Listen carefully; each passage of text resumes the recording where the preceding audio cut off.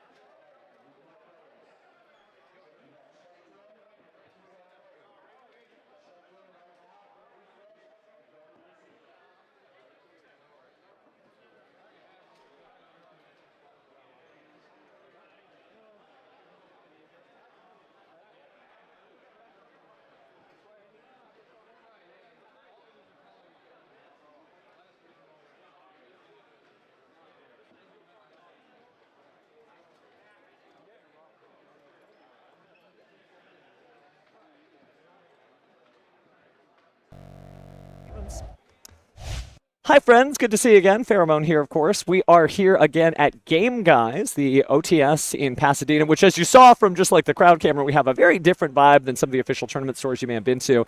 And it is certainly a scorching day here, and the duels are going to be heating up pretty soon. Obviously, Justice Hunters format is on everybody's mind, but as recent as just a couple of weeks ago, I was a judge at Regional Championship, and I kid you not, top 8. Drax. So this format does not have like a singular deck you can play. It's not even a 3-deck format. Obviously, everyone is thinking about Yummy and Canine and Draco Tail, but honestly, there's a lot of great decks from previous formats like Malice, Ryzeal, Blue Eyes White Dragon, Lunalites out there. There's a lot of good stuff out there. So we'll see what we end up getting here at the feature match stage, and I'm excited to just see what people are doing as they compete for the 2026 World Championship, considering that we've got the 2025 World Championship next week. So it's going to be a good week, but let's go ahead and just kind of hang out here as we turn back to the...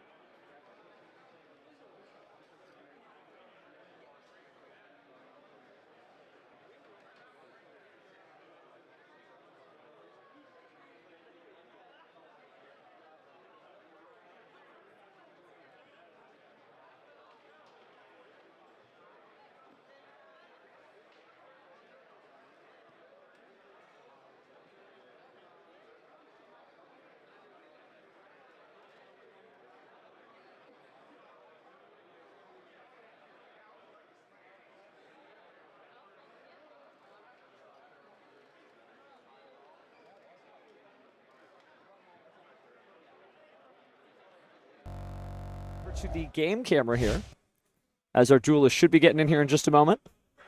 Promise you I'm not lying. There's some duelists. And some beautiful game mats sitting there. We got the regional qualifier from 2014 featuring the structured Gravekeepers. And then just the cool WCQ qualifier participation map with Molcharmi Fuwalos. So, good to see our players. I don't know that we have player audio today, so you're just going to have to listen to me narrate through it. But could be worse, right? I'm teasing. I am a little bit of a jokester, but it's going to be all serious dueling today. Lacey on the left there, certainly a competitor we have seen before on this stage from the team X3 Drop. Kind of a funny way to say it. Last time she was not X3 Drop. She actually, made it pretty far in the tournament bracket. But we are, looks like head judge is about to make announcements here. Yeah, we haven't seen the timer get going yet.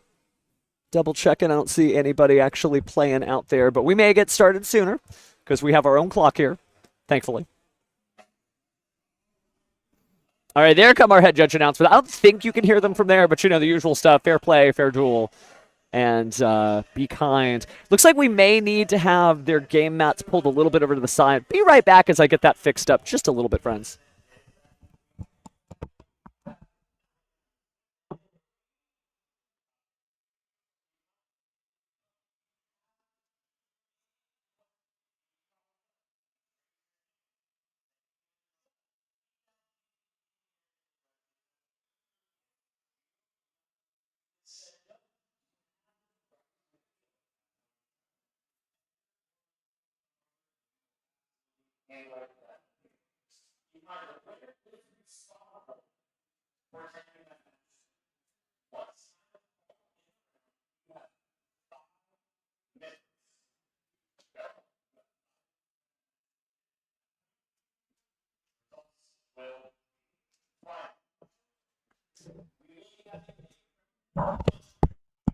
All right, straightened out the gameplay a little bit there. We can even see the life points, too. Looks like we started off with Molcharmi Fuwalos right off the top.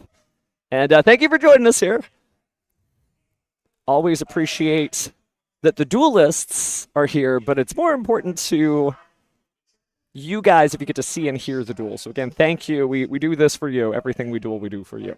All right, but jokes aside, looks like we are going to go ahead and banish 6 for the Pot of Extravagance here. Curious to see what Lacey may be on. There's a lot of different decks that can main deck Pot of Extravagance this format, including, honestly, Canine Vanquish Soul, because you can just run so many repetitive copies of rank 5 Xyz monsters.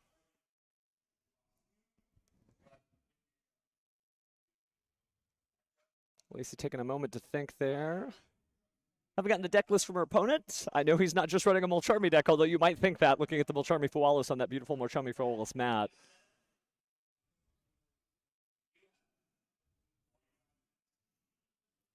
All right, but we are going to go ahead and just banish those. Didn't look like any response. So taking a quick peek over the hand there. Is that a pot of duality I see? Interesting. So we're not special summoning here. Or at least we're not trying to at the moment. And so we're going to reveal Super Polymerization there, as well as Foolish Burial Goods. And didn't quite catch that additional monster here. Might be time to pull out Yu-Gi-Oh! Neuron here.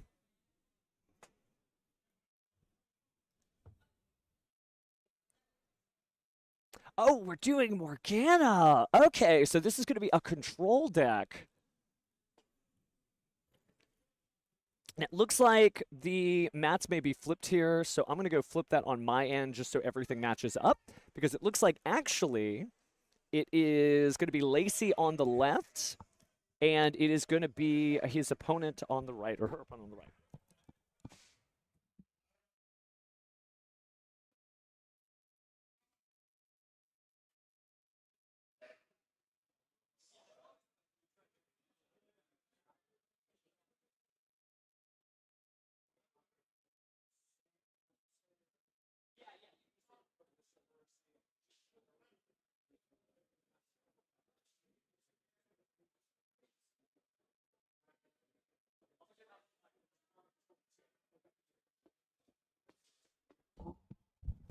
Okay, sorry about that. We did get it fixed. So hopefully you guys can see. And hello, by the way, we can see you, chat. Appreciate everybody calling me the greatest of all time. I'll just settle for being a goat. Sheep tokens are all right with me.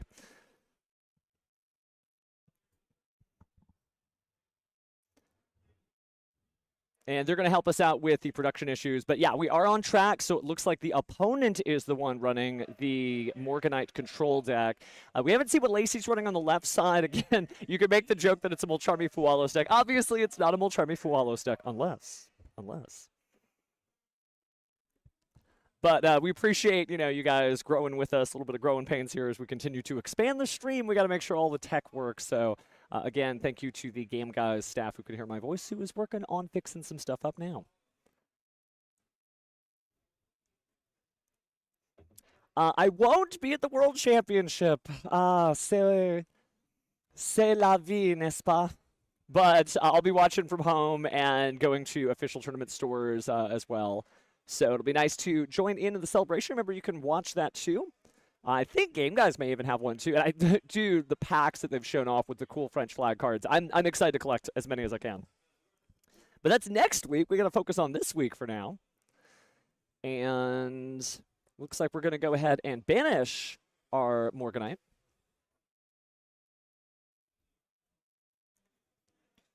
And there is Morgana hitting the field. Certainly a cool deck. If you're unfamiliar with it, it's certainly an interesting way to play, right? Breaking the rules of the game, double draws, sometimes no tributes, no monster effects from your hand, unfortunately, is the drawback there, but there are so many decks that could just brute force it with things like Majesty's Fiend, or maybe Vanity's Fiend, could be Arc Lord Christia. Haven't seen any of those yet, though.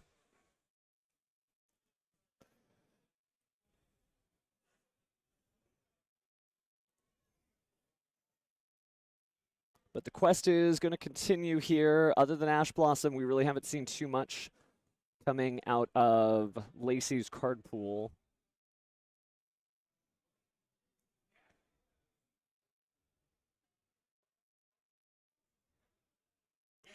Okay, so have our guilt-gripping Morganite, have our time-rending Morganite, all the powers that can be used. Except our tribute fodder one. Oh, I did see. Oh, there it is. Yep. Wow. It's there. It's the Moon Mirror Shield. Of course, making whatever monster fights Morgana just be a little weaker by 100 points in terms of attack and defense, whichever's higher. Great equip spell in order to preserve the power of your monsters there and keep them on the field so they're not destroyed by battle. And you can also, of course, reuse the Moon Mirror Shield, paying a few hundred life points off the top there.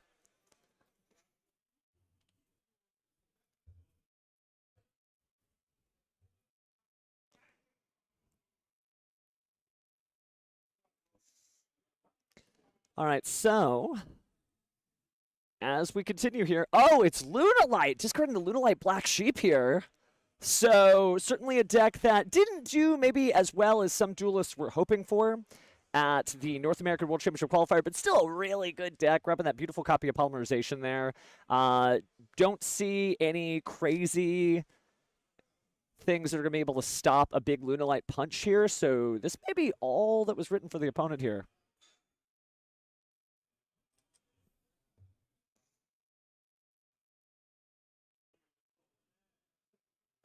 Let's see. Good to see that there are other stores, by the way, broadcasted regionals there. Had to ask my interpreter Google Translate for that one, but we see you, friends. We see you. And thank you for watching. Gracias por mira. Lo siente, lo siente. Mi español es muy, muy, muy malo. So necesito un intérprete. But getting back here in English, gonna go ahead and hit the Solemn Judgment. Oh my goodness, paying half your life points in order to stop polymerization. And that may have really slowed things down because obviously Lunalite, like Draco Tail, like Shadow, it's a deck that you make an investment and you get that investment back, but unfortunately that is not to be the case here, though. Do have our Wolf hitting the board there. Half your life points, though. Fierce cost, but definitely worth it if you're worried about it. But we were just talking about different Lunalites in the chat here.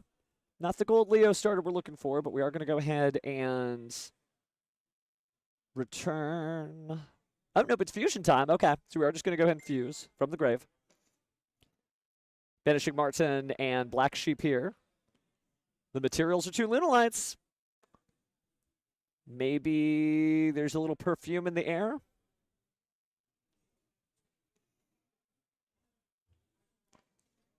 Lacey considering her options on what it is she's going to summon next. And, I mean, I understand the hesitation. This is not just like a normal duel that you're going to run into every day. You know, obviously the Morganite cards, a lot of people talked about them when they were first released, but we haven't seen them necessarily everywhere. So it is nice to be able to have this showcase now, but we are going to have our Perfume Dancer. Feeling a little sassy from just a new coat of paint.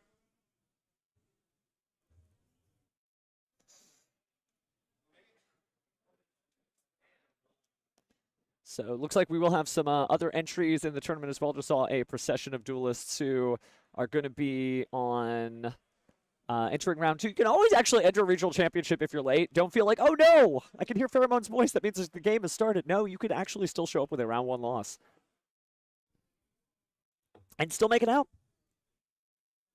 But other than that, looks like we're just setting a card here. And I don't think that Lacey's got anything else in the tank. That was enough. I mean, with the Moonmare Shield and Morgana just there, kind of difficult to deal with.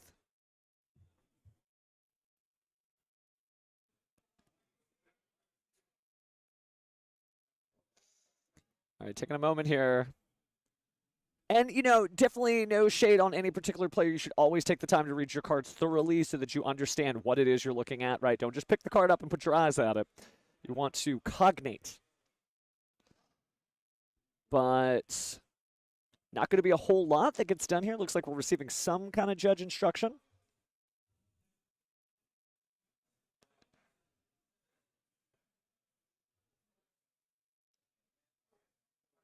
All right, so play passes back over to Lacey, drawing for turn. And the graveyard is still filled with some good materials, so looks like Lacey may be able to make the comeback against Anthony there on the right.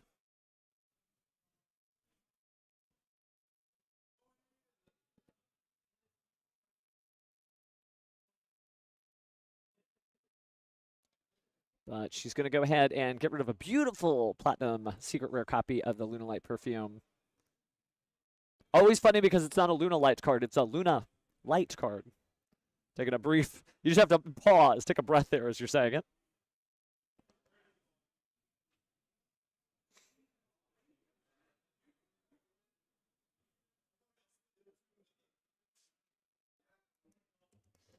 Okay.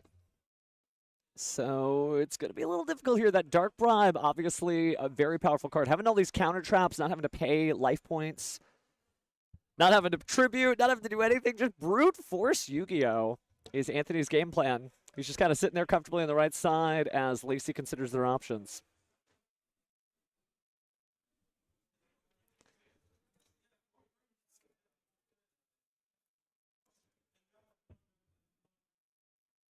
And so just Lunalite Wolf, face down on the field. Been trying to press as far as Lacey could, but I think Anthony's got a pretty good luck here. Just Morgana the Witch of Eyes staring it down with a Moon Mirror Shield equipped. Oh, but a Book of Moon. That'll be huge. We're going to have to pay the 500 life points whether we like it or not. We're going to put it on the top. We are going to put it on the top. Or the bottom. It's your choice, Anthony. You got to make a choice, but you have one or two. All right, so it looks like we did go ahead and get rid of that card. So Book of Moon did some great work. Book of Moon, honestly, like a stellar card this format still. Not as powerful as it was maybe during the Kashtira heyday, where you're just like, yeah, Book of Moon, you're Fenrir. Your turn is over. But not too bad. Now, speaking of Gold Leo, been talking around it, but we haven't seen it yet. Might be time for the little dance here. As we do summon Gold Leo. Going to go ahead and use the circus effect here. You might ask, what do you mean by circus? Well, obviously, they're all circus performers here. You can kind of see that. But what is neat about it is I just love the sort of trapeze artist vibe. Right? What must come up must come down.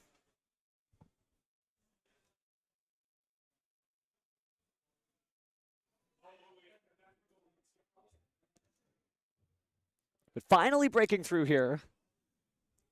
Jacob's comment earlier, the Gold Leo was about to win it all. Well, now maybe. Backed up there by Kaleido Chick. So maybe we're finally going to be able to get some fusions going. Certainly an uphill battle. It is not just easy peasy. And the deck, you know, it had a lot of natural predators, right?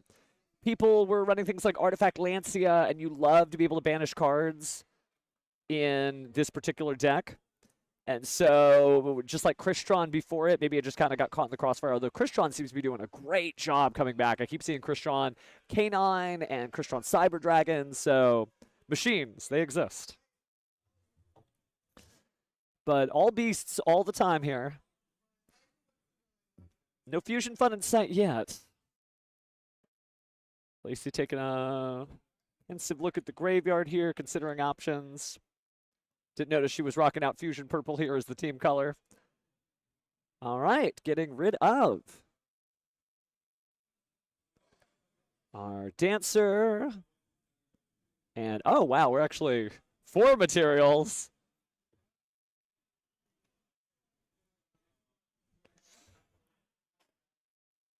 All right. So it is time for the big guns here. All the star levels, all the action, and specifically the fact that Leo Dancer is just that insane. Unaffected by card effects, you know, just not worried about it.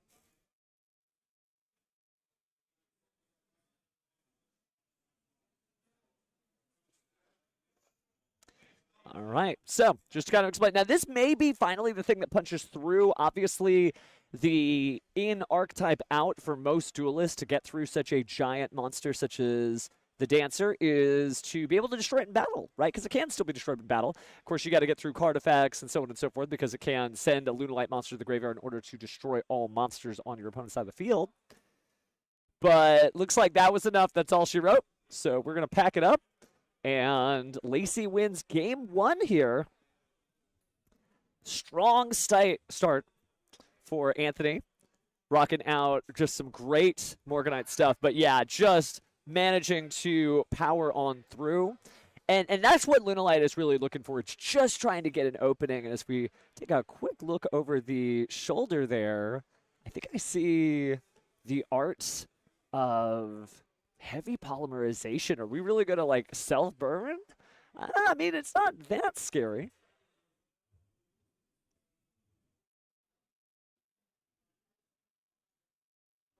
But side decking, obviously, very important. There's the Arc Lord Christia, by the way. You get a little peek over the shoulder for Anthony. It is just so cool. If you haven't not been able to special summon any monsters, man, you know, nothing really tells that story like Arc Lord Christia. Certainly a 2-card combo to get through any of those powerful monsters. But, you know, Anthony is going to get a chance to go first, and we saw that he was running great counter traps like Solemn Judgment and Dark Bribe. There is a possibility for Anthony to just set up his game plan, and maybe we end up having to solve this in Game 3.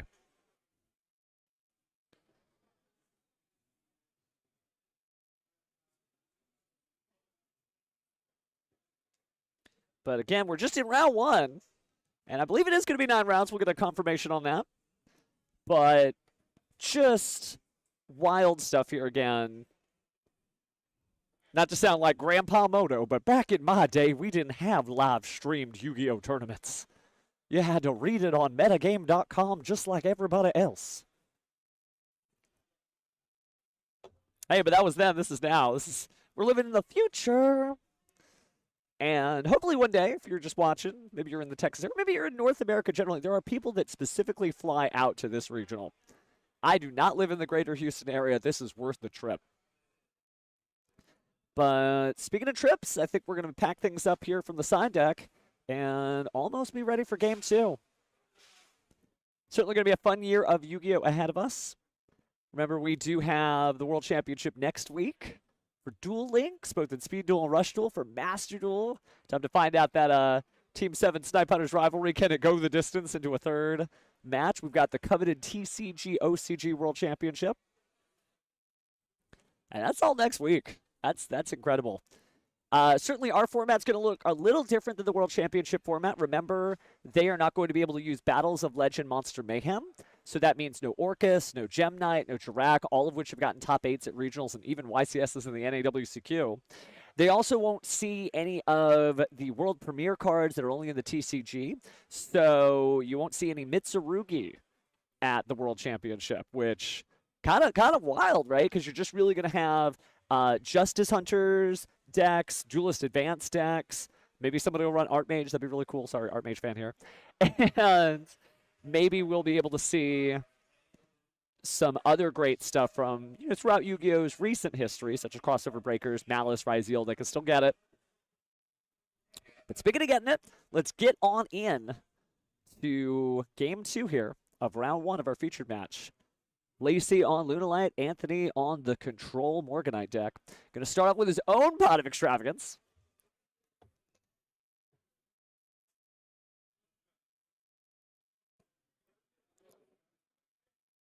And banishing 6 cards. Maybe he uses the extra deck. I have played a lot of, these sort of control-y decks that maximize use. Oh, and there's the Ash Blossom. Nope, you ain't drawing nothing. We ain't maximizing no use of nothing. But it's true, though, most of the time the decks, like a Morganite deck, isn't going to be using the extra deck. So you can kind of just banish random 6 like you don't even care. But speaking of being carefree, looks like our Foolish Burial Goods is going to throw a Morganite to the wind here. That is going to be our Battle Phasey Morganite, which is going to be the Succumbing Song Morganite. Which means we may actually already have the other Morganites in tow.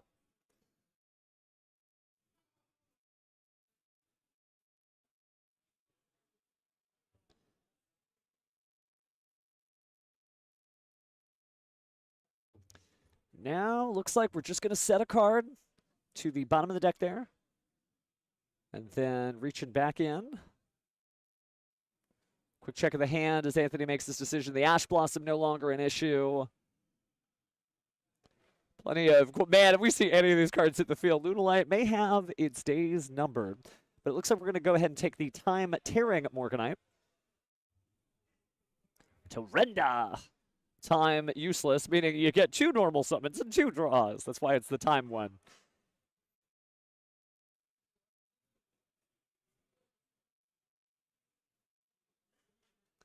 All right, so Morgana herself back on the field. The Witch of Eyes. Nice to know who it is who needs all this fancy jewelry. And finally, all 3 Morganites hitting the board there. That's going to be the Guilt Gripping Morganite.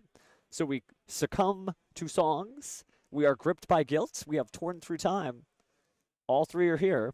Lacey getting a chance to cut the deck there. And we'll see what's up next. Of course, got to play that Morganite. And so now everything's here. Double draws, double normal summons, no paying costs of any kind, basically. Your counter traps. Yeah, you know, you got to discard a card. No, you don't. Half your life points.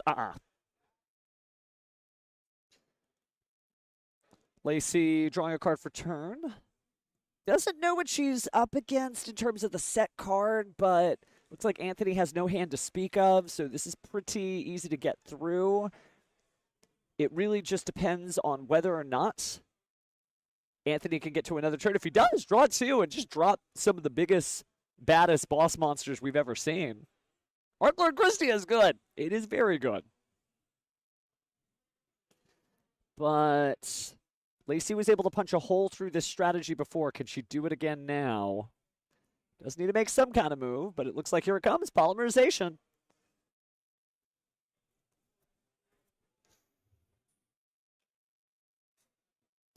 And so we are going to stop that with Solemn Judgment. Don't have to pay any life points here because of the guilt-gripping Morganite.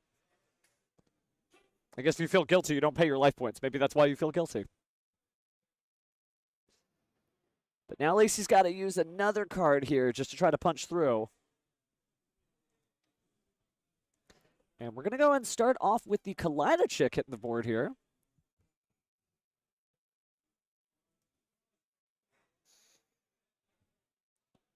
And so Kaleidochick doing what it can.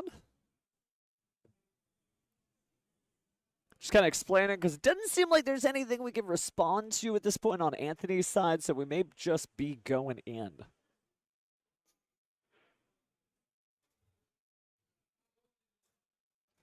Let's see. So, I think we're going to just try to do another backdoor fusion here. It's what this deck does best. You think you got it done, and surprise, there's still more purple stuff in the tank.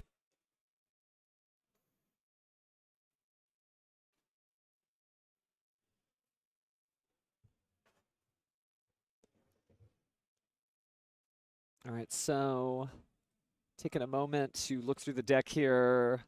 What is it that we're going to do with Kaleidochick? Not too much to worry about on the Morgana side. Witch of Eyes has kind of done her time.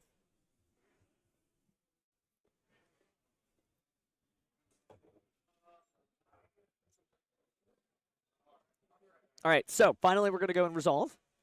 So Lacey picking up the deck, and what Lunalite goes to the grave?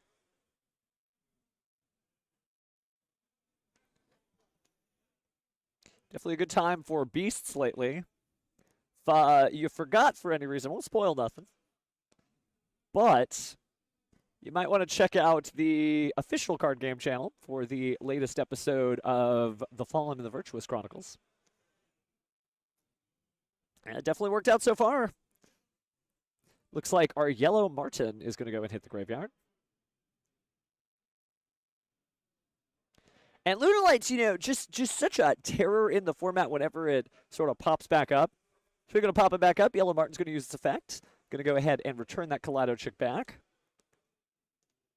So we're doing pretty good, right? We had the ability to get the Martin to the graveyard to kind of set things up. Oh, wow, it is the big stuff now. We are using heavy polymerization.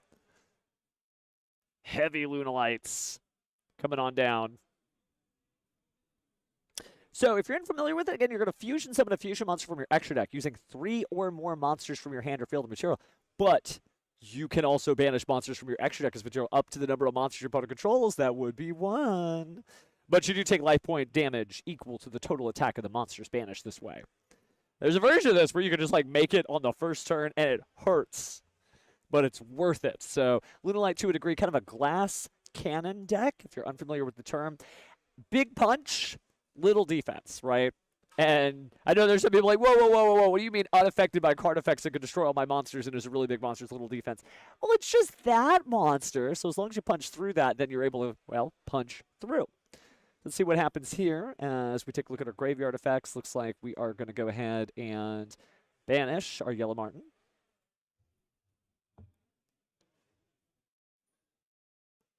So our Yellow Martin, going to go ahead and allow A little bit more bounce to the ounce there. Of course, it was banished when it left the field because of the fact that it was brought back through its own effect. But that was really all the resources that were needed to get through.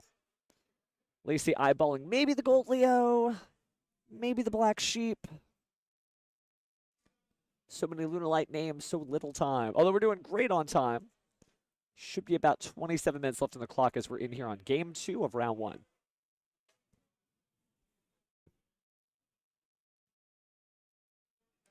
The big monsters, not a whole lot to speak of on the opposing side here. Anthony just kind of being a very polite duelist, you know, just keeping his hands to himself and just waiting for his turn, if he gets one. But if he does get one, he is in a good position because, again, going to draw 2 and have all of those Morganites online. Liger Dancer, obviously very powerful there. But will it be just making that second attack to victory? Maybe that's what Lacey's trying to line up the shot for. She knows this is the time to try to get this done now or never.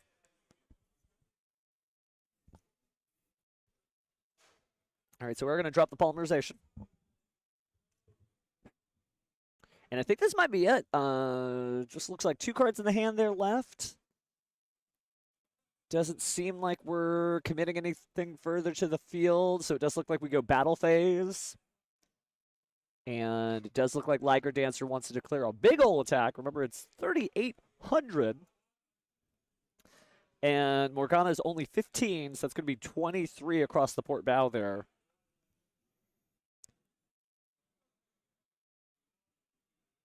Judge just taking a quick look. I mean, Liger Dancer is one of those cards that are like, wait a sec, what?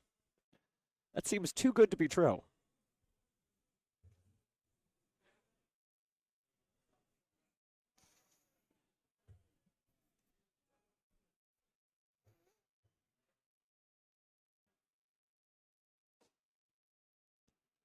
Just taking one last look over here at our Morgana. What's she doing that's so special? Well, again, normal special summon. You can add that Morganite. We know that. We're done with that. If you have 3 or more spells with different names in your graveyard and or banishment, but that's only when it's normal summoned. Oh, no, that's right. You can change the attack of all face-up monsters your opponent controls to 0, but that's going to be an ignition effect. That's not a quick effect, so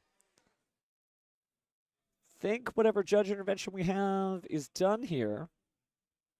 Maybe not. Eyes are going up.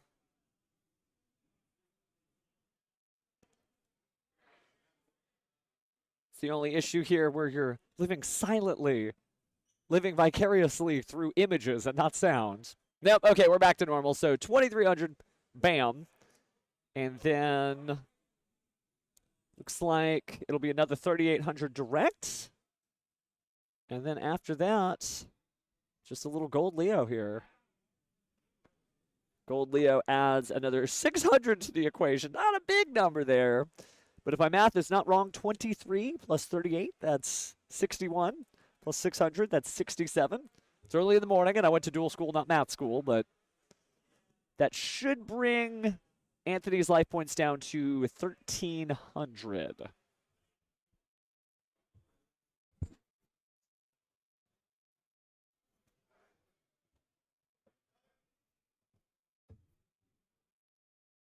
Looks like we're just calculating stuff out here. Again, still plenty of time left on the clock. No need to worry here. Interesting, though, the tempo of Anthony's control deck. Well, it is shutting things down. It still, like, swings with the force of a combo deck, right? Big monsters, big attacks. Not necessarily just about sitting there and, like, passing your opponent's turn, negating all their activations. No, you really set up a cloister. Something your opponent has to navigate through. But Lacey's Lunalites have done a great job of swinging on through so far. Speaking of Lunalites, looks like we're going to go ahead and do a little banishing here by way of our Lunalite Wolf for another fusion friend. And it is going to be Perfume Dancer back in action. Here to grab the one Lunalite card that's not a Lunalite card. Remember, it's not Lunalite Perfume. It's Lunalite Perfume. And that is important enough to make a whole new card around.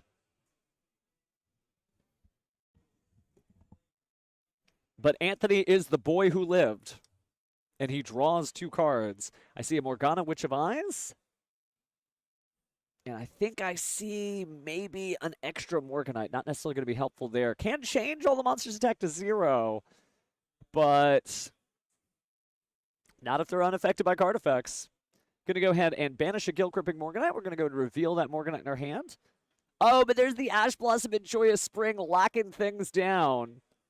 So that is going to be kind of a dead end for Anthony. It was the right move to make, but Ash Blossom and Joyous Spring at the ready. You can hear that little Master Duel giggle. She makes, and I'm like, I'm sure it's funny on your side. It's not funny when the negation happens on my side. I think we're just checking our Morganite here to see if maybe we still have to return for cost. Still banished. But, no, you don't add the Morganite card from your deck to your hand or anything. You just banish it and that's it. Do we have any other Morganites we want to try? We are just going to summon. And I think that's using the effect. Almost seemed like an attack gesture. That's why it's important to communicate fully to your opponent. Don't be like, oh, you attacked, so you must have lost. No. He's going to go and use the effect of Morgana to grab a Morganite. Oh, she is always treated as a Morganite card. Yeah, so that'll work. Interesting way to double up on the monsters there. You do get an additional normal summon. So maybe an Xyz summon? But even Baguska, the terribly tired tapir, is no match for Liger Dancer. So there's the additional normal summon. Gonna try to change everybody to 0.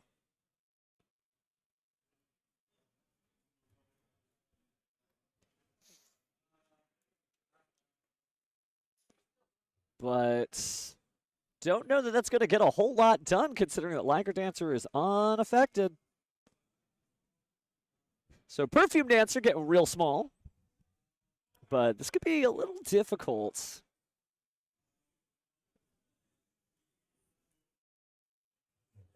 Now, there was a little bit of damage earlier. We didn't get to see how much from the heavy polymerization, but not so much that the double battle damage and twice attack. Okay, so attacking that one. Yeah, I was trying to figure out, are we going in or not? Because if Anthony had attacked, that might have been a mistake there. Because again, Liger Dancer. Oh, no, but it isn't Liger Dancer, is it? That's Leo Dancer. Okay, so we are going in. Let me double check. I want to make sure. Not trying to say nothing wrong on a duel such as important as this. No, that is Liger Dancer. Okay, so yeah, it shouldn't be. Should be affected. But it is one of those things where you just have to do what you can do. And so Anthony's doing the best he can to try to figure this out.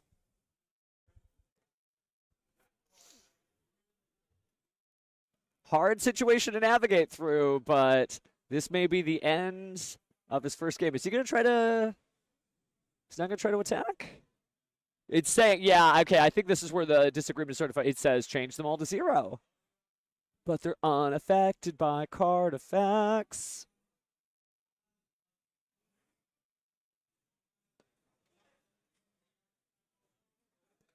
And so that's not going to go the way you might think it does. If we're reading Anthony's mind correctly, right? I've lost my Millennium Eye quite a while ago. So we're just trying to spitball this one. But unaffected by card effects is pretty clear.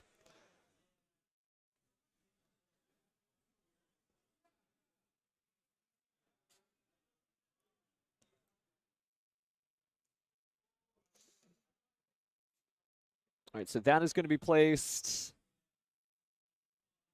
into the deck here.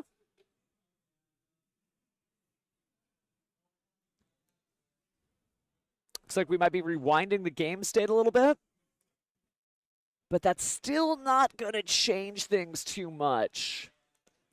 So we'll get a little bit of feedback from whichever player gets out of this alive as to what happened in that situation.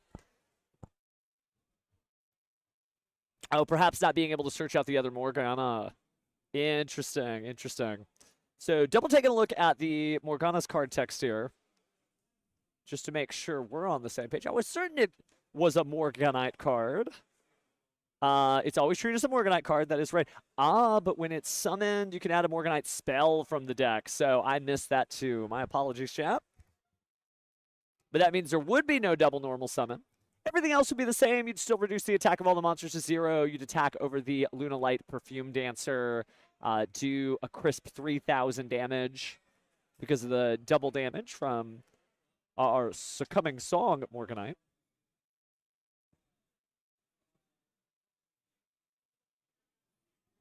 But just a rough start. Speaking of rough starts, as we look through a lot of other duelists here in the crowd, they're mostly working things out. Some of them have come to just hang out with us, sitting in the front row, watching things.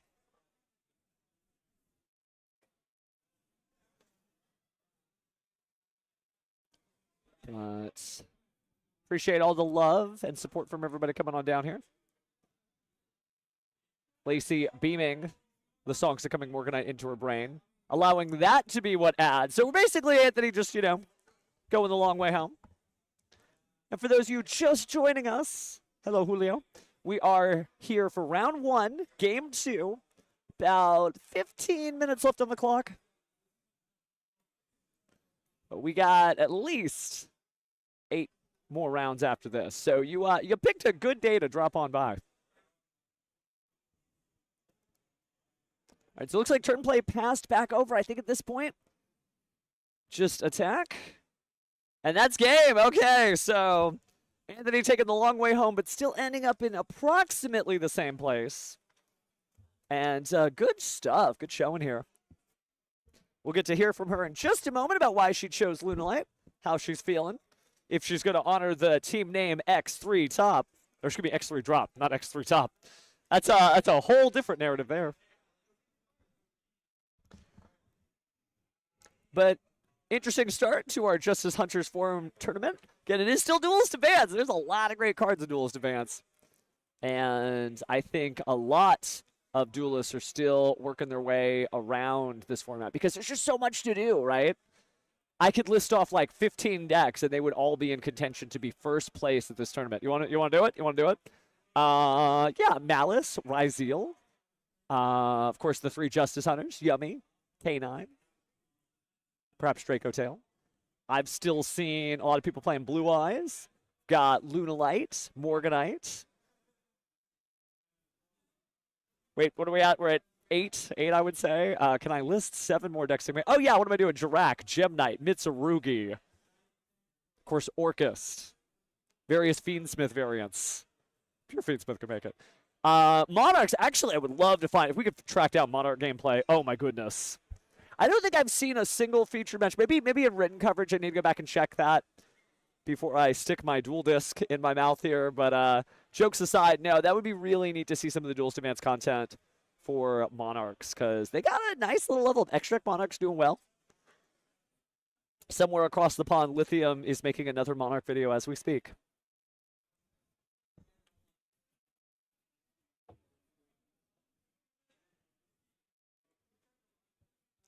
But yeah, almost showtime here. Again, Lacey winning that first round.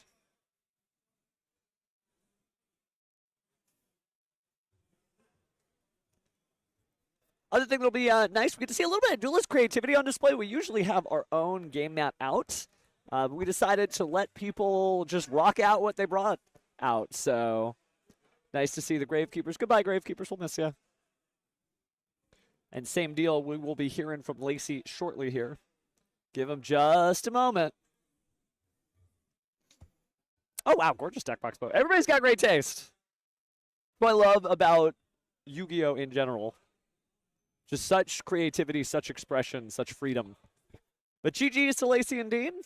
And again, we'll get to hear from her in just a moment as she exits that door.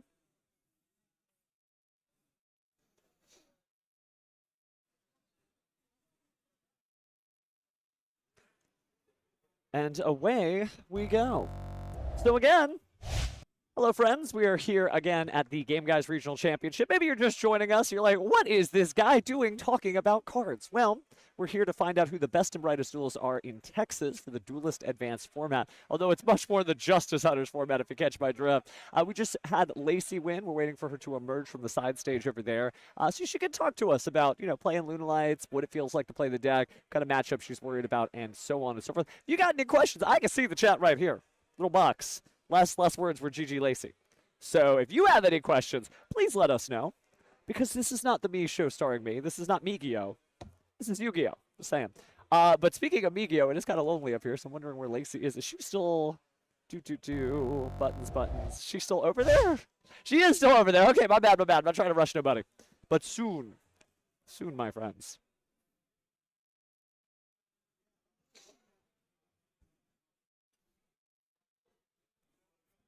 Soon, I say.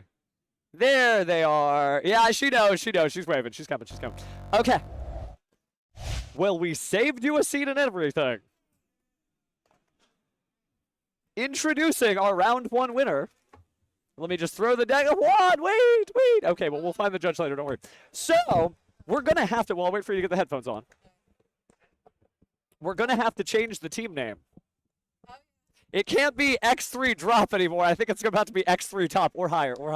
I love my name. I love the name. It's so funny. So, gotta say, we are here in what people are colloquially calling Justice Hunters format, but you're like Lunalite. So talk to us about when we're sleeving up the cards, why did we decide purple stuff today? I don't know.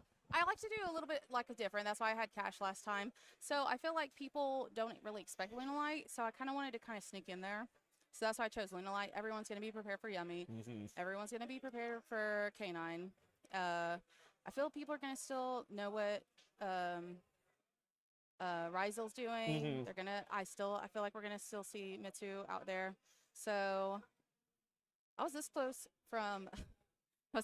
Runic. I'm not even going to lie. Really? Okay. In a world where, like, Artifact Lancia is still out there, I noticed that every deck you play is just not afraid of Artifact Lancia. Like, I'll play Runic. It'll be fine. They won't draw it. Well, because, like, imagine if I just... Runic Fountain.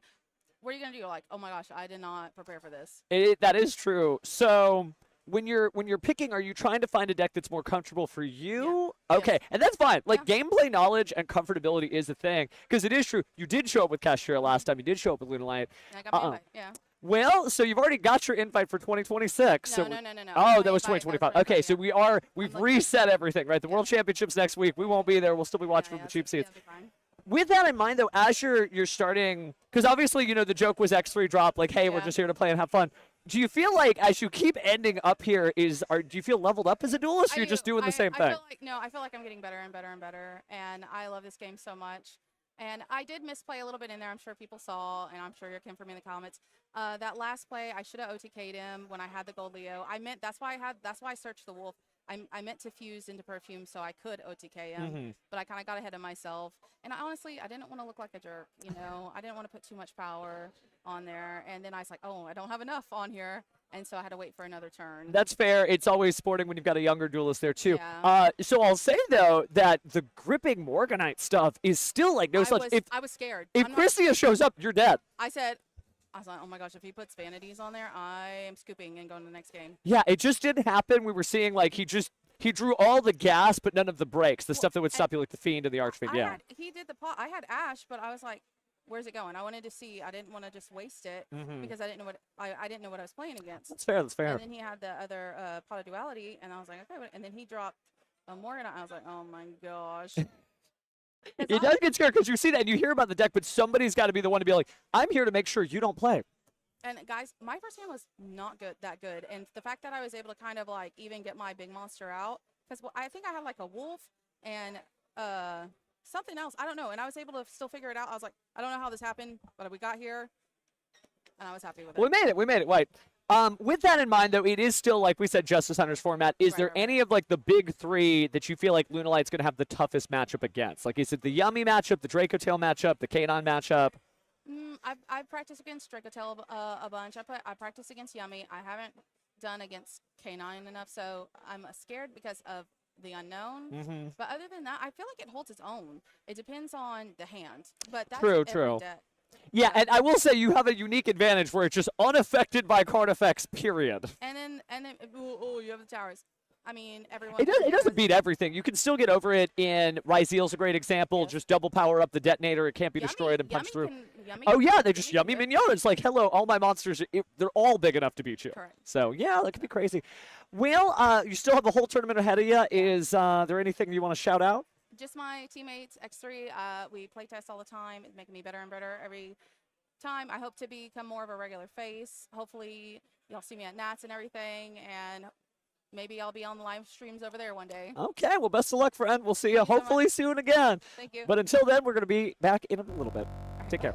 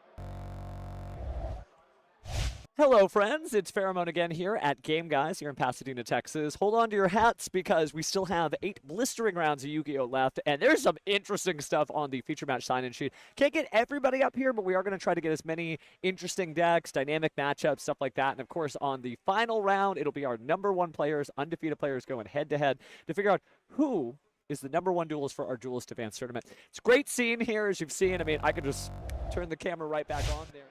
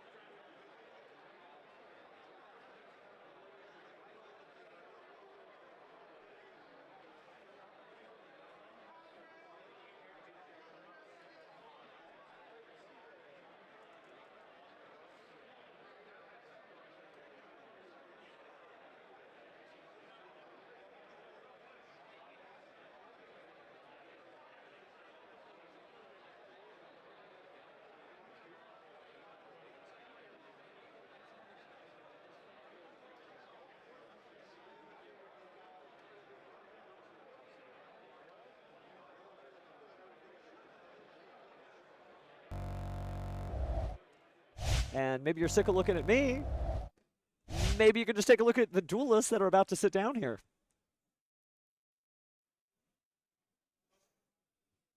There we go. Duelists.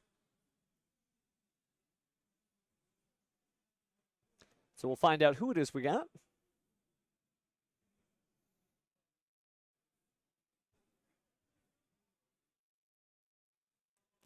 Nice. Okay, thank you. He knows what's up. That's definitely appreciate anybody who's thinking about the camera and the stream. This looks like we have Latrell is going to be on the right side. I believe Devin is going to be on the left.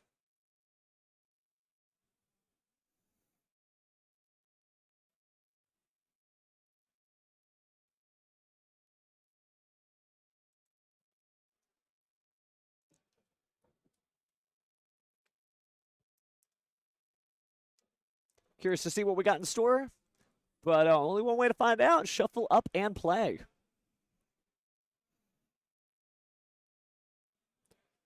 Again, thank you for joining us. If you're just joining us, it is round 2 of 9. So we have plenty of time left in the day. And whether my voice is coming out of a little phone in the corner of your room as you clean things up, maybe you're sorting your cards, maybe you got the boys over, maybe it is 3 weeks from now and you're just checking things out before you go to your regional, we appreciate it because, again, this show ain't for us. It's for you. Just trying to make this the coolest experience we can for all of our great tournament duelists.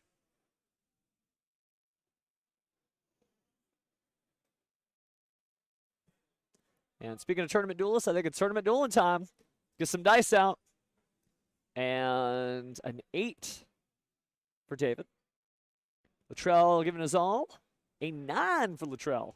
Big numbers. Even David knows, like, okay, yeah, you got me. Excuse me, Devin, not David, Devin. All right, so showtime, and I think I see Yummy on the left side. And I think I see Draco tail on the right. So looks like we are cleared for that Molcharmi Fuwalos in the draw phase. Gonna go and start off with the Draco tail Lucius. Kind of think of it as like a Stratos. Oh, so sorry to hear that, Alec. We're happy you're here, but not under those circumstances. Hopefully you and your car and maybe your wallet get well soon. The commiseration side looks like we're hitting the effect failure on the Draco tail Lucius. It will not be adding a Draco tail card from the deck to the hand. Latrell, look at that smile. Just, oh man, what you doing to me? Well, it looks like we are going to chain find mana to go ahead and fuse off the Draco tail Lucius. And the Draco tail Urgula is the card from the hand, so that we still get the search effect of Draco tail Lucius in the resolution, because effect failure it can't negate if it's not there. And so we are going to see Arthalion appear. And so let's go ahead and start resolving some card effects. Maybe getting the Draco tail Malulu. Oh, well, looks like Draco tail Pan is who we add from the deck to the hand. And so, since it was used as fusion material, gonna get that 5 mana right back. So Latrell just doing really solid work here. Knew what he was doing, had a smile on his face, wasn't worried about it. We're gonna activate the Key 2 Dragon Tail. Just gonna add from the deck to the hand, no monsters controlled by the opponent's side, so no fusions for free here.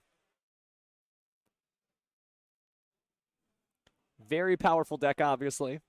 Oh, another Malulu, okay. Nice to see the power of this deck going first. It's not like it's a go second deck, but it certainly feels stronger to go second, considering that Draco tail can clear the field, put up powerful monsters, bust boards just by playing Polymerization. Man, if Jade and Yugi knew what's going on now. So Polymerization being activated, I'm going to fuse off the Draco tail Pan and Draco tail Mululu.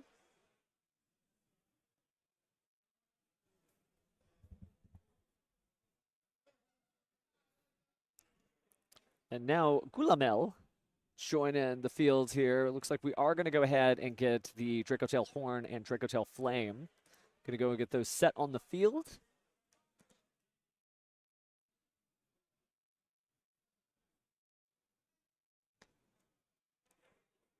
He's just playing creatively. That's the thing. Some of these decks are so powerful, you can take what I would call the scenic route to victory. Certainly, you may say, suboptimal play, cannot watch stream, tournament ruined.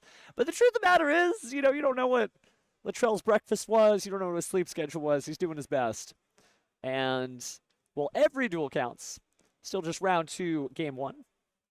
So he's got plenty of time here. Taking a long lick into Gulamel. Remember that Gulamel has that when timing. So if your opponent does activate something in response, then effectively you do not have a chance to activate it directly to that effect. Other great examples of cards that work like that, Lady Labyrinth of the Silver Castle, and thinking of some other good examples. Just anytime it would ask, Archmage cards are like that. Archmage, Nerva, the Power Patron of Creation from Duelist Advance. Oh, but it looks like we're going to use the Infinite Impermanence.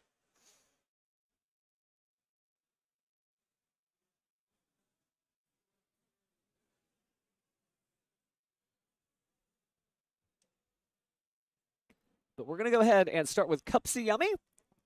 Time for a little Sugar Rush. Latrell thinking about that one card in his hand. Does he stop it?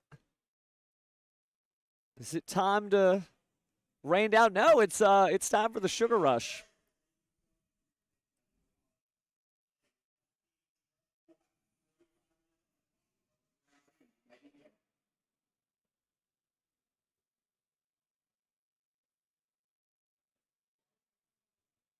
All right, so we are going to use our Draco Tail Horn.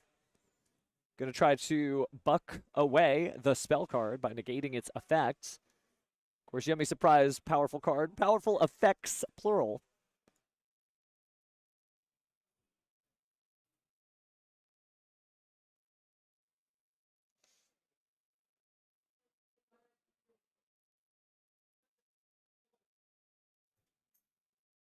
So Devin thinking, what's he going to do? I mean, it is a powerful, searchable, settable trap card.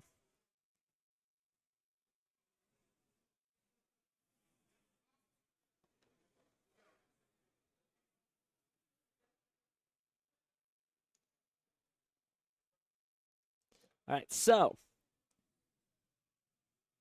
looks like we're going to go ahead and put down the Key 2 Dragon Tail.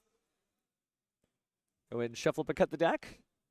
Very good Latrell. Remember his order of operations there. Going to grab a card there. Clearing things away with the Draco Tail Gulamel. Just the vibe of these cards is so cool. Some people, they may not have dived deep, but every Draco Tail represents a constellation, and the fusion monsters represent diametrically opposed constellations that cannot appear in the sky together. Just cool stuff, like cool energy, cool aura. But the same thing about the sort of claw machine crunchies there.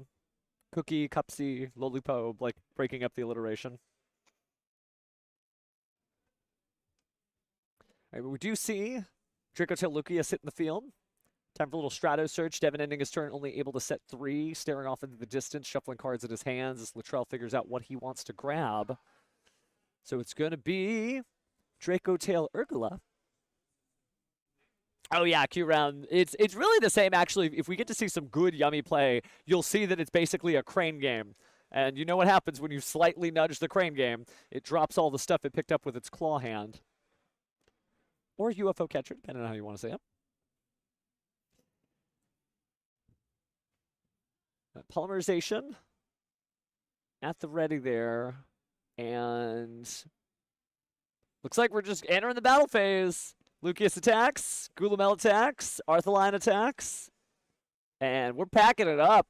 Latrell taking game 1 may not have played as optimally as the viewers had hoped. But he won just fine, and that is a bright smile he's showcasing there. Feeling good, feeling good. Justice Hunter is certainly just a different format than maybe some of the ones we've had previously, and based around, that great deck building pack, right, that has those 3 strategies. We've seen that before, Valiant Smashers, but there's always one that doesn't quite make it, right? Think about Crossover Breakers. 3 great decks. And Ryuge is seeing play on Master Duel, and it shows up in Voiceless Voice and a bunch of other different decks, but maybe not as strong or as popular a choice by other duelists. So we saw a lot of Ryzeal, we saw a lot of Malice. Think about Valiant Smashers. Kind of the same story, right? Valmonica, Memento, and Centurion. I remember when that set dropped, nobody cared about Memento. Obviously, it changed. It had some great tournament results, and that's all it takes. But then Valmonica never really blossomed to its full potential, I would say. We're not seeing a lot of Valmonica duels. That's what makes Justice Hunters so fascinating. All 3 of the decks play differently. They feel different. They work. They could be your ticket to next year's World Championship, and they could be somebody's ticket to this year being their World Champion. As Justice Hunters is going to be legal for the World Championship.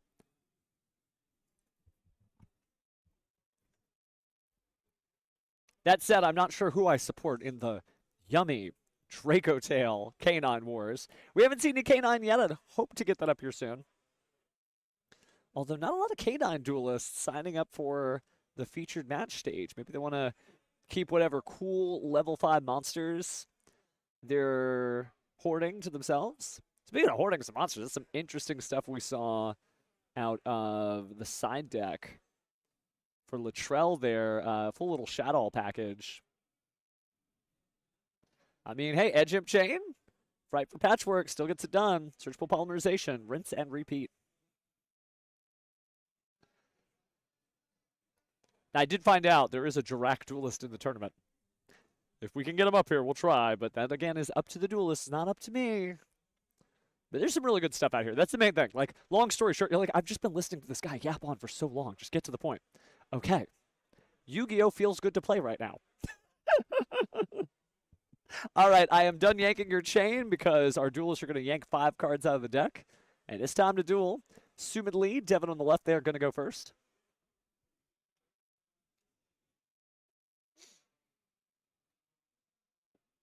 Sugar Rush started pretty well before. Let's see what happens this time. Devin considering his options, what first card he will bring out. This time it's going to be Cookie Yummy.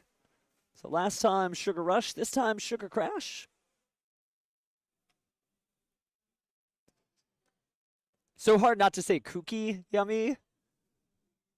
Because, I mean, it is a little kooky. Anybody wearing an entire cookie as a raincoat, especially when you're a feline. Ooh, the Bold Charmy Fuwalo is getting smashed by the Called by the Grave. Be gone.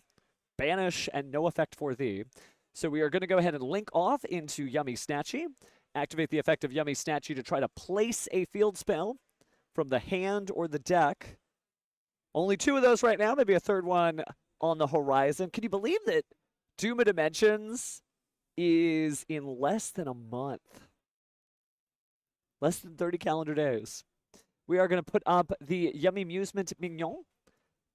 Big old power boost.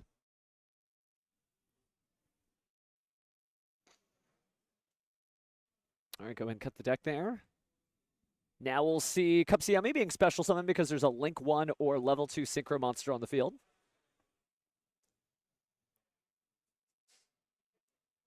And using Cupsy Yummy to go ahead and grab out the Yummy Surprise.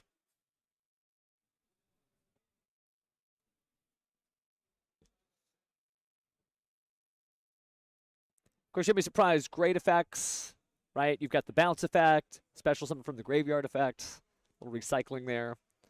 And I love that so many cards are like built in nowadays to not be redundant. It gives you a smoother experience as the duelist. It is driving like a very smooth ride. And speaking of smooth rides, it's time for a little Cookie Yummy Way. Oh, but the Ash Blossom and Joyous Spring. It wasn't to happen. Oh, excuse me, Cupsy Yummy Way. Cupsy Yummy Way because of the Ash Blossom. Yes, yes, yes. But they did activate a card or effect. So we are going to return those. So back to Cupsy Yummy. And for Yummy Snatchy. Just the funnest names to say. I haven't had this much fun since like Goblin Biker Big Gabonga. We're not here to say these cards' names. We're here to play these card names. So we'll have the Lollipop Yummy Way showing up. And that's going to allow that lollipop to be used as a shovel to dig 2 cards out.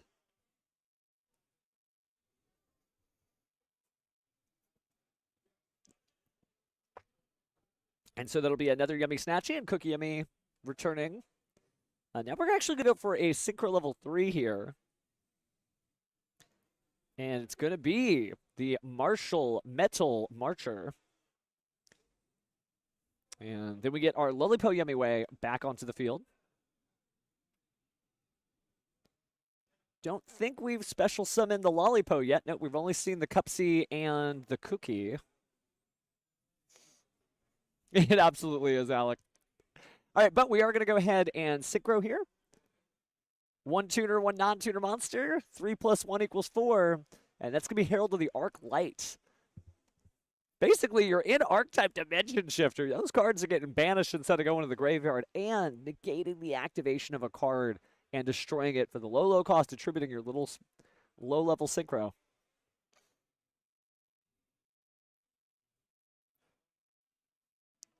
So Latrell's starting to see, okay, now I see where this is going.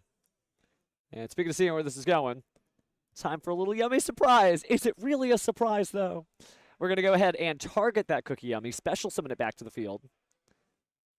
Got some decent materials here. Of course, we're locked out of Link 3s because of the Yummy Snatchy effect. So no Link climbing, but maybe another Synchro. Maybe some bodies. But now it is time to maybe Synchro summon one more time.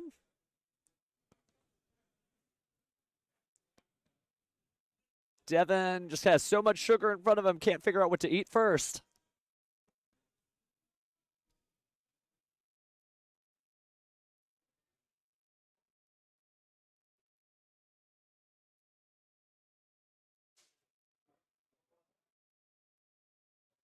All right, so the materials are Yummy, Snatchy, and Cookie Yummy. And so here we go again. This time it's time for the Cookie Yummy Way. And then link off into another Yummy Snatchy, and now we finally feel good. These are our Yummy monsters. Now you can finally play. And it is a very strong, resilient deck. Remember, Yummy just winning. Steven Trifanowski, our YCS Vancouver champion. He said he was going to do it, and he did it. Doesn't get any better than that, calling that shot and then making that shot.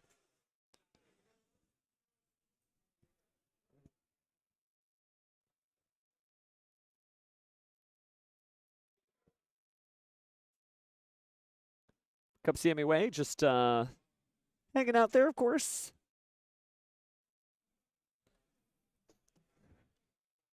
But now it's Draco Tail time. And I think we're going to go ahead and negate the activation there. Not worth it to allow that Key 2 Dragon Tail to add a Draco Tail from the deck. Oh, Shadow Fusion. Devin, sort of stymied by that, thinking for a second. Rubbing the facial hair as he ponders out what he can do against a Shadow Fusion. All of his monster specials. Well, there are monster specials summoned from the extra deck on the field, so. And I don't think he'll be able to tag both of them out.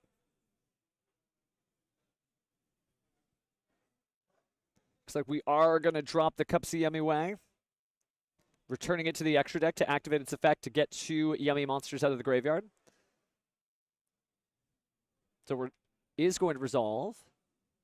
Devin deciding which of the fallen treats to pick up, put back on the field. 5-second rule, right? Doesn't matter that Cupsy Yummy was in the graveyard. It's still good. But it is going to be Cupsy Yummy in attack mode and also the Lollipop Yummy Way in attack mode. Remember, that is the Yummy Amusement Minion Field spell on the field. 500 attack for each of those different Yummies. So that is a combined 2,000 attack per Yummy right now. Feels pretty good.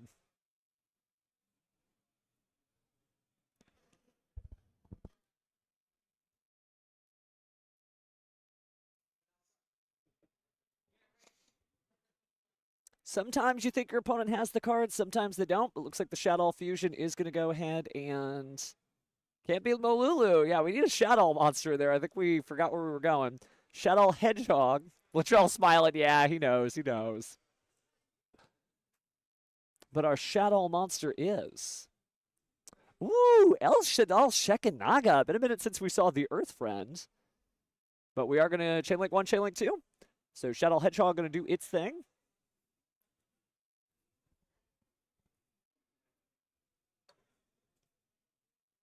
Devin's got his options too. Remember, those Yummy monsters did just get special summoned from the graveyard off of Cupsy Yummy Way bouncing itself away. So it looks like Lollipo Yummy is going to banish the Draco tail there, which definitely helped. And then the Cupsy Yummy Way, since it was special summoned by a Secret Monster, is going to draw a card, try to get something different instead of another Yummy card.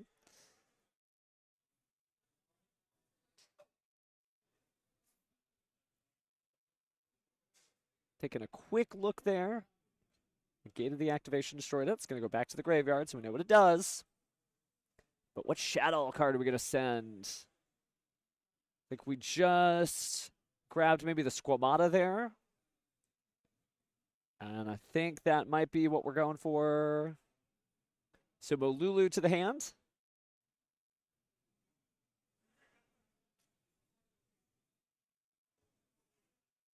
Oh, no, excuse me. I think that's Nel Shadal Genius. My bad. The thing that makes this format so interesting is that no one has really figured out what the singular right answer is. Yeah, that is Nel Shadal Genius. So if sent to the graveyard by card effect, target effect monster on the field, neither player can activate that target's effect on the field this turn. So a good way to lock things out. Great way to maximize some of the usage you get. Now we're going to go ahead and use Key 2 Dragontail. Ooh, Ash Blossom and Joyous Spring, stopping that dead cold. Fans of Devon feeling hot as Latrell thinking about that El Shaddai Shekinaga. Solemn Strike! So 1,500 life points never felt so good, negating the Shekinaga. Getting back that Shadow Fusion. It was on the field, it was destroyed. Hey, I mean, you can Shadow Fusion again. But now we're going to use Triple Tactics Thrust. And what power card? I don't think we've seen Orahu Dragontail. I see two Key 2 Dragontails face up on the graveyard.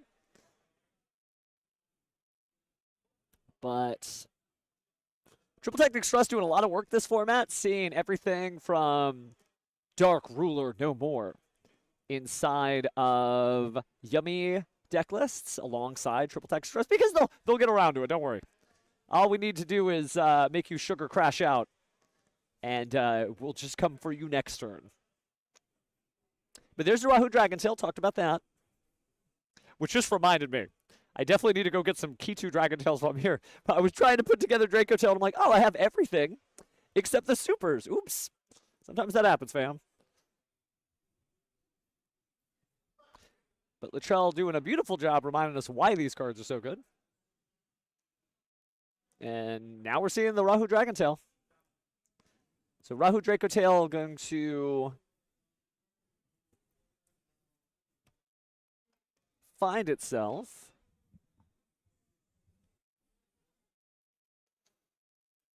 Maybe fusing? Yeah, okay, looks like we're good. No response.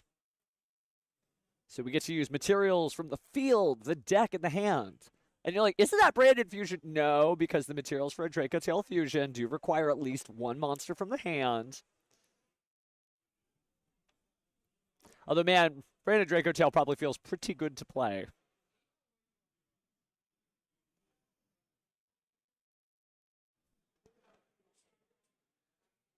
Considering the options here, it looks like we are going to use Lucius from the deck and drop it from the hand, Urgala, and the Nel Shadal Genius. We just talked about Nel Shadal Genius, able to shut some things down. But now we're going to get the Arthalion. Of course, you can bounce 3 cards, maybe from the grave. I love what Draco Tail does. Right, just the vibe here. Being able to either recur your own resources or push away your opponents in order for a big direct attack. the fact that it's like this fusion bomb. I drop polymerization, and then everything comes into play from there.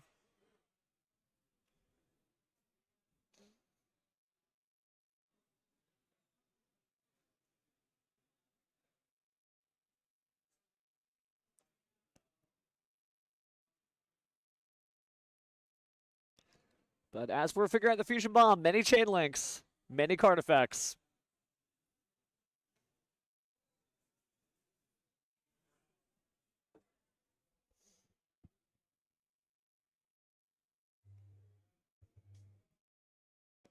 Well, it is both players' responsibility to maintain an accurate game state.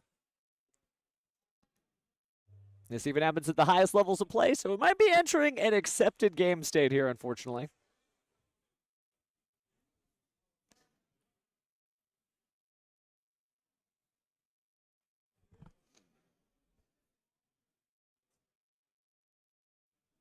All right, so cheering for Devin. Well, Lollipo Yummy Way hitting the field here. And it's going to choose 2 Yummies to bring back to the field. That's going to be Cookie Yummy Way, or should be Cookie Yummy, and Yummy Snatchy. Unfortunately, Fred, the judges can't hear you from here, and I can't reach them from my seat either.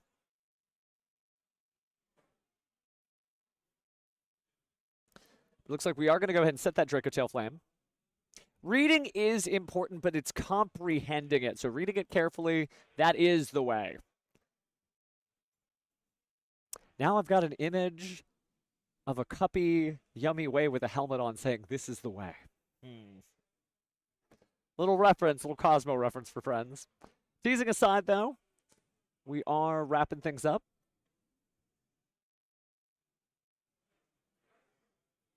So we've gotten through all of our chain links here, so field spell being gone certainly helps. Now these are much smaller yummies. But it looks like they're going to sugar crash out here because Lollipo Yummy Way did bring back the Cookie Yummy, so it does get its effects.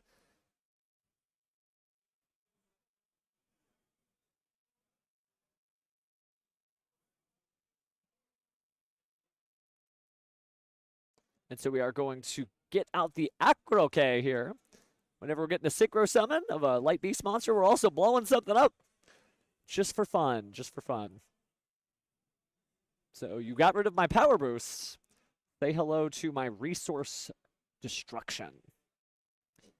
Devin hanging in there. Obviously, it's still a new format too, right? You may be a weekend warrior, just only able to duel in your regional championships. So you got to get as much experience as you can. But Devin still having a commanding lead on the field, even though he might have missed something from Latrell there earlier in the turn involving that El Shadal Shekinaga. But we are going to search off the Draco Tail Lucius normal summon on Latrell's side, adding Draco Tail Fine Mana from the deck to the hand. Polymerization, but with style. Looks like the judge is addressing both of the players here. Looks like they might have caught something. Let's take a quick look at that Shekinaga in the graveyard.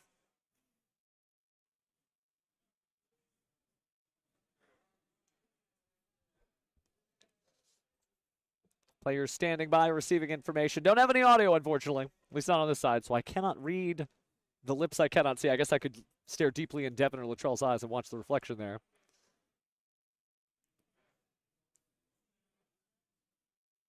So looks like maybe the Shekinaga was fine. Remember that the Shekinaga was successfully summoned.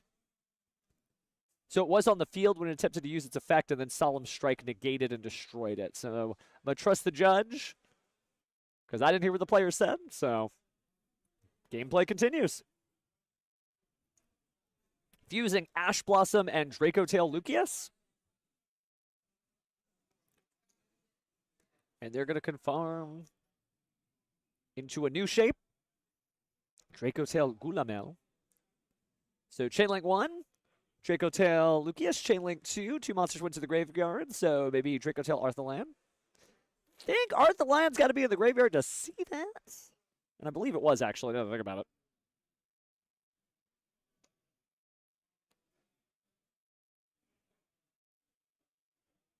And we are going to chain, though, unfortunately. And this will interrupt Gulamel's ability to destroy a card. So just very well designed when you think about it. Because we are going to see the Yummy Wave bouncing back to the extra deck, targeting 2 Yummy monsters from the graveyard and showing up. Immediately synchro someone off there. Oh, looks like actually it was just bouncing back. It was not the effect there. We do have the Cookie Yummy Way. And Cookie Yummy Way going to go ahead and be able to destroy some stuff. Looks like we're packing up, though. And Latrell, little sobering expression there, maybe not taking that game. I think we are neck and neck.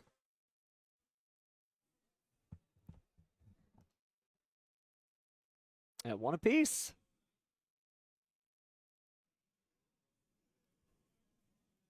Taking a look at the Cosmic Cyclone. What would you do with your Cosmic Cyclones? How interesting. Thinking, okay, Fualos, maybe some Dominus Purges, Cosmic Cyclone, and a Feather Duster. So, confirming that Latrell likely conceded that duel and is likely to go first. Devin thinking about how can I just blitz through this. Give him the carbohydrate crash of his life. All the cookies, all the cupsies. All the lollipos. That's a lot of sweets, man. But certainly burning it off. I love that there's people in the crowd cheering for both of these duelists. Because when you got 2 good competitors with 2 good fan bases, you got yourselves a match. And that's what we are doing here. We are in round 2. And a little bit of time left on the clock. The main event started a little bit after our featured match began. So we may have kind of a little bit of break. We'll hang out. We'll chill out. We'll talk to you guys. Remember, I can see the chat, by the way. Most streams, I am blind to your words. In this one, I see every single thing you say. That's right. If you can hear my voice, I can see your text. But I guess Maximilian Pegasus illusions aside there, we are shuffling up. By the way, anybody notice that they are styling with the main deck sleeves there? Fusion deck running purple. Synchro deck running white. Very fashionable. That's my dream as a duelist, right? If I have to get on my soapbox and then get off it before these duelists finish shuffling and cutting. More style, more pomp and circumstance. Well, hi, yourself.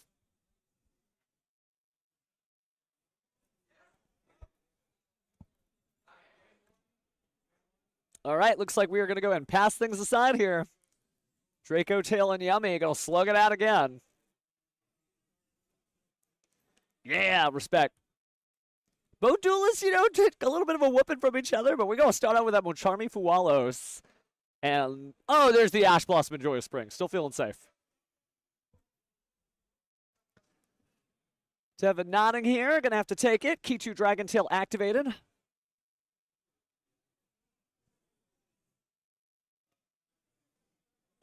And looks like we are grabbing Draco Tail Lucius. No monsters here, so we're not going to fuse immediately. What a card there. I thought Shadow Fusion was crazy, but man, Key 2 Draco Tail and Rahu Draco Tail, good stuff. But oh, wow. So we are going to slam down the Ghost Ogre. Ghost Ogre and White Rabbit going to go ahead and destroy the Draco Tail Lucius. Maybe trying to starve things out here. Still going to get the Surge. So, certainly fine there. Took a look at the Draco Tail Urgula, but it looks like we are going to add a Phimena from the deck to the hand. Need that fusion power. Going to have pretty stacked hand, but looks like it is. So, Rahu Draco Tail. Going to go and fuse here from the deck, combining Phimena from the hand, recently added by Draco Tail Lucius. But who's coming out of the deck? Looks like it's going to be Draco Tail Urgula. So we might be setting some stuff here soon. But first we got to fuse. And our fusion is, surprise, surprise. Oh wait, that's the Yummy deck. But, jokes aside, looks like it is going to be Arthalion? Yeah, Arthalion. It's just so good. What an incredible card to not only be able to just bounce away threats, but also recur resources, allow you to bring back things like that Ash Blossom and Joyous Spring. Too good to be true? Maybe not.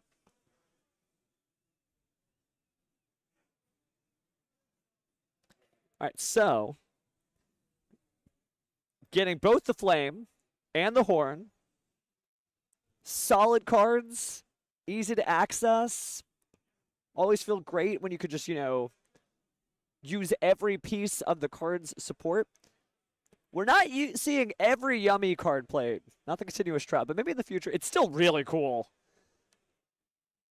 We'll put Urgla on the bottom. Add 5 mana back to the hand.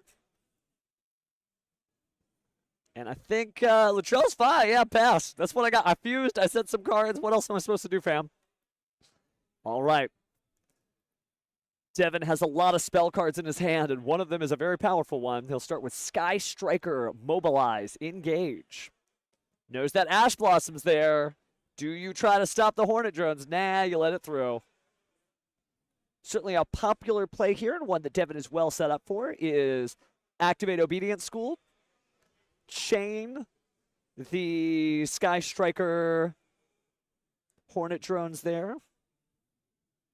All right, it's Hornet Drones time. Do we stop it? Interesting not to do the Obedience School, but decide to negate the spell there, baiting that out, and recycling some cards here to draw. Just great recursion. Now we're going to activate the Obedience School. There's the Ash Blossom and Joyous Spring. One more. Another Obedience School. Look at Latrell. The smile. Yeah, and it's not once per turn. Look at him read. Just be like, where's the once per turn on this card? Where's the once per... Nope. Nope, that is 3 level 2 or lower beasts. Their effects are negated with different names. Pop it out on the field. So, introducing, I think we can guess this one in advance. Should be... Yep. Lollipo Yummy. Cupsy Yummy. And that's... There we go. Cookie Yummy. Their effects are negated. I think they're going to be just fine. So all the treats there with Obedience Schooled. And Latrell just too good to be true, right? Tried to stop him with all that stuff. I will say that is a very powerful card that hadn't seen a lot of play historically through Yu-Gi-Oh's history. Maybe you want to summon all 3 Ojamas and then activate Ojama Delta Hurricane. But now, wow, we got some stuff. So we are going to use Yummy Surprise here. Oh, but we are chaining Draco Tail Horn there. Returning our fusion monster. Drawing a quick card.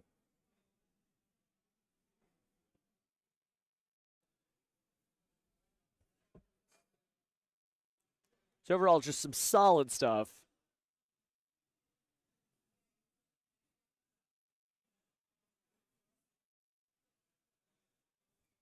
Great way to just pull the stuff off the field. Maybe not have to worry as much. Also able to save stuff. Keep things off the graveyard for things like Called by the Grave, just in case you want to use the effect later. Speaking of usable effects here, we do see Yummy Snatchy popping out. And it might be time to pick out a claw machine here.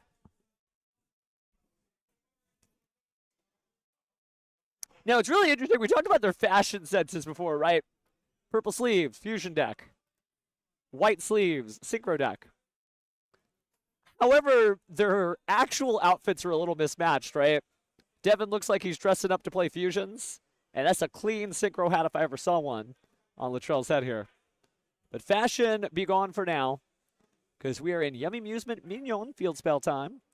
Going to go ahead and special summon the Cupsy Yummy. And I think it's time to search. This might be it. Latrell getting to go first. Doesn't have a lot to deal with. Haven't seen a Nibiru the Primal Being yet.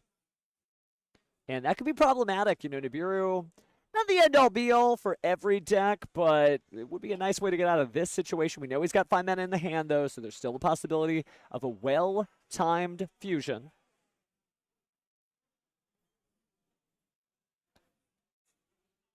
Shall read in there while his opponent still getting things done.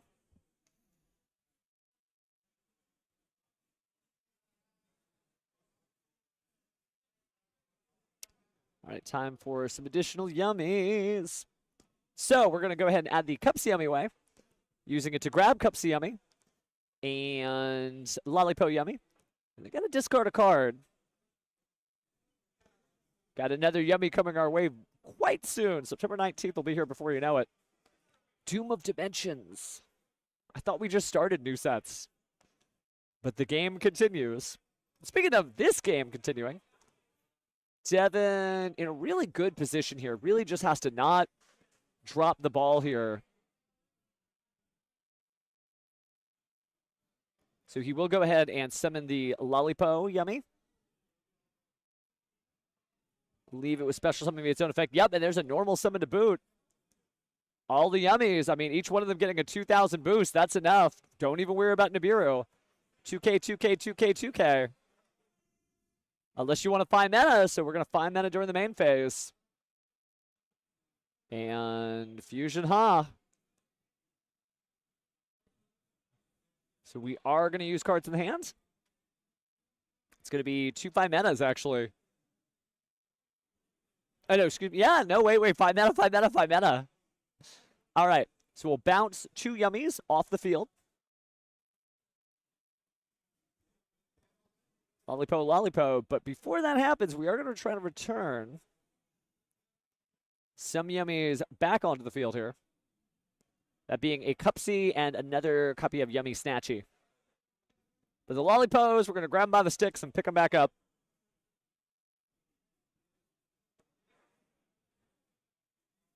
Do go ahead and set our Draco Tail Flame.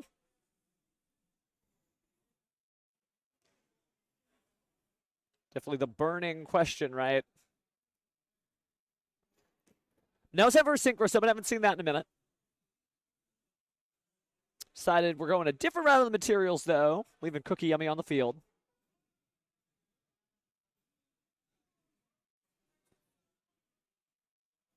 And so out comes Lollipo Yummy Way. Able to scoop out 2 monsters out of that graveyard. Taking a quick look here, we do have some Cupsy Yummies. And could be another Yummy Snatchy.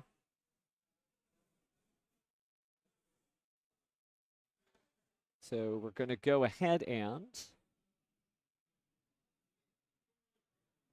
use the effects.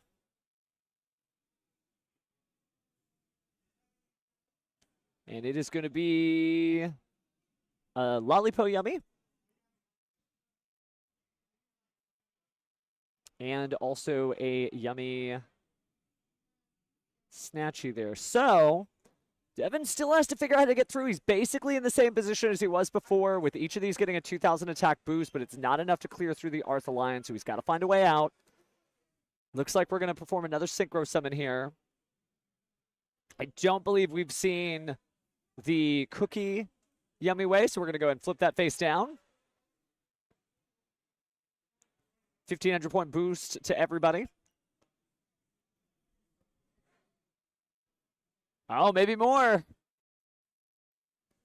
Latrell certainly a little bit more serious than he was at the beginning of this match. All smiles before. Not to say that his tournament career is over today. But it's not that easy, right? Draco Tail can bust up boards, but man, Cookie can create them. All the Yummies in full swing here. So we'll attack the face down. Arthur Lion going to the grave. Big old chunk of damage. Big old chunk of damage and a bigger old chunk of damage. Taking a brief moment to read, and that's game. Yep. Devin clears it out after a commanding set of opening maneuvers from Latrell. Just turn after turn after turn. Showing us what Draco Tail can do. But man, the smiles of release, the stress is out. He knows he's got his first loss of the day. But that's okay. Plenty of duelists here. We'll see who makes to that coveted top 8. Obviously, we've got more invites to give than that. People, they want that game map. They want that picture. If you get top 4, they want that deck box. Hey, but Draco Tail did its best, but obviously, you know, we're starting to see there's no one right way to run any of these decks. I think of all of them, and we'll get a chance to talk with Devin about this, Yummy seems the most figured out, right? Just Yummy cards. Yummy, yummy, yummy, yummy, yummy, yummy, yummy, yummy, yummy. Yummy, yummy, yummy, yummy, yummy, yummy. I've said about 15 Yummies there, and that is most of the deck list there. Oh, wow, trying to get out the Dimensional Barrier.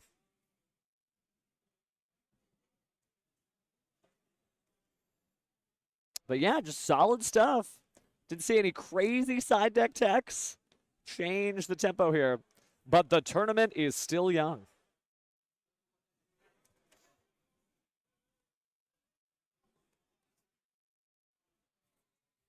A lot of King of the Swamps, a lot of fusion potential, but we'll have to save that for future rounds. But good stuff again. If you're just joining us, we just finished up our round 2. Devin on the left there winning with his Pure Yummy deck. Latrell put up quite the promising boards turn after turn after turn, but finally opening just 3 copies of Draco Tail 5 mana. That is difficult to deal with. But in a moment here, we'll get to hear from our winner.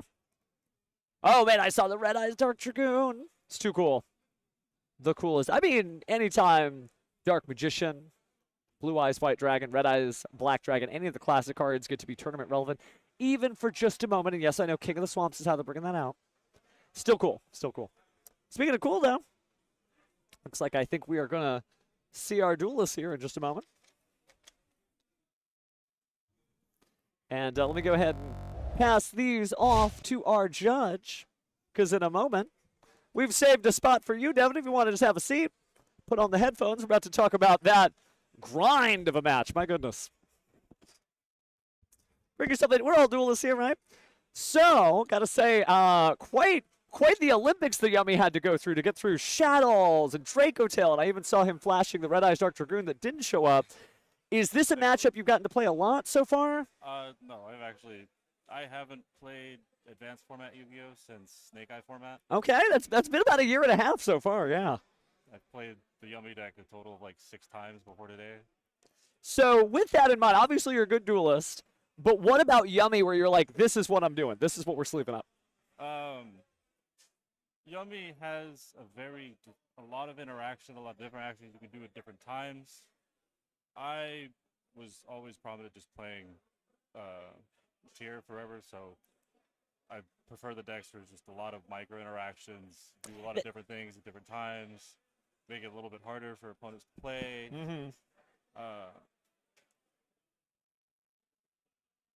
The Yummy deck is extremely consistent, playing 21 card starters. Oh, when the second Obedience School dropped, we were just like, what can stop that? Obedience School being not once per turn is pretty crazy. If I didn't have the second Obedience School, I actually 100% lost that game. So I noticed, and this could be a personal play choice, so there's no wrong answers here. Some duelists will play Obedience Schooled and then chain the copy of Hornet Drones because you still meet the conditions of not controlling any monsters. Was there any particular reason that you were like, okay, I'm going to start with the Hornet Drones and work my way up? I prefer to just try to do one thing at a time. Just a little poke. Makes sense, makes sense. The deck did obviously really well, but there's still that ghost of a boogeyman out there. How many times have you played against Canine Vanquish Soul? I have not played against that deck yet. Okay, are you worried, or are you just like, Yummy can go ahead and breeze through it, I'm fine? I feel fine in the matchup. Vanquish Soul also has, it'll brick a lot of the time. It's, going second, no interaction, it will definitely be very rough. Yeah. But I think Yummy does have a good matchup going into Vanquish Soul.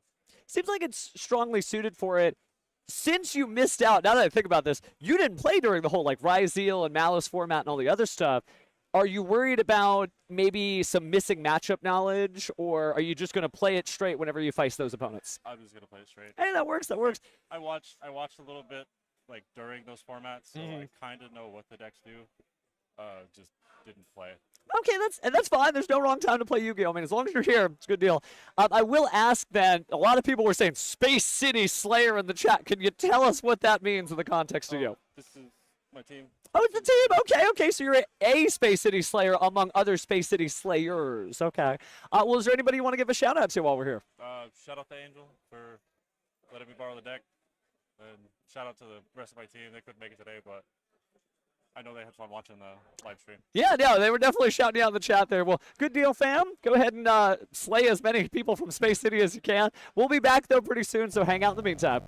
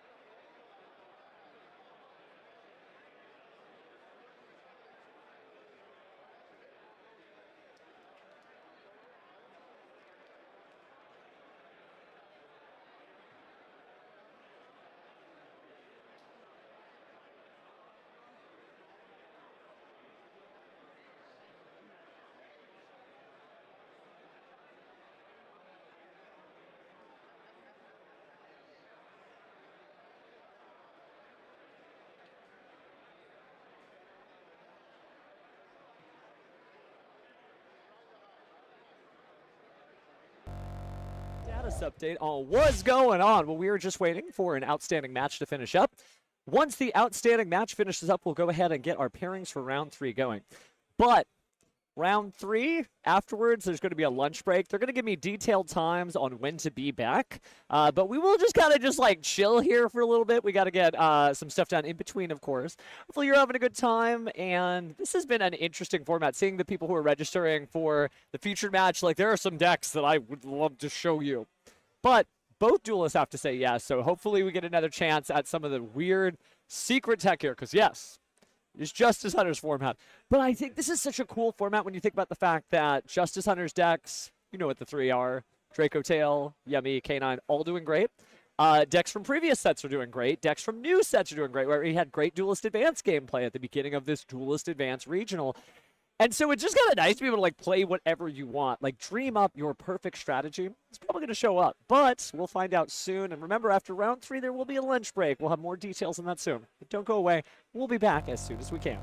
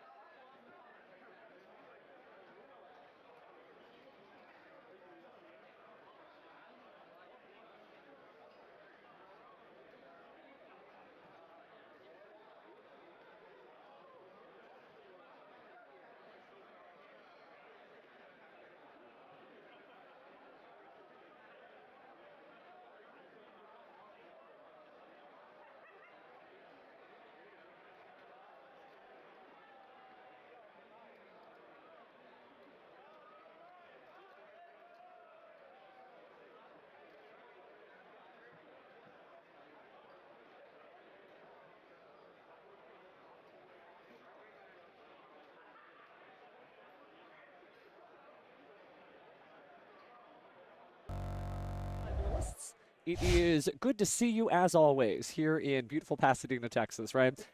Heat is a little up there, but that's no problem at all. In fact, depending on who says yes to the feature match, we might have a certain fire attribute deck, so the heat might be cranked way up. But beyond that, it's just a really cool vibe here again. I know I'm always, shouting out the scene, but you gotta. We didn't have anything that looked like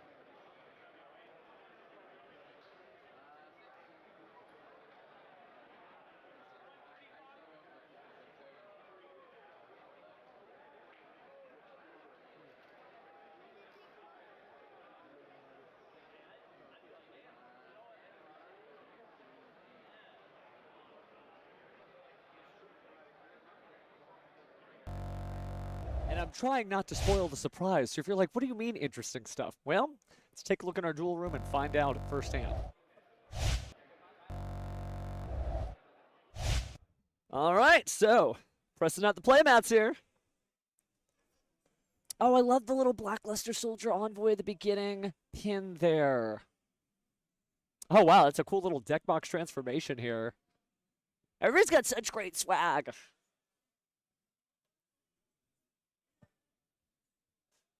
Might need to give him a few corrective instructions to make sure it lines up with the field. I want to make sure everybody gets a good look. There we go. Okay. Definitely helps get it in frame. Got to see the cards. We're going to play the cards.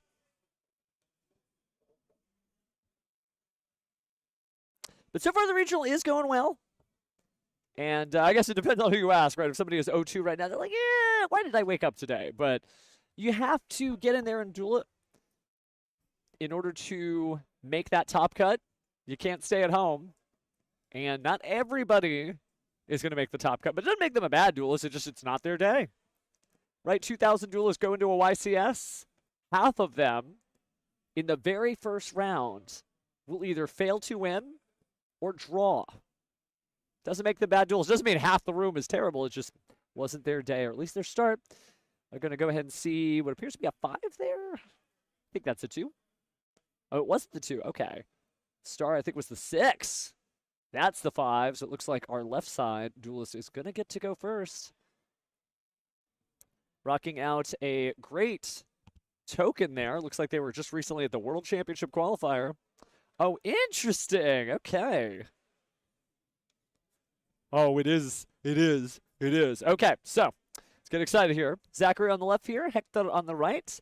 Zachary going to go ahead and start off with Malice P. White Rabbit. This deck is still very strong. Going to go ahead and set down TB11. Oh, excuse me, it's MTP07. So many letters and numbers. But jokes aside, we are going to immediately activate that. So we're going to go ahead and add the Malice March Hare from the deck to the hand. We did banish the White Rabbit, so we're going to pay 300 life points to special summon it back to the field.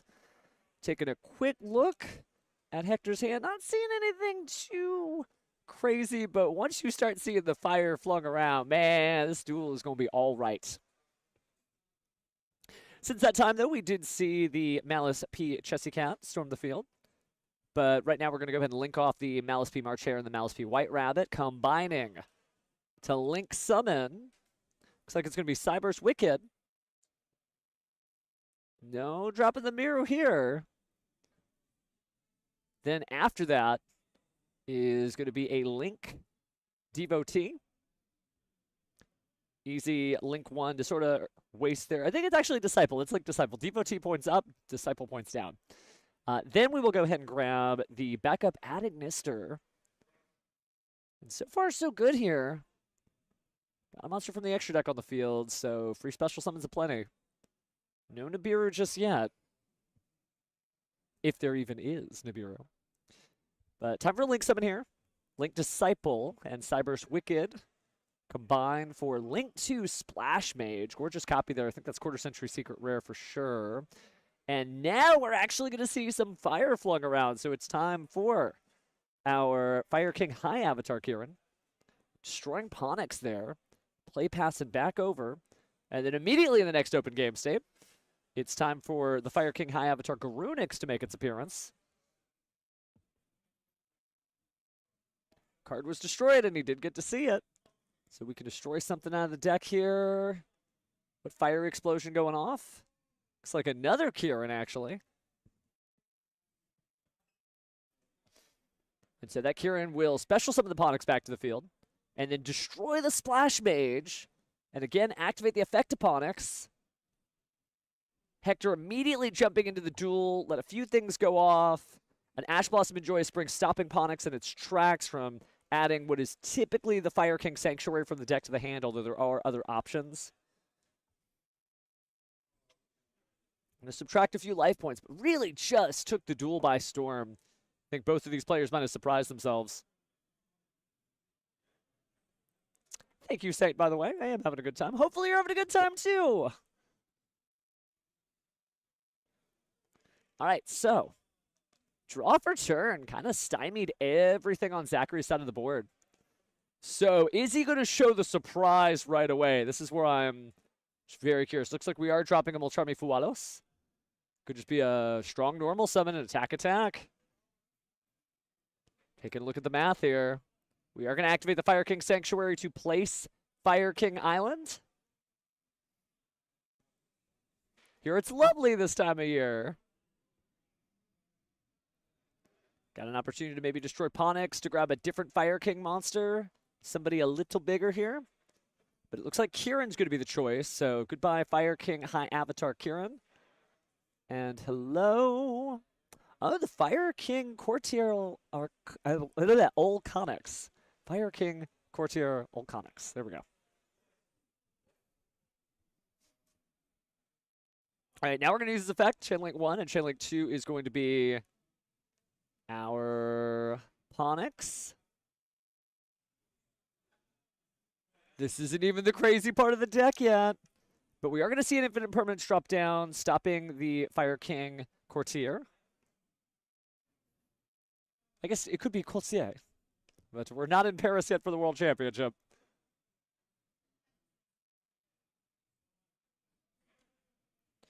All right, so play's kind of slowed down. Looks like we're just kind of explaining what's going on here. Ability to destroy. Certainly weighing on Zachary's mind. Lots of numbers here. May have saved his own life. Zachary stopping things with that infinite impermanence from getting out of hand. But looks like we're actually going to link summon here.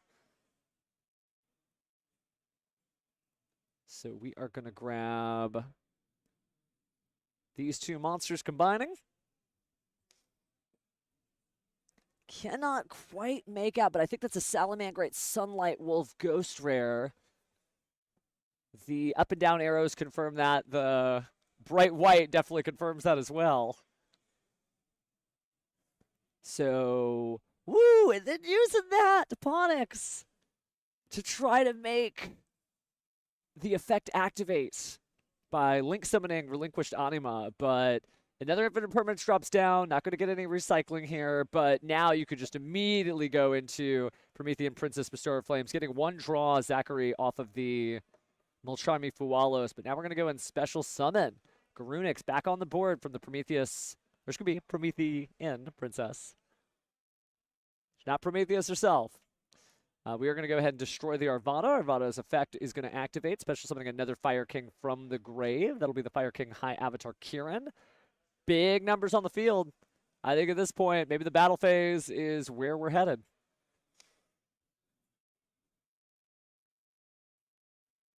Going to go ahead and reveal the March Hare. Establish a very tiny field here. Special summon itself. Honorary Bestial. And pay 300 life points. You got to get something on the field. This will at least stop 2 attacks, maybe. Could just be like Raigeki. Cool, bro.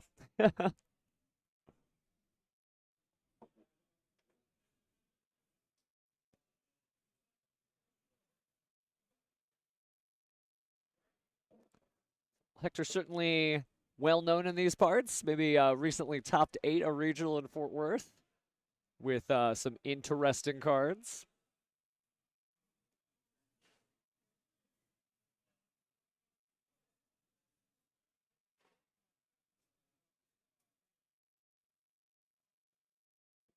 All right, is going to just attack in defense mode there, so no battle damage. But seemingly has a Fire King Skyburn in the hand. Maybe wants to activate it now to press for game. Going to do just that. Targeting those two to destroy the face down. And the face up monster. So again, destroying Fire King, Courtier Alconics, and Fire King High Avatar Kieran. Trying to get rid of the other cards here.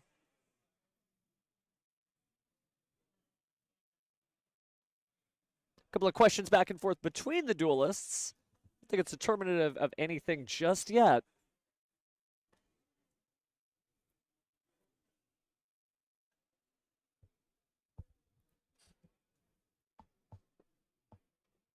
All right, but we are going to go ahead and use the GWC-06 special summoning back to the field. The Malice P White Rabbit. No life point gain this time, but Zachary explaining, or at least clarifying what's going on here. So we did destroy the Elconics. We did destroy the Kieran. Arvada previously destroyed. Not sure what the issue is just yet. So we're going to activate the Elconics effect or not.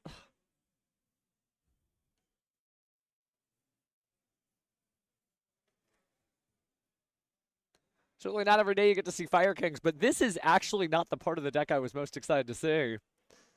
It's lying beneath the surface.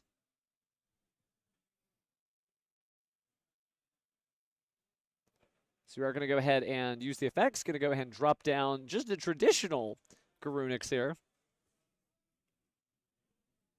The Sacred Fire King Garunix. They're going to go ahead and attack here with the Fire King High Avatar Garunix. But after that pot shot, I think that is going to be first damage by the buy. Oh, somebody may have kicked the table there. Calm down, friends. So Zachary lives to see the light of day through another turn after an explosive. Just playing every single cool card that he brought here except the fire dinosaurs. Hoping to see those soon. But Zachary's turn again after drawing. Going to go ahead and start with the normal summon backup Adagnister. And getting to use the effect here. Grabbing the Wizard Adagnister right out of the deck there. No monsters from the extra deck just yet, so not time to special summon. But we are going to discard a card. That'll be the Mulchermi Fualos. But then looks like, considering a Link 1, perhaps Link Garibo. Garibo, by the way, not Karibo. Do you have the Salamangreat Almirage at the ready? There's a lot of different things you could do depending on which way you want to go here, but we are going to stop any traps with a Linguribo.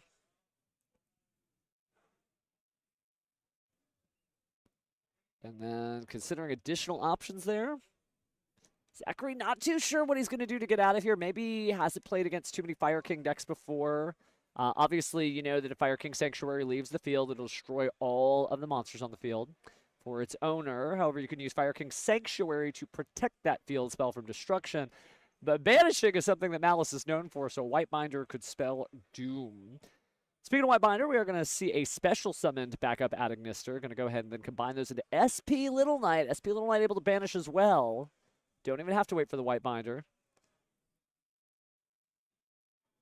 So I think we're actually banishing the Promethean Princess Bestower of Flames, not trying to destroy anything for the opponent, and put that card in his graveyard to where it could be using its effect later, or activating either of the effects of those Garunixes. Garunix Eye? We'll figure it out when we get home.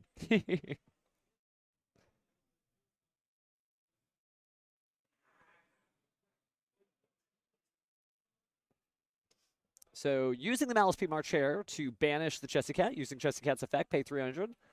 Maybe using the banish to draw 2.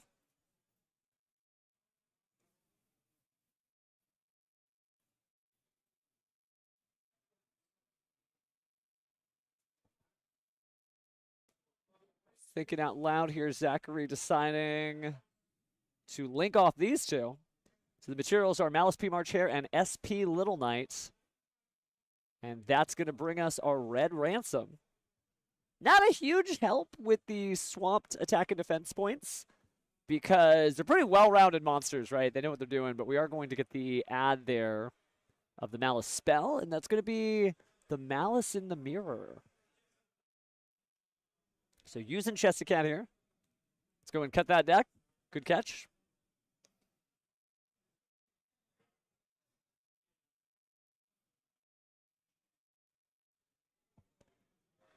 And so it continues. Now we've got our Malice P White Rabbit on the field. decent amount of link materials, could even get up to Allied Code Talker at Ignister.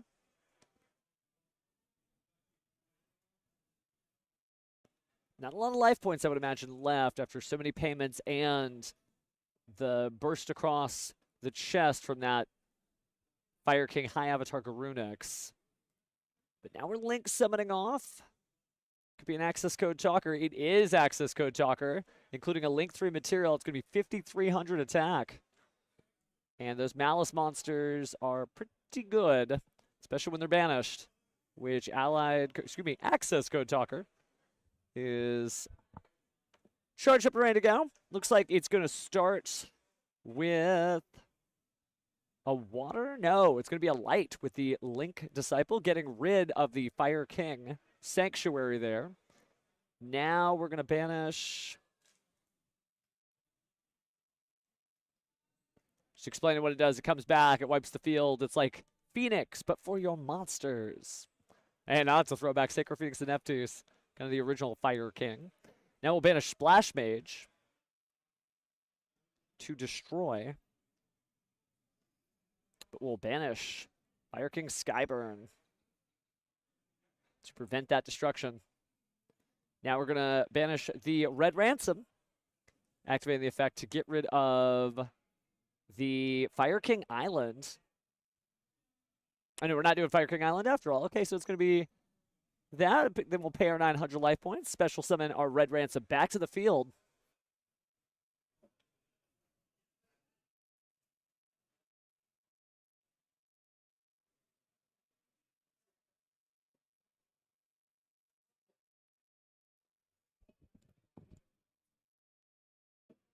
Let's see.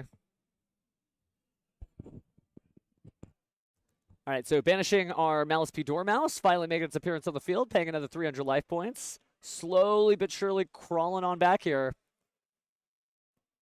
Commanding field from Hector.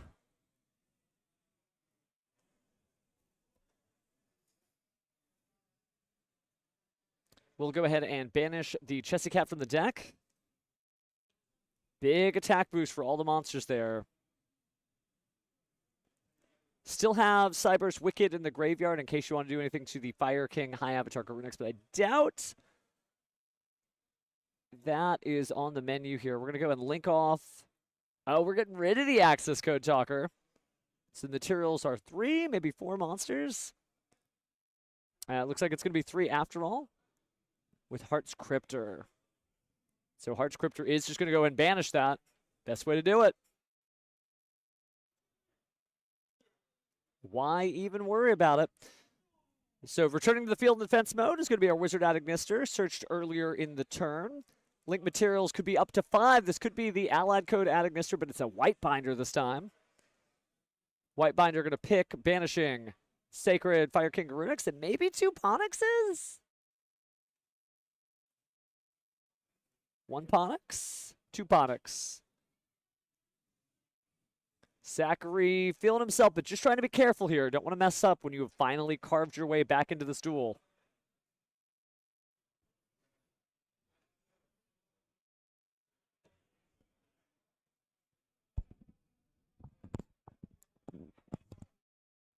All right, so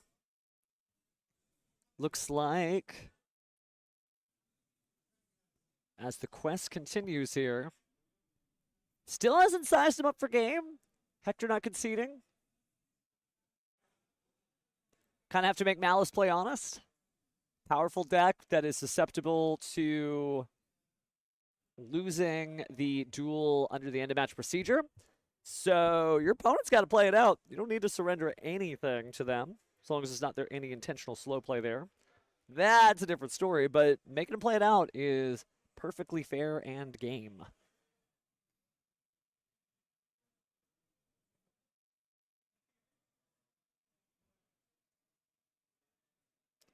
But still managed to get through. Not the end-all be-all here, but we are going to return. And that might have been enough there. No, okay, we are just going to banish. Okay. So attempted to deactivate the effect there. That was banished. That's fine. Looks like we are going to go ahead and bring forth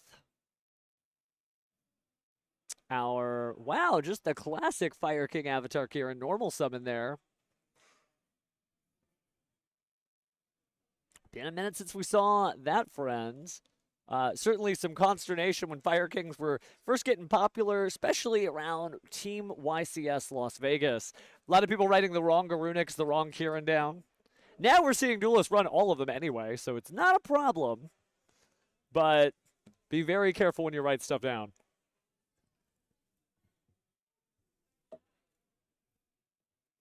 It's actually getting more difficult now with Blacklister Soldier since there's a normal monster and a ritual monster. But speaking of monsters, a monster of a game here.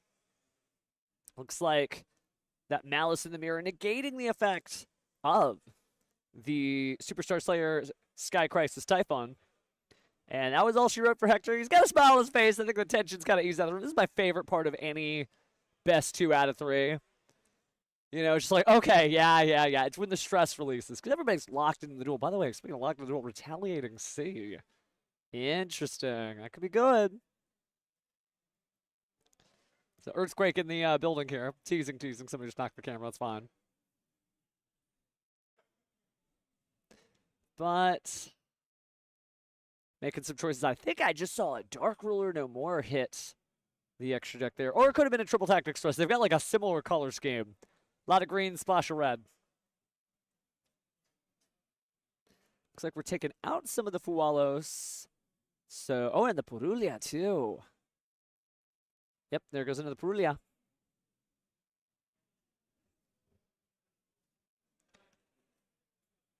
Very interested to see how this goes. And we still haven't seen the craziness yet.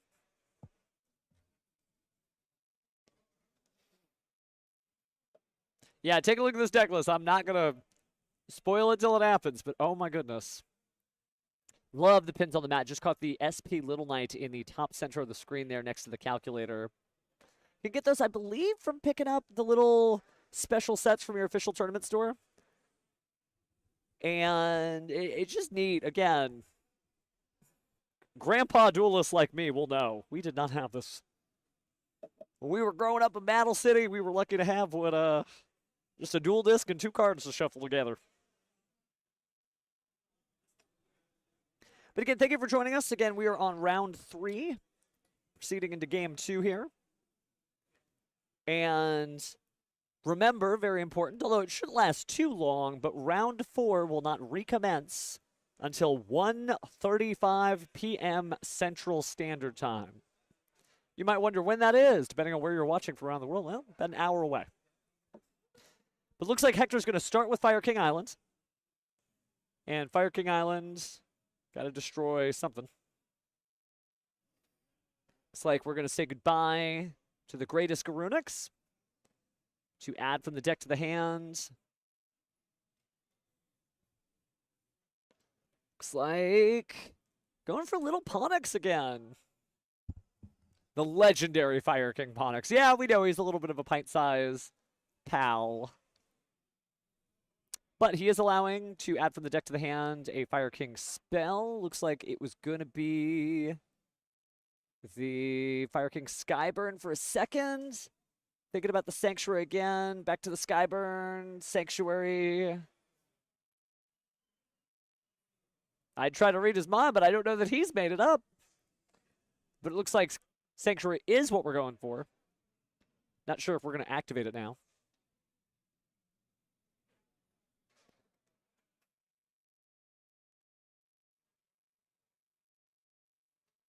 Let's see.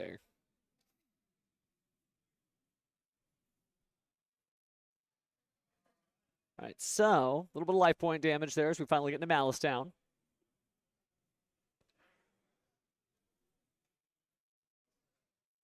Interesting to put up the 2 bodies on the board, maybe to just use up the Malice names at this moment. We are going to place the Fire King Island. That does mean that one went to the graveyard, so it left the field. That'll destroy Ponix. Ponix will be able to use its effect as well as Garunix slapping down on the field. So we're going to go ahead and destroy the Fire King Courtier, Ulcanix, from the deck. That's going to allow for the special summon of the Sacred Fire King Garunix. And now we Xyz summon here. Oh, wow, we're really doing it. I haven't seen that. Garunix Attorney Hyung of the Fire Kings in a while. Destroy everything when it shows up. burn it all down. Now we normal summon Arvata, who allows you to destroy a fire monster to negate the effect of an activated card, activated monster card of your opponent. Gonna set a card, and I think we're gonna pass.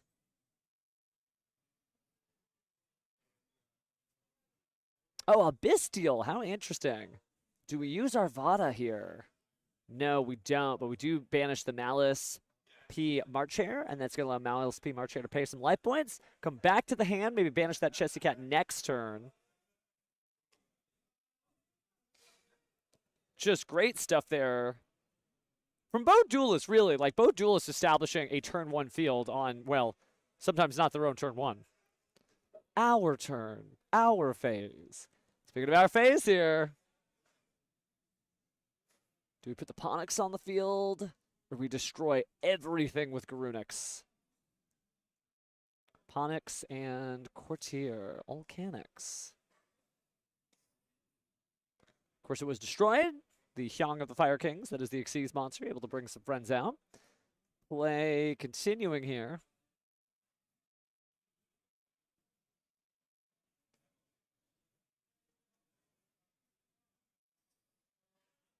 Right, so yeah, it is going to be those two. Yeah, nothing's changed. But he's locked into fire monsters, I believe, so that's how we got to where we were and had to rewind. No SP Lunalite this time. Certainly would have been helpful to banish the Bestial Druid's Worm, but just not where we're going yet.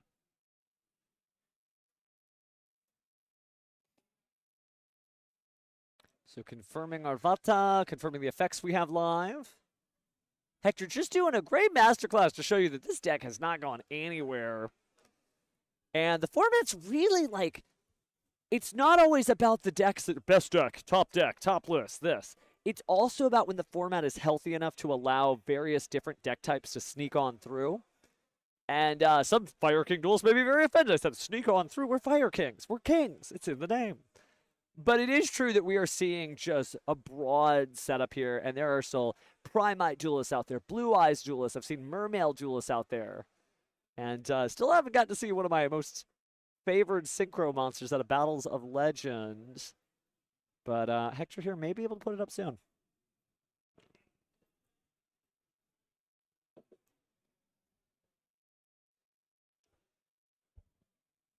right, so we are going to go ahead and link off Malice P Marchair. Arrowhead's confirmed. And this time it is Link Disciple. Now we'll link off two, including Bestial Druid's Worm, so I might be sending a card from the opponent's field to the graveyard soon. But first, let's finish the Link Summon. And we are promoting SP Little Knight, who is going to be able to banish here due to the use of Link Disciple as material. Oh, but there's the artifact Lancia. Discarded from the hand. Perfect for the Malice matchup. Now we need to go ahead and use the Druid's Worm nonetheless, so we'll use the effect of Arvata. Are we going to use Arvata? Yes, we are, to destroy Ponix. Ponix is going to target another Garunix. And that's enough. Zachary conceding that game. Artifact Lancia is all you need. Powerful card, obviously designed to stop decks that enjoy banishing. And pretty good just generally, like as a tech card, right? That's going to stop your Crystron duelists. That will stop your Lunalites, or at least slow them down. That is going to stop the... the shaking in the room always cracks me up. My apologies for just laughing there. But again, a lot of good things you can get done with Artifact Lancia, but this is definitely its intended purpose to get what you might call a free win against a Malice deck. And without the ability to banish, even with the SP Little Knight having all those Fire Kings, we're feeling all right. We are feeling quite all right. Again, if you were just joining us, maybe you are. Maybe you walked out of the room. You're like, what was he saying? I had the volume down. Maybe I'm a series of closed captions. Gosh, I feel bad for the YouTube algorithm trying to keep up with my voice. But jokes aside, if you're just joining us, welcome to Game 2, Round 3 of 9. Hector on the right, playing Fire King. And a certain something that I'm just praying makes its presence. Hasn't pulled off the combo yet, but it's buried in his deck somewhere. Meanwhile, on the left, Zachary showing us that Bestial Malice, strong deck, strong plays, but still packs it up when it sees Artifact Lancia. If you dig up that artifact, well, chances are both you and your deck may belong in a museum because Banishing is going out of style, unfortunately. Artifact's just a legendary set of cards. You know, we have a whole format named after them. You know, the legendary 2014 tournament format called Hand Artifact Trap Tricks from some of the best cards in that format. The artifacts are still good. Obviously, we lost Scythe. Every now and again, Durendal looks, hey, what are you doing over there? But just shows you that there's just a lot left to explore in this format.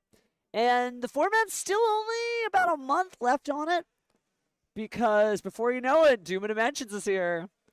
Double D, Triple D, more Art Mage cards, whatever they're going to end up calling the OCG deck currently known as Doomsy.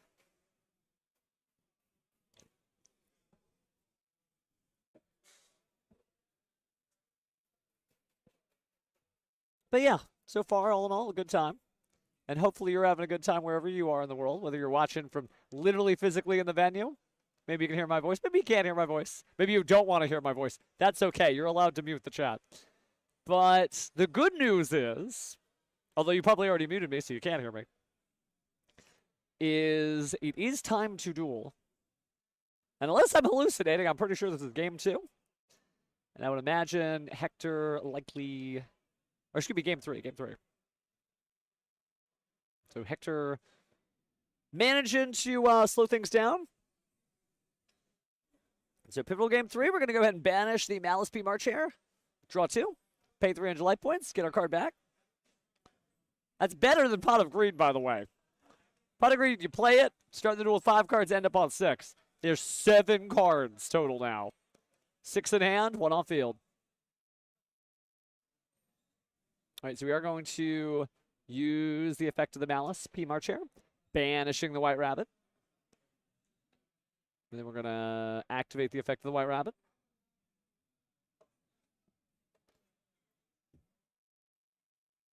Does Hector have anything? Last time that Artifact Lancia was all it took. But now it is Kieran time. Unless it ain't, Dimension Shifter. The one-of returns again. Woo! Jirax! Banished! But Jirac Megalo, that's what I was hoping to see the whole time, and now it's been stopped. Dead cold. Jiracs are making a comeback. I have been texting my friends about fire dinosaurs for a while now. But specifically in the last week, we have seen a top 8 finish for Jiracs, and now we're seeing decent gameplay on the Fire King Jirac deck here. If you're curious, just some great new cards coming out in Battles of Legend, Monster Mayhem. My heart goes out to all the duelists in Europe and Africa and Oceania who are still waiting to receive those cards. Soon, though. Soon, finally. Because these decks are honestly still really good. And the dual terminal world has never felt stronger and better represented. Although somebody is probably just screaming in my ear, what about 2015 Necros format? Okay, okay, okay. Okay, you're right. Maybe the dual terminal world's done some stuff during other eras of our great game. And speaking of great games, Heart's Cryptor hitting the field here after linking off the requisite materials. It's just a Dimension Shifter in the graveyard and not much else. Remember, Dimension Shifter's effect will apply during Hector's first turn of the duel there. That could be difficult.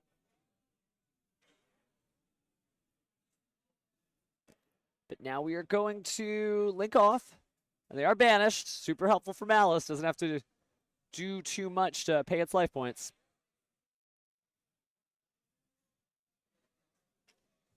But just going for the SP Little Knight, very common here. To get rid of the Garunix. That'll be banished. Another Fire Friend gone. Now pay 900 life points, and Heart's Cryptor has reappeared on the field.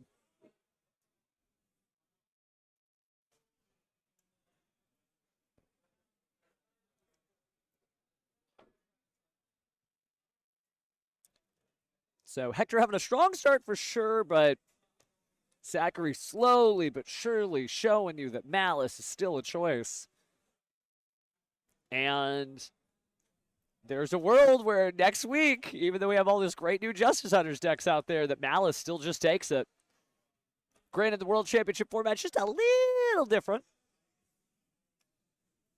There it is, Drac Megalo. Fire dinosaurs on alert. Could you believe that maybe we're going to see multiple Dracs hit the field? Is this reality? Is this real life? It's Drac time. All right, Rex Raptors. Oh, never mind. I was so excited. Like, show me the Drac combo. The Drac combo is... Hello. But now we're going to see the MTPO7, and there is a Link Monster on the field, so we're going to add from the deck to the hand, then banish. Be gone. Technically, that was an excuse material. It should... Well, I guess it would go to the graveyard. So it would go to the banishment. And now we see the Malice P Dormouse going back to the hand there. So, yeah, man, that's it. There's not much Hector could do. Just has to wait to see if his opponent can play it out. But I would imagine with a hand as strong as he has, that is in the cards for Zachary on the left. All right, so normal summon of the Malice P Dormouse. Maybe there's some cards in the hand that can help out Hector. But we're going to see the banishment of the Malice P Chessy Cat. No response, paying 300 life points. It's back. Have to get a chainsaw to cut through the tension of this duel. But now we're going to link off. Could be link 3, could be link 2. And it appears we're going for the white binder here.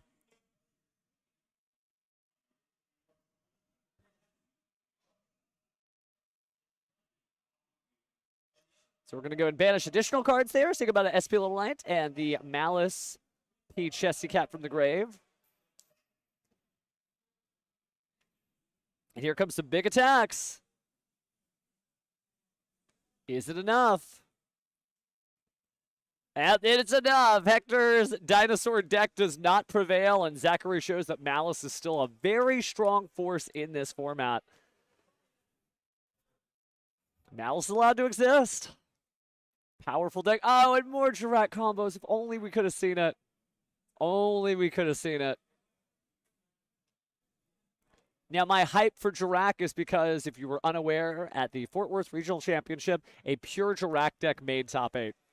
Using the just incredible power of Drac Volcano, Drac Astro, Drac Meteor. But big ol' rocks coming down to crush everything. And it's very easy for a lot of different decks to trip off the field spell. Basically a Pocket Nibiru there. But Zachary on cruise control for duel. Checks that winner box, signs that sacred slip. Hector still being a good sport. Got a smile on his face. Yeah, showcasing that Drac Megalo. We wanted to see it, friend. Believe me, we did. But soon, we'll be seeing our Malice here. We won't keep it too long. Remember, we do got that lunch break. Remember, I'm going to type this in the chat just so you do remember. Round 4 starts at 1:35 p.m.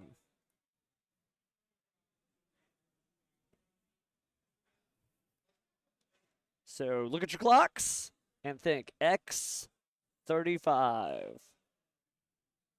Beep. But we're only a third through the tournament today. Still got 6 more rounds of Yu-Gi-Oh! Action coming your way. And just good stuff. There's no predict in this format. And Yu-Gi-Oh's in a really healthy place, you know. Certainly everyone's like, I didn't get the quarter-century secret rare I wanted out of this older booster pack. I didn't pull the Starlight rare I was looking for. Yes, every duelist is grinding their way to accomplish all their goals and challenges. But overall, if Yu-Gi-Oh! Is the heart of the cards experiencing itself, I think the heart of the cards is beating pretty strongly. Just boom, boom, boom, boom, boom, boom. And we'll see if Zachary's heart was pounding as he had that duel. Because again, we'll get to interview him shortly. And then we'll be taking a break. Remember, it's going to be 1:35 local time. Good news for you. Just look at your clock. 34 minutes from now is when we're going to start that next round. But yeah, pack it up, pack it in.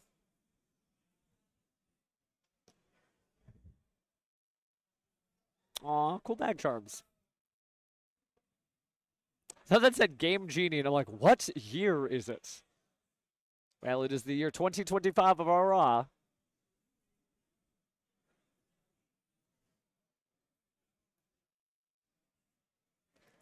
But yeah, in a moment here, we will be hearing from Zachary about what he has going on over there. As he erupts from the door, triumphant with his Malice deck against Drax again. Would have been nice to see dinosaurs, but well, guess we just need more fire dinosaur players. The rock, the comet cometh for us all. But in the meantime, speaking of coming on down, let's go ahead and hear from our hero themselves. Zachary, if you'll bring yourself over here. The Malice in the mirror. And yeah, pull up a seat, sir. We got it all saved for you. We're all friends here. And if you put on this headset so we can hear you. So we can talk about what your reaction must have been sitting across the table from that. Well, I think at this point, Konami is committed to killing the deck. Oh, Malice? Yes. But you're doing so well with it. You can think about so many decks. Think about like Fire King Snake Eyes. You can still play it with one of every name. But speaking of Fire King, what is your reaction when you're in 2025, the year of Araj, Justice Hunter's format, and he's fire? Yeah, when I saw that I was playing against that, I thought to myself, well, I just threw away my WinCon. Wicked's just sitting there in grave. I'm going, oh, well, great. That was a True that Cyber's Wicked can't be destroyed and keeps those other monsters being destroyed. That wasn't the only thing going on, though. What about the Drac Megalo at the end there? So, funny enough, we have a Drac player at our locals Okay. who has blown up my board 3 times. Gotcha. So you've had the whole, like, Drac Volcano, Drac Astro, Drac Meteor. Okay, yeah, your face says everything. Gotcha. Shout out to James. Well, thinking about, obviously Malice, you feel like you're a little bit vulnerable there, but you did great during the duel. I have to say, all the resource looping, we've seen a lot of Malice gameplay, so we know what's going on. But is there any reason why you're relying on, like, specific packages, specific trap lineups? Like, what makes your Malice deck feel right in your hands? So, in this case with the Malice deck, I kind of looked over a few lists that were doing well because I was still not quite comfortable with, I wanted to try the K9 cards, but I had no idea how to make them fit in, so I kind of just like, okay, reference points, what's working for these people, what's not working, and a lot of it was stuff that's just, well, tried and true. I was off SP for a bit, but came back in, and SP does come up numerous times, baiting out different scenarios. Even that last game where I just made SP with the Crypto underneath it, that it just had a lot of beneficial positions for that. Besides that, the rest of the spots are pretty committed. There's 1 or 2 cards that are still flex, but once you kind of see like it's tried and true, you kind of trust those people like, okay, yeah, they know what they're doing. It's nice to see the Dimension Shifter, by the way. That one of really came in handy. I mean, I know you lost the Artifact Lancia minigame in round 2.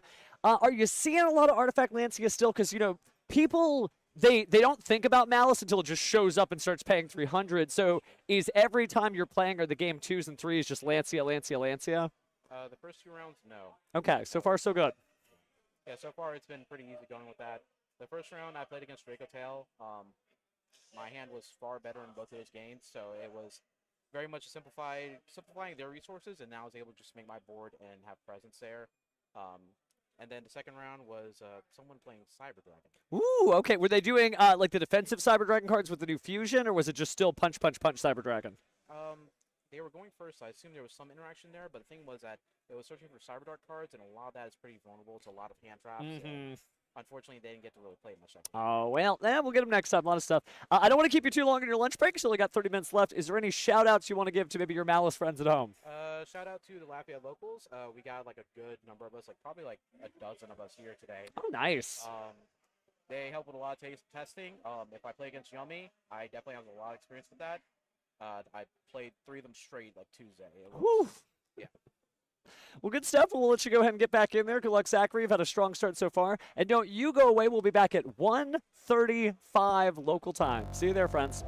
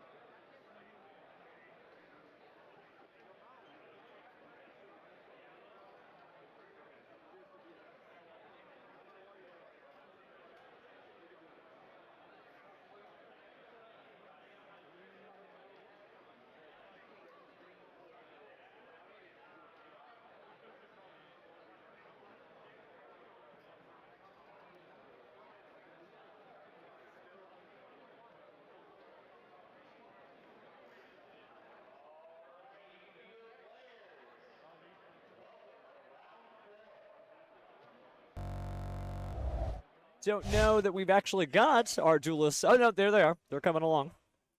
So pretty soon we should have some. So let's go ahead and recap where we're at. It is the Duelist Advanced Regional. We've actually got to see some decent amount of Duelist Advanced cards here. It's not just Justice Hunters all the time.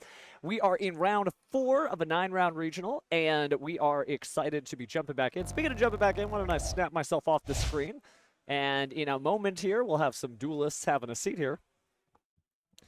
Eagerly excited to see how this format continues to progress. And thank you for joining us. This has been a really cool regional so far. Great vibes. And we got to see some wild stuff. Just there were some hints in case you want to scroll back on your timeline. Round 1, we featured Lunalite versus the new Morganite deck. Round 2, we got to showcase some other fun stuff. Yummy versus Draco Tail. Round 3, we had another fun little duel between Malice, actually, and being able to showcase Fire King Drac. And in a moment here, we shall find out what we got for this duel. Again, round 4, as we continue into the tournament.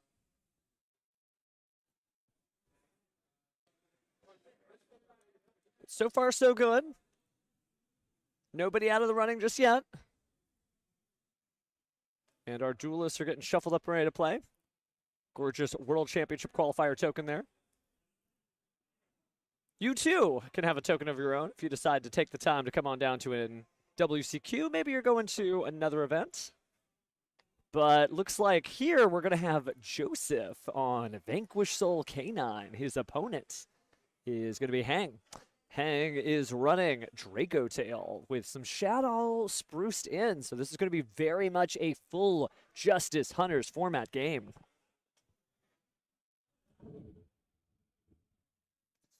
All right, duelists are shuffled up.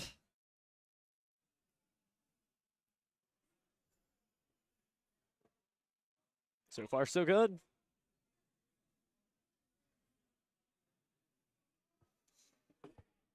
All right, so let's begin. Normal summoning the Draco Tail Lucius. And looks like that's going to be just fine.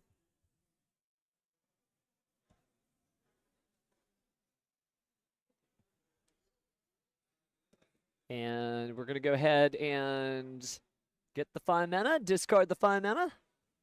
We have activated a monster effect in our hand. Stop in the name of the law. But the K9s haven't come out yet. So we are going to fuse. Got that Shadow Squamata there and our Draco Tail Pan. So let's go ahead and resolve some chain links. So it looks like we're going to go ahead and set the Rahu Draco Tail. Grab some additional cards there. Such a powerful deck. I feel like this is Fusion at its finest. Rahu Draco Tail almost seems too good to be true, right? Fusing from the hand and the field and the deck. But remember, it's a Draco Tail fusion, so it requires some cards from hand. So it's not quite as good as you think, but it does soften the blow there. So as the dust settles, we end up with a set Rahu Draco Tail, a defense position Draco Tail Arthalion, and then Draco Tail Lucius. But stop in the name of the law, K9 Izuna there, and is that is a Starlight. But it's going to be Ash Blossom and Joyous Spring. You are not sending K9 00 Lupus to the graveyard. It is never Lupus.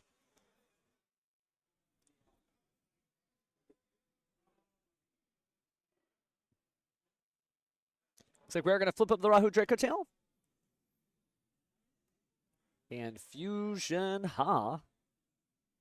Combining Lucius and our Draco Tail Pan here. Activate some chain links. K9 Vanquish Soul is a very powerful deck, but if it can't get Izuna fully out the gate there, it can be difficult. Are going to go ahead and set the key to Dragon Tail. Now a monster's controlled on the opposing side of the field there, so Joseph kind of set Hang up for success here. Activating the key to Dragon Tail. Technically K2 Dragon Tail? Yeah, I guess it would be. It would be K2 Dragon Tail. And then switching out of the deck, grabbing Draco Tail Urgla. And think about what to fuse here. The materials are a dragon and a spellcaster. It is. Wow. Okay, so Secretarion slamming down on the field there, opposing Dragon Monsters can't be used. Now, we did get to use the effect of the Gulamel, or Gulamel. Gulamel going to go ahead and destroy the Azuna because a Draco Tail monster was activated. Just a pro tip for everybody here who happens to be playing. Remember that that is a when very time-centric effect. You might be thinking of Lady Labyrinth of the Silver Castle or Nerva the Power Patron of Creation. It must be the card that immediately responds to Gulamel. Or rather, you activate your Draco Tail effect, you ask your opponent if they have a response. If they do, no Gulamel. If they don't, Gulamel. Just that easy. But we are going to target one dragon, one spellcaster, one to banish, the other to summon. And so we are, one to return, the other to summon. So interestingly seeing the Shadow Beast there in defense mode. But just a wicked, huge field there. Two face-down cards, Gulamel, Secretarion, Arthalion, and finally Shadow Beast. How will K9 Vanquish Soul play through it? Well, it's got to start somewhere. Maybe with Vanquish Soul start.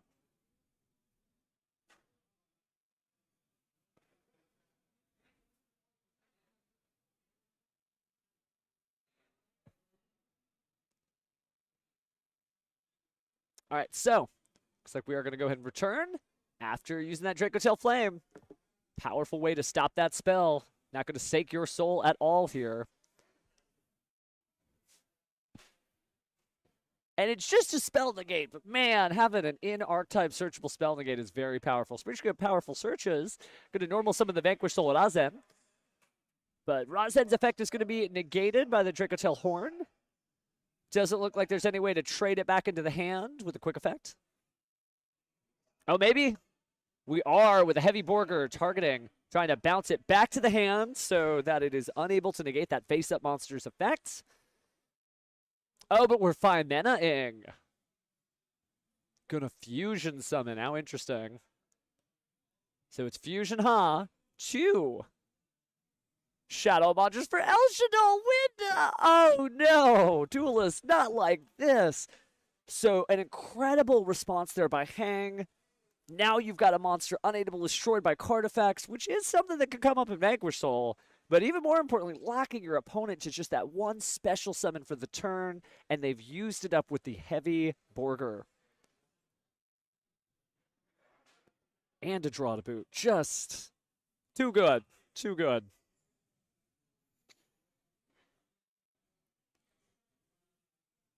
So Borger looks like it's certainly a big old monster. Might be getting rid of the window.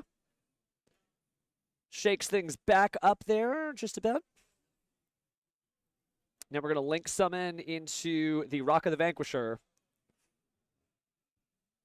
And using that to immediately add back the heavy Borger back to the hand.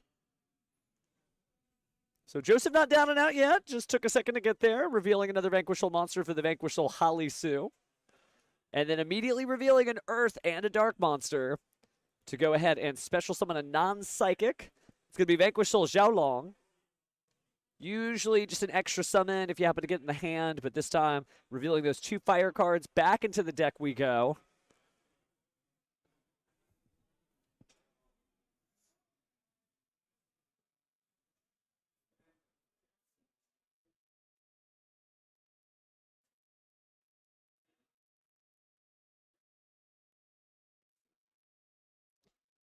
So, looks like we are going to go ahead and maybe use the effect there. No, I think we're just explaining what Secretarion does. No dragons, no spellcasters. None of that basic beginning of all Yu-Gi-Oh! Career stuff here. All right, so it looks like we are going to Exceed Summon. And so it's going to be K9-17 Ripper. And we are going to use the effect on summon there, attach the material.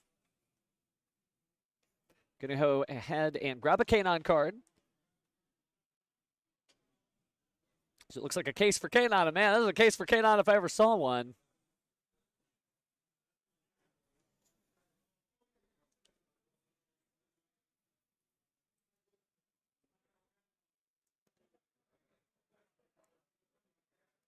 So activating the case for K9.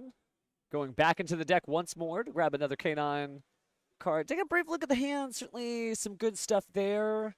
Kind of sky's the limit. Maybe you're going for Draco. Maybe you're going for Lantern. Perhaps you just want to perform an Xyz summon, so you want to go for a spell card here. It looks like we are going to go for Izna. Haven't seen a normal summon this turn. Could be a way to get the Lupus back to the graveyard. So it looks like we are going to bring out our monster here. Ah, wow. Gorgeous, gorgeous copies here across the board. So there's Lupus. Lupus is going to go ahead and hit the field since the monster effect was activated. And then look into the extra deck here. Thinking about that Valen, actually. It's nice to have a rank 5 toolbox. Haven't had one of those in quite a while. So it seems like Nash Knight may be the target. A couple of different ways to go here. But we're going for the Nash Knight, so we might be able to pull off a Silent Honor Arc style play here, taking a monster special summon from the opponent's field and just slide that right under here as Xyz material. That's exactly what we're going to do. Detach 2 and grab... Ooh, we're not. We're actually using the Chaos Masquerades. That goes underneath. Good, sir. And going to take one of these monsters. I think we're going to take the Secretariat, not really doing a whole lot with the Gulamel or the Arthalion.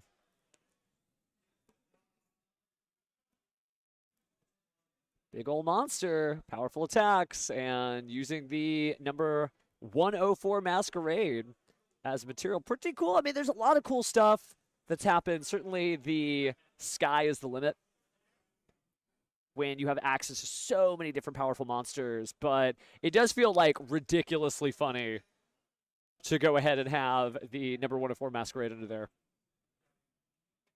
Or excuse me, the C104, C104. All right, but it does look like we got to fight back here. So Blazing Cartesia showing up. Definitely helpful. Is it time to fuse? People have been very crazy about Blazing Cartesia lately. I've seen chatter online about maybe you run 2 or 3. But it looks like we're going to use the Ketu Dragontail here.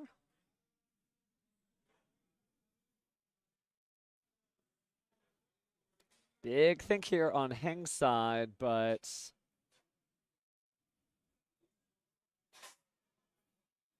doesn't look like anything too crazy happening here.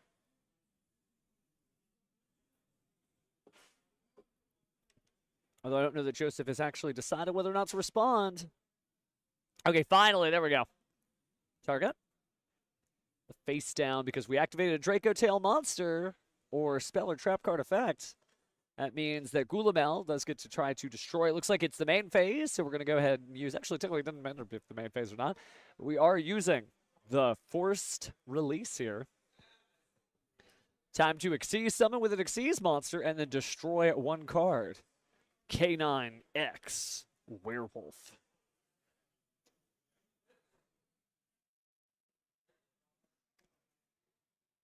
So the Ripper becomes the Werewolf. That is not a rank 5 monster I ever saw one, but don't worry, kind of a little rank up magic here. Zexal era jokes aside.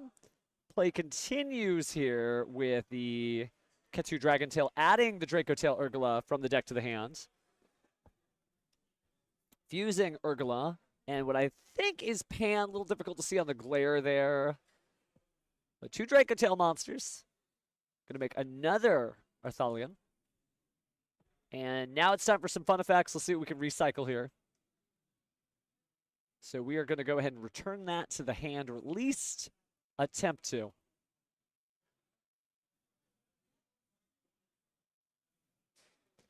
And could just add that Ash Blossom. Would not feel bad.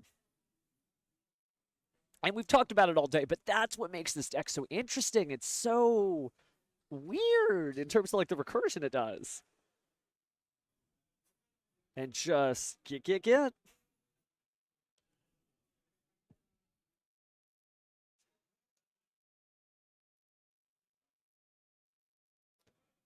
So that will go ahead and banish a card, depending on whose turn it is, right? Remember, if it's your opponent's turn, you do banish a card from the hand until the end phase. Looks like we're going to get the Rahu Draco tail set to the field and then destroy a spell or trap via the effect of the Urgula. Then we're going to go ahead and get the Rahu Draco tail and then destroy a monster with the effect of the Pan. So setting those cards, get rid of Secretarion, square up that graveyard. It's a lot of cards, but shows you how fast this deck can move. Meanwhile, on Joseph's side with the K9 Vanquish Soul, I haven't seen a lot of Vanquish Soul. The Rock of the Vanquisher just hanging out there. Of course, Vanquish Soul got us into this mess, but it's going to be K9 that gets us out.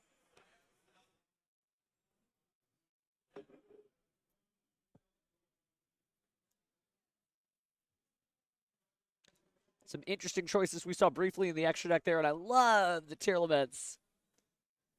Whether you're a fan of Kit Kalos, Rule Kalos, Kalos feeling okay here. Looks like the materials are 2 monsters for SP Lunalite. I don't believe we're fusion locked. So we're going to go ahead and just banish the werewolf. Now the material shouldn't be banished. Should be a Ripper underneath. Yeah, there we go. Put that Ripper in the graveyard. Rip the Ripper from beneath the werewolf. Blazing Cartesia, performing a fusion summon as well. And I want to say that's Mysterion this time.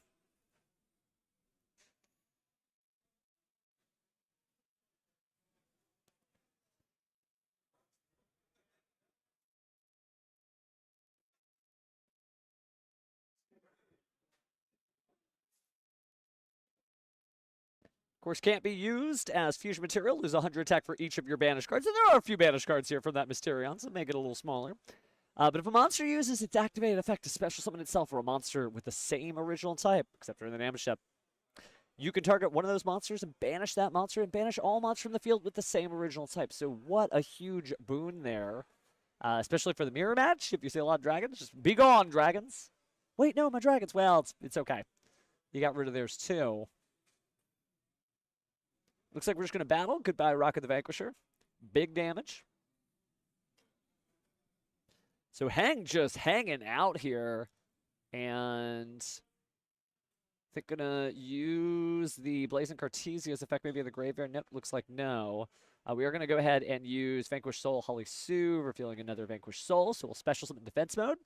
Do we have the requisite materials? No, we're going to try to immediately stop that. Then we chain.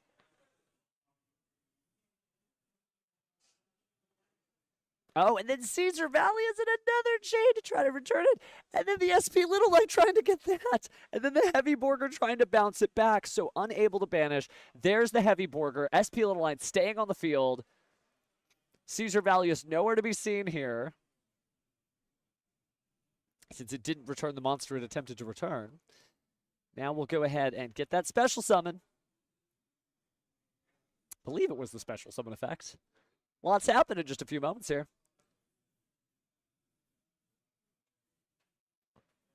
So going to place that in defense mode. That is the special summon off of the Holly Sue effect. Great column control, putting it with the SP Lunalite and the face down spell or trap card. May be able to reveal the requisite attributes here. Took a quick look at the hands and going to grab Dr. Madlove to round things out. I think we saw Earth, I saw Fire, but no Dark. And so there's the Fire to crash the column.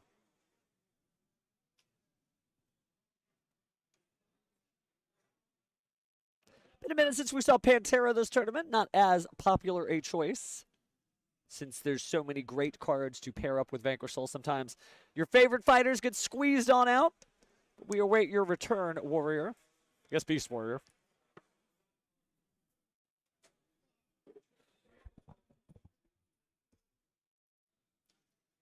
All right, Gulamel. Going to be fused off? No, a Link monster here for Cross Sheep. Gulamel being banished, of course, since it brought itself back. We'll see another Arthalion. 2 monsters to go to the graveyard at the same time. Such a cool way to do that, by the way. I might be starting to become a Draco Tail stan. Just maybe. But K9 can get it. We can get out of this, right? Right, Chet, right, maybe.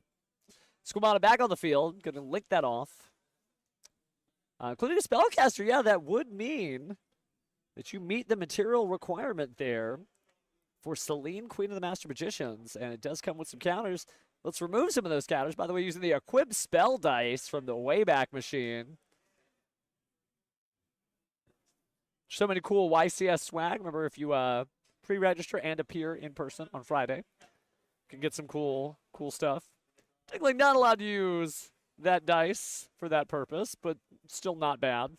We know that that is going to be a 5,300 attack access code talker. Let's go ahead and shuffle up a guess here.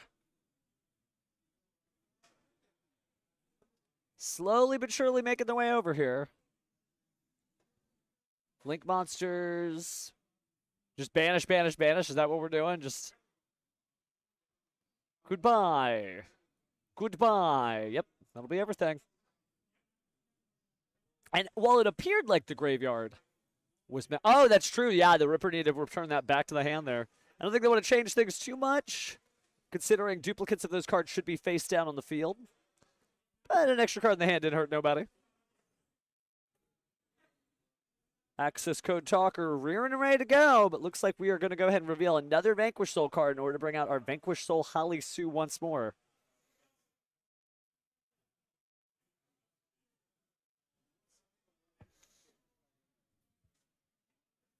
And so... Oh, that's enough. Yep.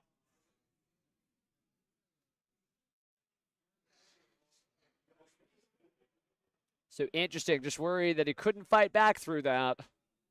And I do believe that Hang conceded game one once stuff got going with Joseph's turn on the left. But we will have to find out momentarily.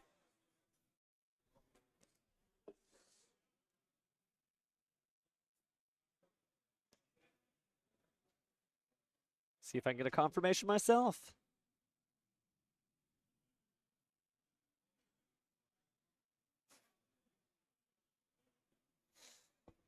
All right, so into the side deck we go. See, we are dropping some little charmies. To me, that sounds like Hang might have conceded. And for that purpose, then, he is likely to go first. Taking a look in main deck, just taking a few more cards out. Thinking about that Nibiru, the Primal Being. Wait, maybe that was a Ghost Spell, maybe that was an Ash Plus. I'm not sure what we lost. But the other cards come back in. Life points are reset. Duelists are ready to go.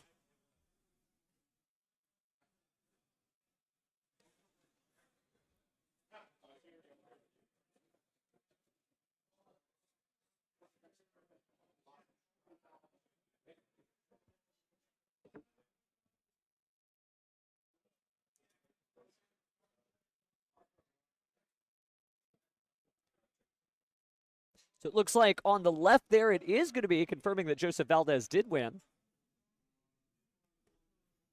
So our side deck ideas were correct. The Mulcharmies are disappearing because we need gas. However, I will say Mulcharmies feel pretty good at a Vanquish Soul Canine match, right? You are going to see your opponent special summon monsters, both from their hand and extra deck, during your own turn. But you probably just want to have a little bit more gas. And looks like we got it. Other than the Ash Blossom, we're going to start out with Kashtira Fenrir. Interesting. Just to prevent some powerful stuff from happening. It's a perfect way to push back against things like Canine Izuna. Who cares if Izuna's on the field? Just be like, be gone. There are no police allowed here. This is a Wild West. So, we'll use Lucius to grab a Molulu, and Kashtira Fenrir to grab, surprise, surprise, Kashtira Fenrir. Now we'll discard 5 mana. Didn't seem like there's a response. So, Fusion, goodbye Urgla and Molulu. Doesn't seem like we're going to get either of those effects. Technically... we can still get the sets, but we're not going to be destroying or negating anything. No juicy targets. But I will say, Rahu, Draco Tail don't feel bad. Neither does Draco Tail Flame.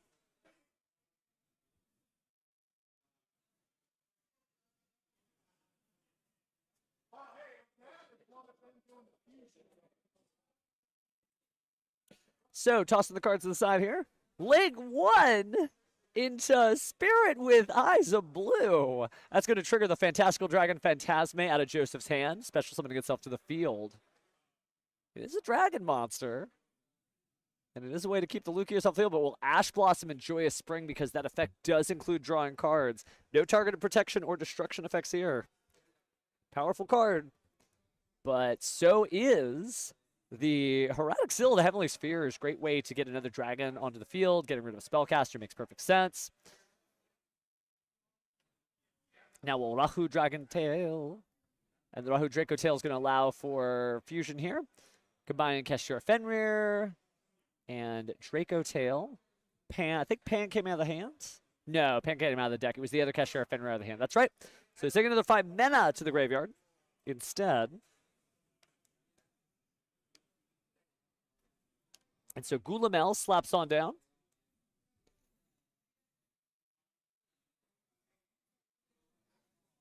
And Draco Tail Pan hits the field. So we've got both trap cards online. Let's negate some effects. And feel pretty good then if you're on Hang side. Obviously a rough game 1, but definitely coming back in game 2. Going to go ahead and return that 5 mana to hand. Recycle the Urgula. And it looks like pass turn. All right. Play passing back over to Joseph. Draw for turn. Scary field to look at between the bounce effect of the Heraldic Seal of the Heavenly Spheres, possible destruction effect from the Gulamel, and then banishing from the Keshira Fenrir. That's a lot to play through. But that sure is a fire dinosaur. Here it comes. Stomp him. It is Dogaron. Even cheers from the crowd here. Excited to see it.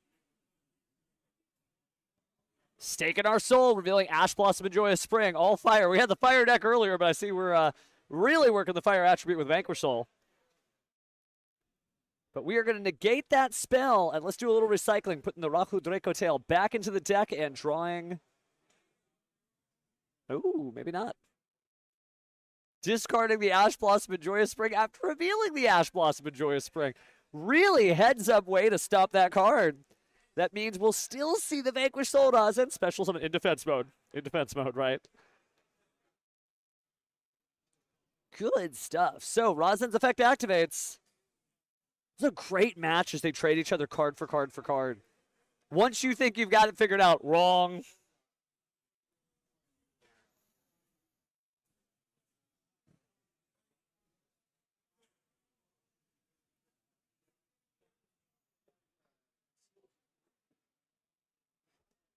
Then what shall we do here? All right, so going to go ahead and grab up. Let's put that back in the deck. We do have our Vanquish Soul Holly Sue. Malulu collapses down onto the field.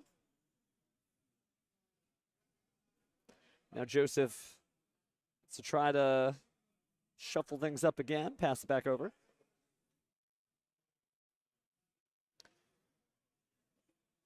All right, so for Joseph's next action, going to reveal the Vanquish Soul Razen for the Vanquish Soul Holly Sue. Considering options here, doesn't seem like Hang is going to do anything. Takes a quick look at his graveyard. Not too much alive on the board there, but it does look like we're going to go ahead and discard 5 mana again. Fusion, huh?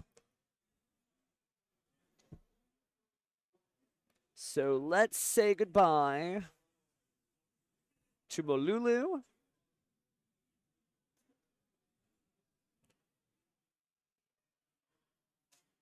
There we go. Wasn't sure about that myself. But beyond Malulu, looks like we'll also say goodbye to another Draco Tail Lucius. And that's going to make Mysterion again. So if something's trying to special summon itself, or a card of the same type, maybe Mysterion says no.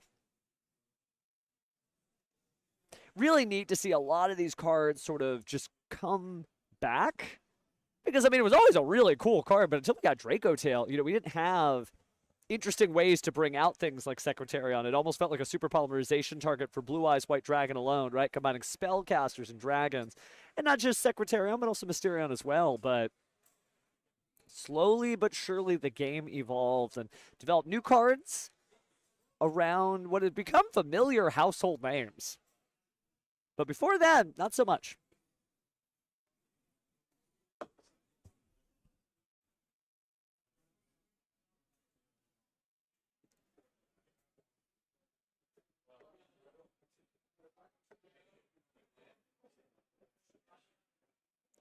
All right. Finally, Mysterion hitting the field again in defense mode.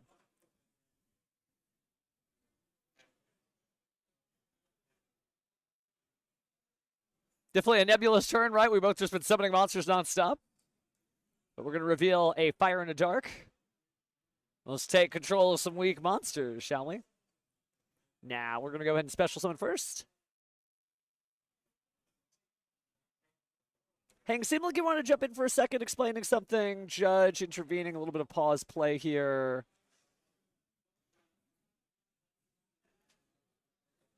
Seems like everything's fine, so we'll go ahead and continue here. We are going to special summon. And that appears to be a Dr. Madlove. Maybe it's not a Dr. Madlove. A little bit of conversation between the duelists confirming what's coming up next. Of course, the 5 men and the Molulu. Gotta figure out what he's going for. This time, it's going to be the Vanquishal Xiaolong. That'll still banish. Finally managed to get it. That does make sense, right? Let's wind it all back. The Mysterion's enough. But Rahu, Draco Tail, and Ketu, Draco Tail, the sets here. Of course, Molulu does allow for the negated effect, so we are going to negate the effect of the Vanquishal Xiaolong.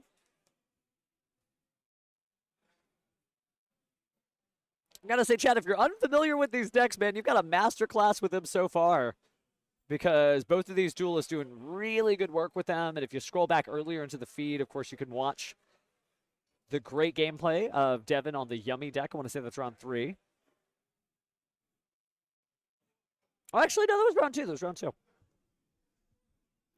right, but we are going to grab a spell card here. Vanquish Soul Start. Powerful common, if I ever saw one. Woo! The Contact C! My goodness. Just the cool stuff you can use when you have access to Earth, Fire, and Dark monsters. But we gotta think of something. Are we going to use the horn to pierce through that monster effect? Yeah, we gotta negate it. So again, we've talked about this all day. If Joseph has a response here, you cannot activate Gulamel. He doesn't. That would even include a negated effect. We're going to start seeing some weird gameplay as we get into the future here.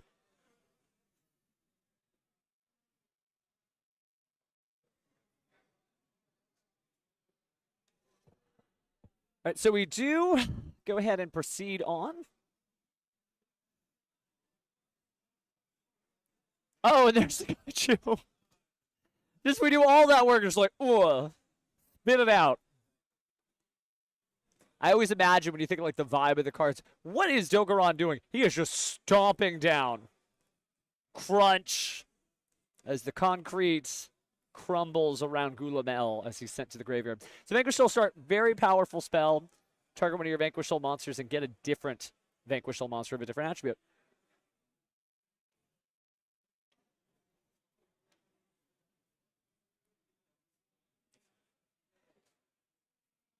All right, but it does look like we're going to go ahead and send off our Vanquish Soul Xiaolong. Link summoning into Rock of the Vanquisher.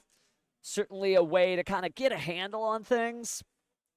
Joseph's got to do something. We do get that summon of Caesar Velius.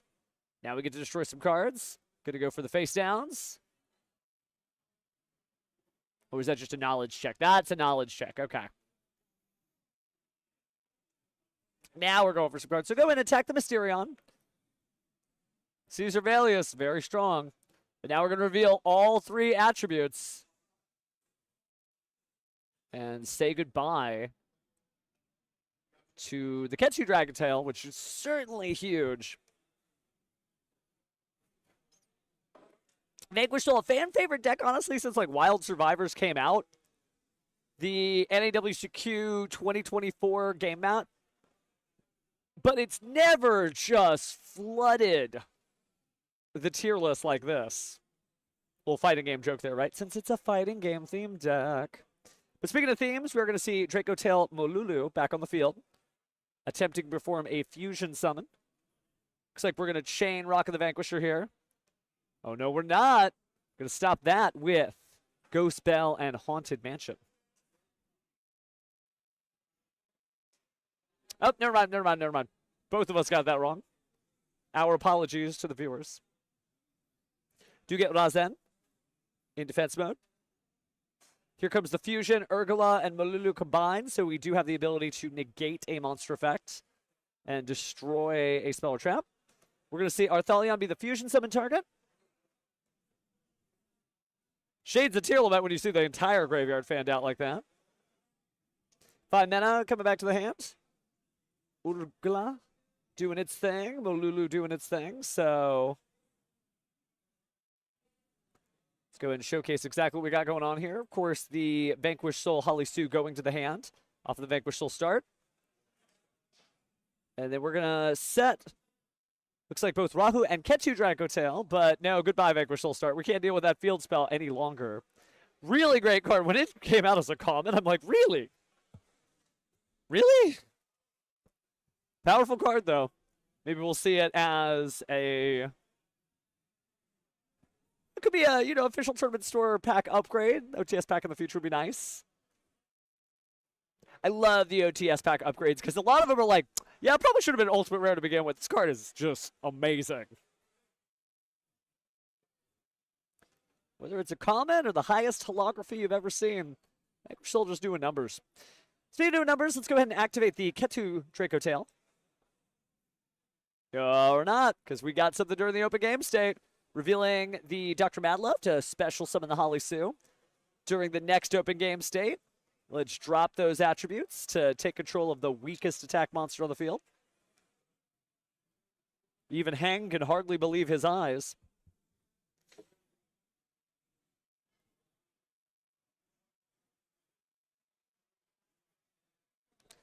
And for those of you watching at home, we do have 9 rounds today. This is round 4.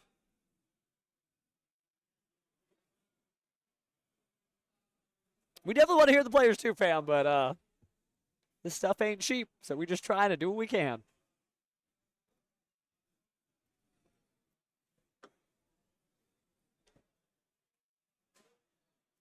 Oh, Duelist locked in. Hang's got to make a move.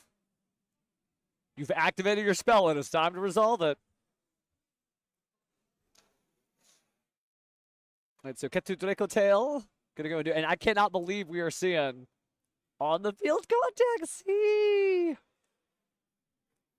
there's just so much cool stuff going on. You're never gonna hear me say anything bad about, like, no. There's gonna be retaliating.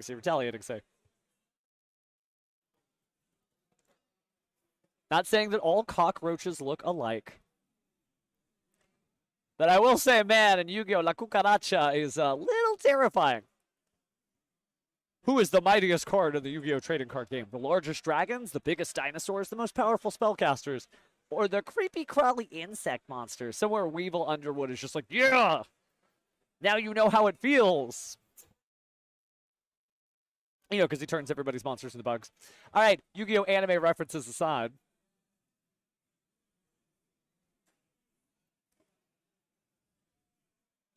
Passing things back over, we're going to go ahead and attack once more. Gotta be careful. Rock of the Vanquisher is not to be trifled with. So, yeah. Gotta crash them both, 3K to 3K. That'll definitely do it.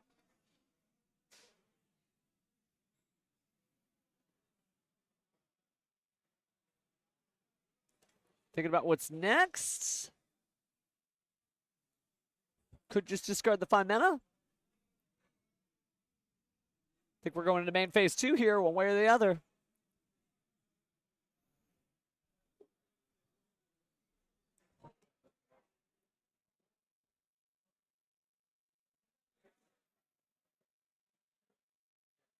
Well, I think that may be all she wrote. So we're going to take that monster back.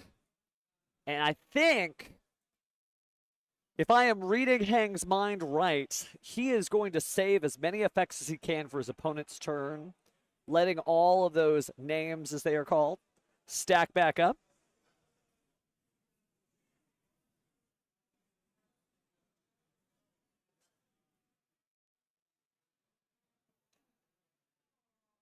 All right, so it looks like it's fine. We're going to go ahead and use the effect there of the Vanquish Soul Holly Sue, revealing the appropriate attributes.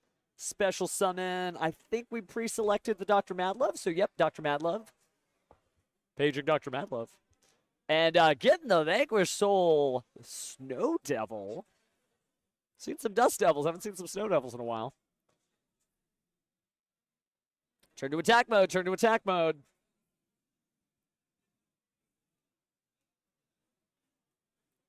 Could be difficult with the Retaliating Sea staring things down. Be interesting to see what Vanquish Soul would look like if it had access to more attributes, right? Because one of the things that's so strong about Vanquish Soul is the fact that it can conclude some really odd choices that you don't see in every deck. Ghost Spell and Haunted Mansion, a great card, but not in every deck. DD Crow, same deal.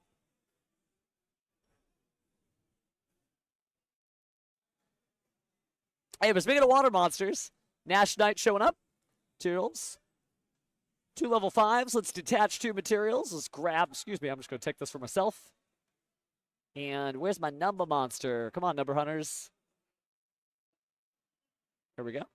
Masquerade, Masquerade.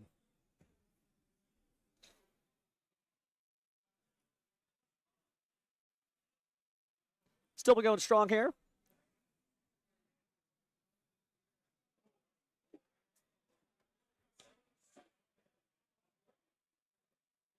With the fine mana, we can banish it.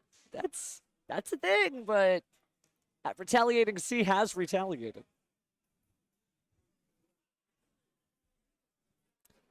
But thinking about how I could recharge my batteries if I was in this position, then I'm not really sure where I would start. But if I had to look for a Millennium Puzzle, man, I mean, that is what Hang is trying to do here as he grabs Ash Blossom and Joyous Spring. Just searching for something, searching for a way out here. But it looks like Ash Blossom and Joyous Spring and Malulu are going to get him back into the game. So let's see what he ends up doing here. I mean, that Retaliating Sea alone is very difficult to play through. It is not done any favors. Well, I mean, it depends on whose side you're on. If you're on Joseph's side, life is good. But until then, let's see, as he takes his time, how he decides to maneuver his turn next. All right, looks like the Arthalion is going to go because the Vanquish Soul rocks. You do not see Vanquish Soul rocks all the time, even though the deck does rock. Rock and roll. I think this may be Joseph's turn. He is just screaming through this. Really keeping his opponent on lockdown here.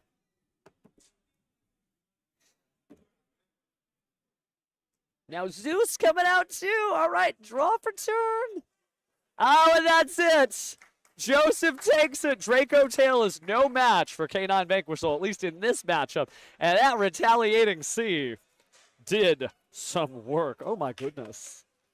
Oh, my goodness. This is crazy. This is round 4, by the way, of 9. And you just got to love to see it.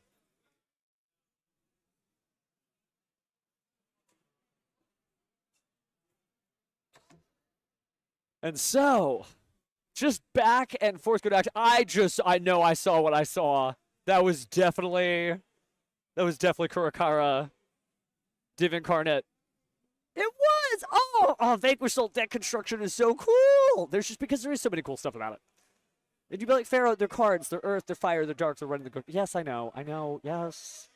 Yes, all of my excitement can be just dropped down into simple sentences. Play good card, win duel. But have you ever thought of this? Play good card, win duel? So yeah, I'm hyped. My bad. But it's 9 rounds today. We got 5 more rounds to go. In a minute here, we'll hear from our celebrated duelist, Joseph over there, to talk about just the back and the forth and the back and the forth.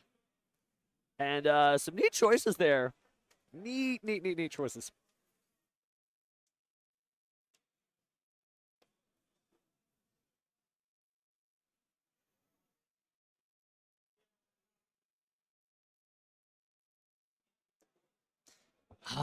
What a day. What a day for dueling. Again, thank you for joining us. We ain't even halfway done yet. We still have 5 more rounds after that, the lion's share of the tournament. And we continue to try to find as many interesting matches as we can. Not everybody says yes to being up on the stream. They don't want to give away the goo. But this has just been a stacked tournament today. Some really cool stuff here. Now, I know this is Swiss rounds, and we're not going to play out Top Cut today. But it still gets to see some just wild stuff. Speaking of wild stuff, it's Paige, Dr. Madlove incarnate. I'm going to trade my judge for these handy. Nobody got to see these deck lists. These are off-screen deck lists. You want to see Magic Trick Chat? And then if you want to just come around here, Joseph, we saved you a seat. Tagging in our Vanquish Soul reigning champion. If you just want to put on that headset and then come into camera here. So that was a match. Oh, thank you, Doug. Thank you. Yeah, nice to see it. It's one of those things where, everybody thinks of the new 3 decks as sort of the boogeyman in the room. We haven't gotten a chance to showcase K9 Vanquish Soul gameplay, but I gotta say, you made some interesting choices. We didn't get to see all of them, but talk to me about Retaliating Sea as one of your Earth monsters.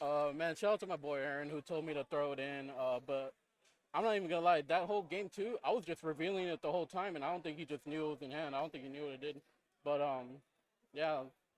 So it kind of did more harm to me because I lost my Caesar, but it was what it was. That seems like you got a good handle of it. Speaking of interesting types to reveal, not everyone is using Kaijus either. The Dogoron really paid off, though. Yeah, it's the one of, It's definitely good.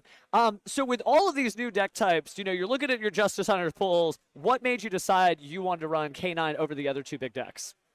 Like, just Vanquish Soul does too much on turn 0, and I think that's what it needs to do. Like, no, it's fair. It's fair. There's a lot of stuff. I mean, there were times where it's like, man, it's been like 10 minutes of gameplay. Whose turn is it anyway at this point, right? So you definitely did good there. With that in mind, so right now you're going into round 5 at 4-0, right? Yeah. So feeling good. Are we playing for our 2026 invite? I'm trying to get an invite. I don't even like this game. I'm just trying to get an invite, man.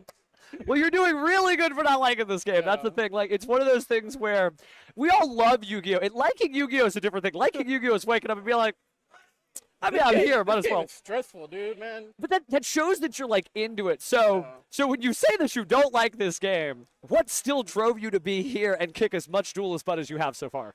Just hanging out with everybody. That's cool. It is a really good vibe. Like, I'm just going to pull the crowd camera up real fast so we can see it. Like this. So, that in mind, you said it sounds like you're local. Is that right? Yeah. So is there anybody they want to shout out before we get back to action? Just shout out to everybody from Game Hunters and everybody from Atomic, my boy Pedro, my boy George, shout out to Aaron Latrell, everybody who I test play with, my roommate, shout out to all them. Good deal, good deal. If we make our top cuts, what's the next big goal? Because I know you just want a top because you don't like this game, but what's the next Yu-Gi-Oh goal for this game you don't like? I don't know, maybe I'm go look for my dad or something, dude, I don't know. Okay, well, I wish you the best of luck in finding him. But you'll find us right after this. We'll see you soon, friends. Thank you, dog.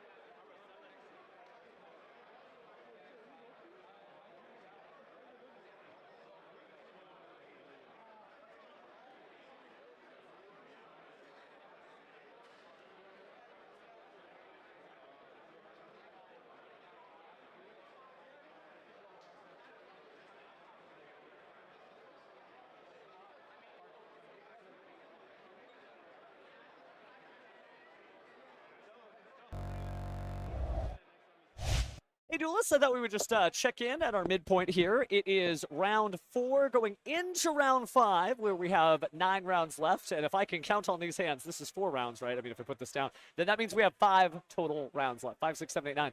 It's exciting times. There's some really cool stuff going on here. Obviously, we have people like, I don't like this game, but I'm going to win at it anyway. And that's really promising for the format. It's not something you see every day. Speaking of not seeing something you see every day, man, again, just...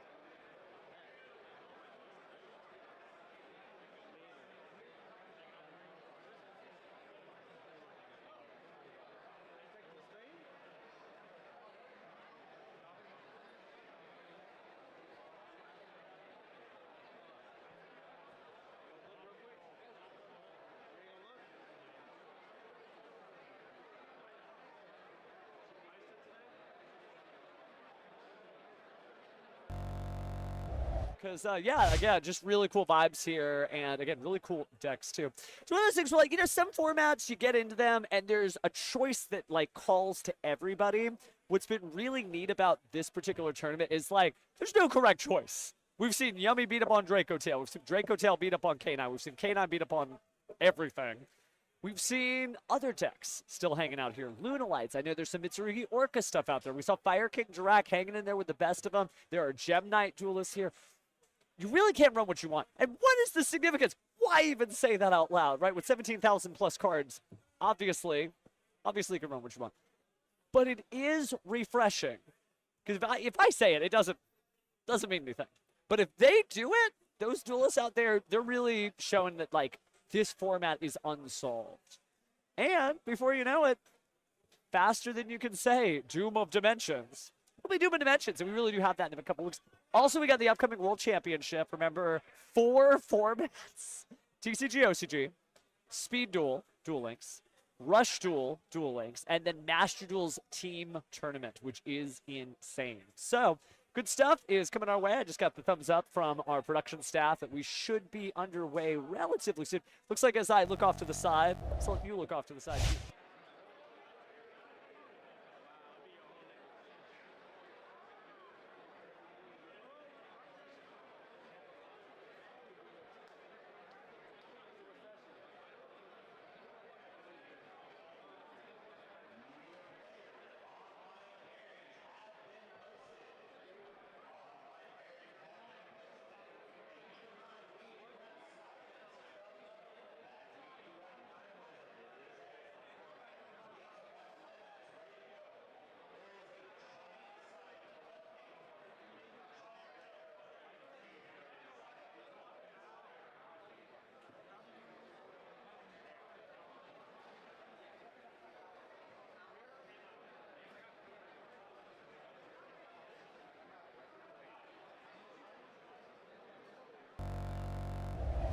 But somebody messaged me that I have to do this. So everybody here has seen this, but I'm walking around in full-on Dark Magician girl pants and Dark Magician and full-on Yugi on the other side here. And they're officially licensed. No, they're not on sale anymore. Whoops.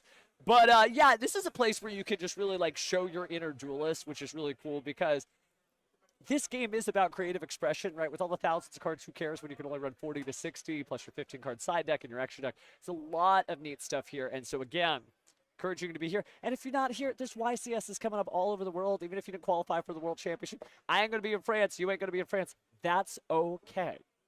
But you've got YCS Lima Peru coming up. You've got YCS Lille France coming up if you're international. You've also got YCS Anaheim coming up after that. Sorry, too many accents. And then later we've got YCS Pittsburgh this year. There's so much Yu-Gi-Oh! To duel. So again, if you're not here, don't worry. If you're watching this on a VOD later, if I'm talking to you in your sleep, if I just jump scared you because I'm too loud and this just switched on because the algorithm gods think you like watching Yu-Gi-Oh! Gameplay, spoiler alert, you do.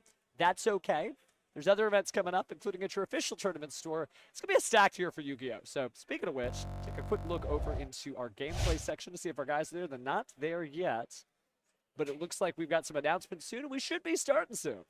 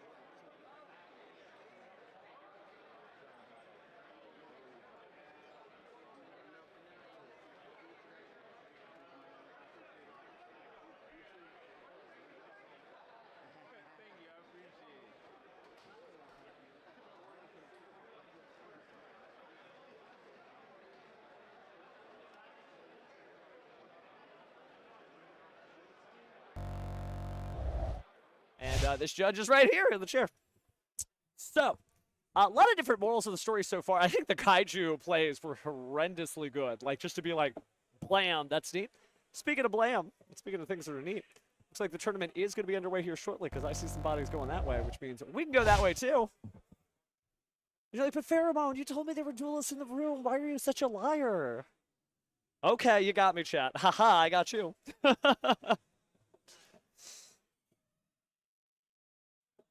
But we are continuing here. It looks like we might be having some public events here too. Super excited about that. Some cheers from the crowd as we are about to get going. Okay, so looks like they're about to, wow, that community yummy mat at Sky Striker Ace Ray. Just clutching. The Cupsy Yummy, is the Cupsy Yummy okay? It looks nervous.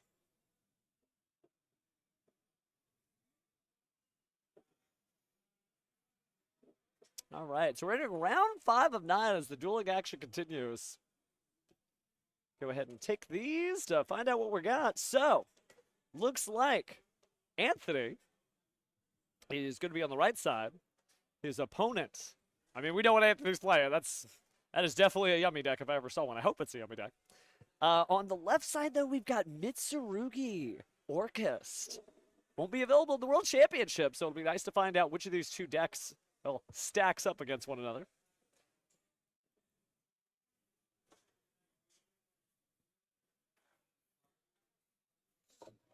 Okay.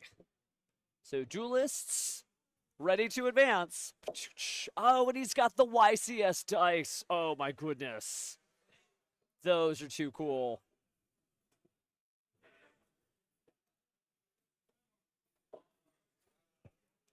The dueling action is going to continue, so let's go ahead and draw 5 here.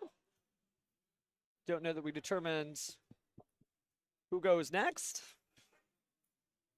But open up Yu-Gi-Oh! Neuron, handy-dandy app there.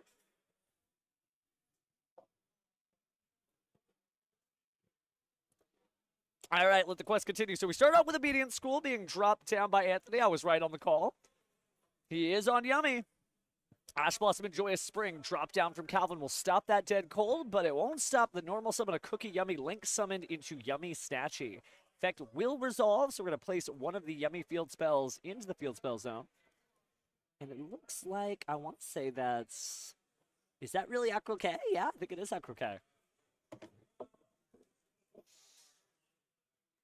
Oh, no, excuse me. That is Mignon. That is Mignon. But the Dominus Impulse, totally shutting things down there. Locked out of certain sacred attributes, but may not be a problem if your deck's all darks.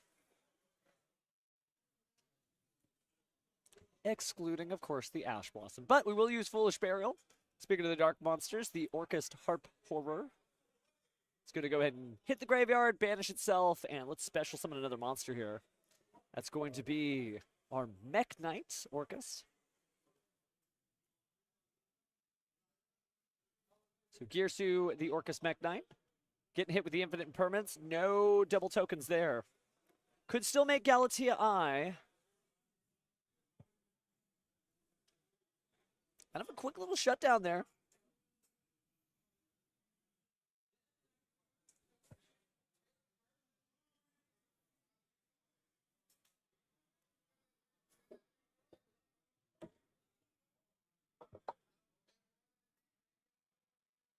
All right, so still making it through here as we go ahead and send Orcust Nightmare to the graveyard, banish Orcust Nightmare.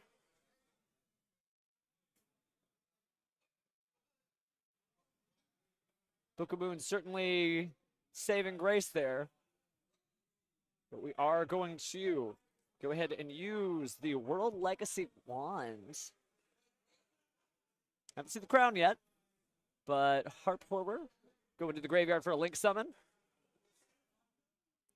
And that Link Summon shall be the Galatea Eye. Now, this really is such a strong deck. You know, we already know how good Orcust is, having made itself our crowning deck here at the NAWCQ just a few months ago in Indianapolis, Indiana.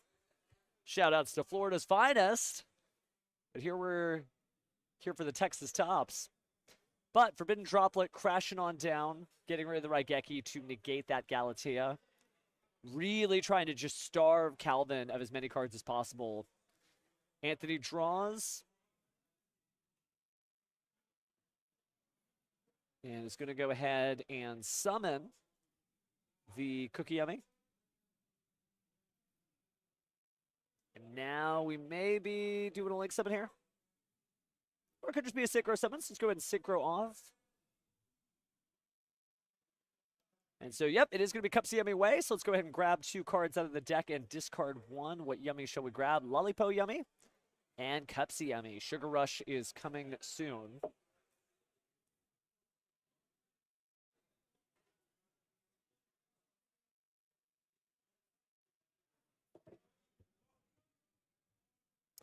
And we will go ahead and grab out the Yummy Surprise there.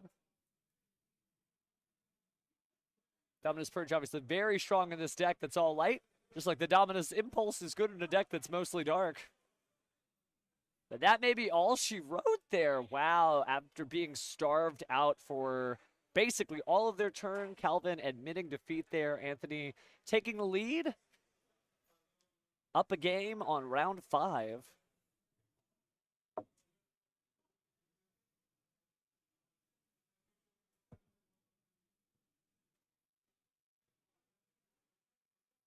Just some solid stuff today.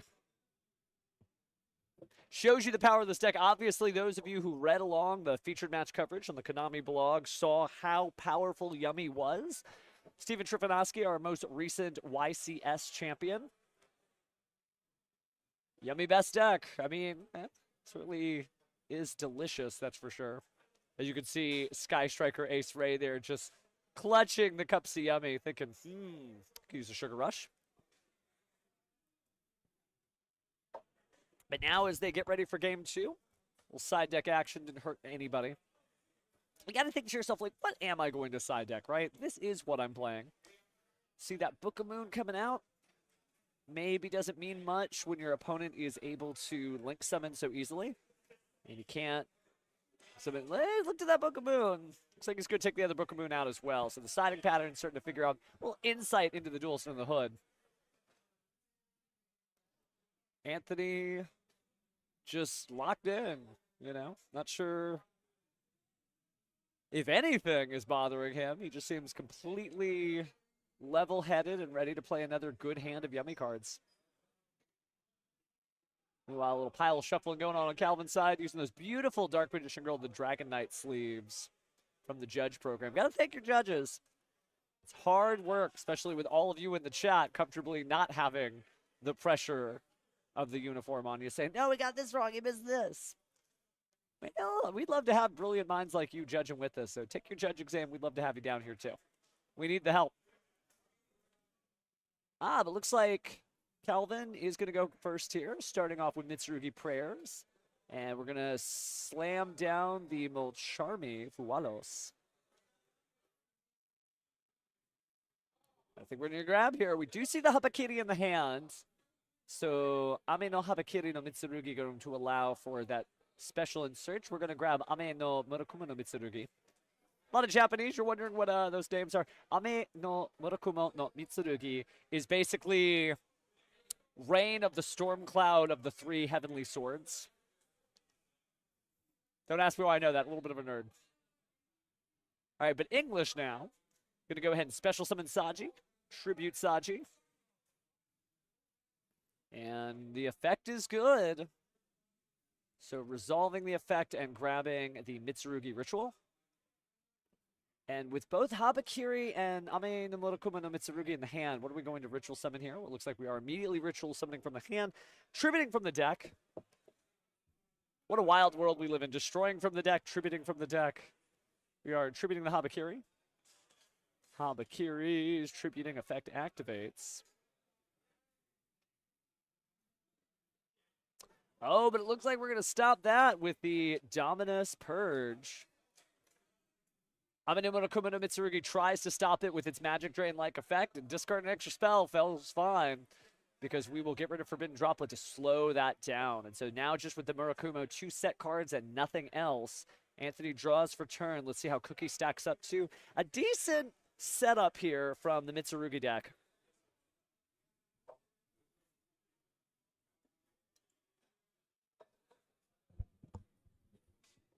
We're going to start off with something sweet. Normal summon Cups of Yummy. And maybe those Book of Moons would have been good right now. But we may not have anything to do here.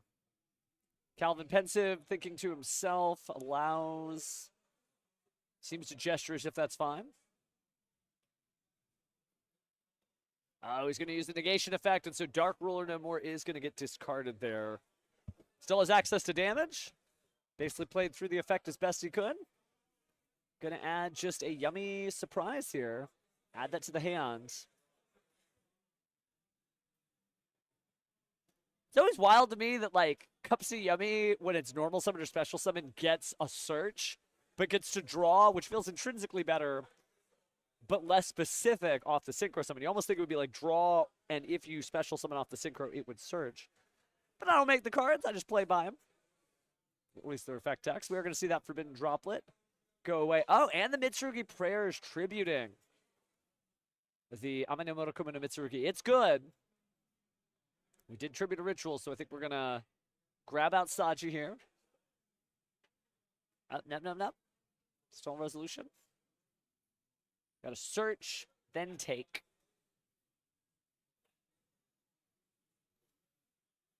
Battle of the Field Centers there as Vampire Sucker is attacking the defense position. Cups to Yummy. Murakumo's back. 800 off the top there. We will see our own Cups to Yummy return off the Yummy Surprise. Now it's time for a Synchro Summon? I guess we could call it Linkro Summon. I better not say that, it'll catch on. Oh, but there's no monsters after that. Oh, so Obedient Schooled. Yeah, because the special summon Murakumo, so it wasn't a Linkro summon.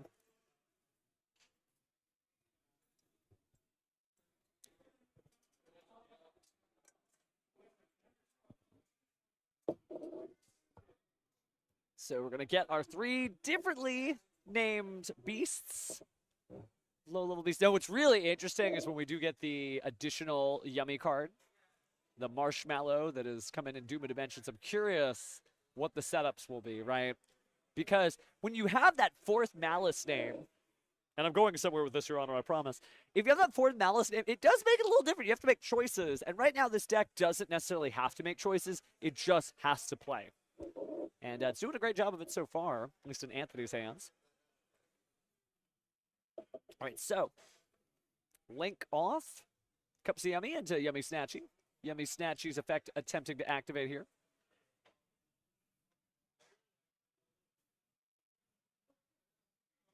No, maybe not. Okay, going to skip the field spell here and get right into the Lollipop Yummy way.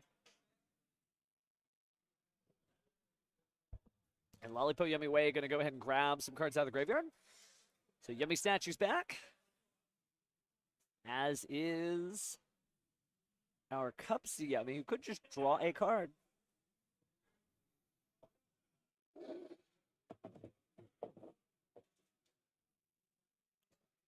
So far, relatively so good.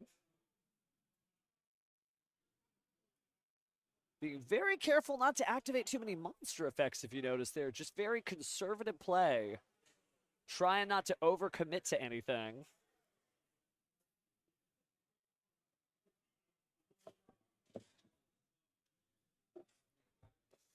So Cups Yummy, gone for the moment. From the discard of the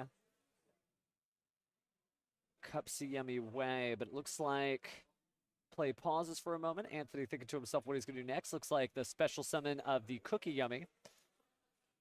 Going to go ahead and send to the graveyard there. Linking off to create the Yummy Statue. And then immediately Link Row summon now into the Cookie Yummy way.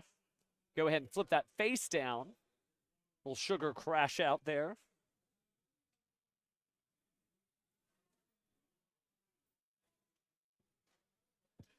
Certainly a sweet duel so far. Looks like a small amount of damage. No access to the field spell there.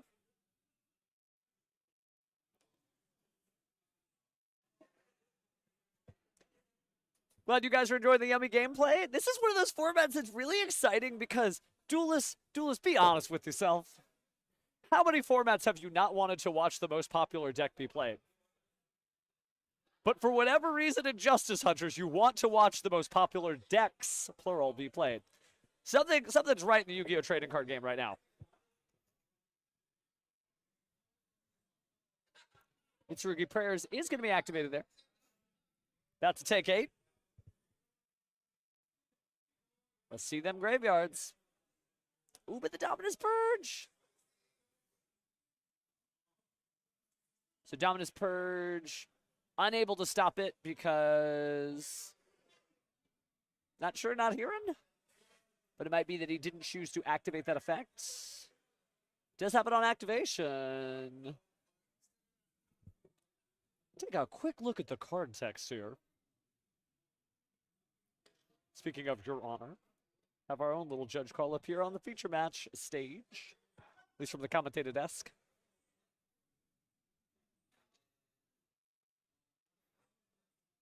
All right, looks like we are not purging them, so I think that settles that.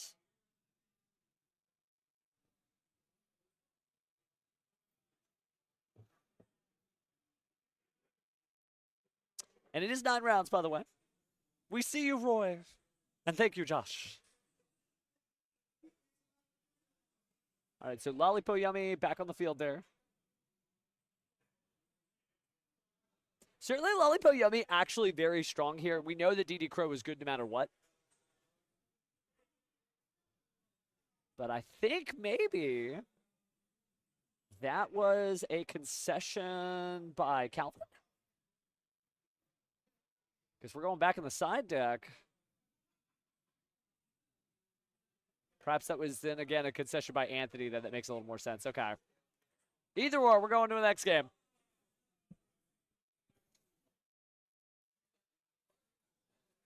It is nice to see these decks firing on all cylinders. Nothing feels too insane. It's just good, you know? And decks are allowed to be good. Probably can think of your favorite card, and I might ask you, why do you run this card? You might say, because it's good. Okay. That's fine. That's allowed.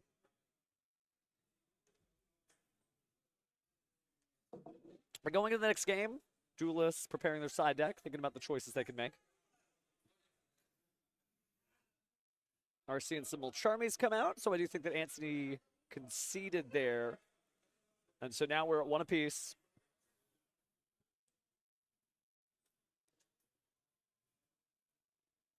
But the quest just continuing here. You know, they say that all the time, but that's the vibe here, right? You sign up for a 9-round regional tournament.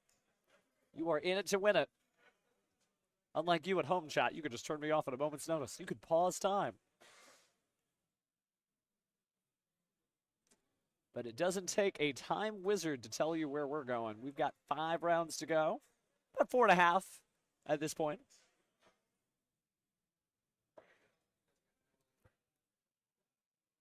All right, so going to go ahead and do a little pile shuffle here on Calvin's side.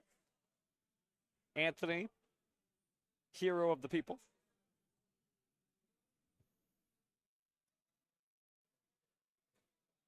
Not sure what happened on that Dominus Purge call, but it looks like we just let it go, either or.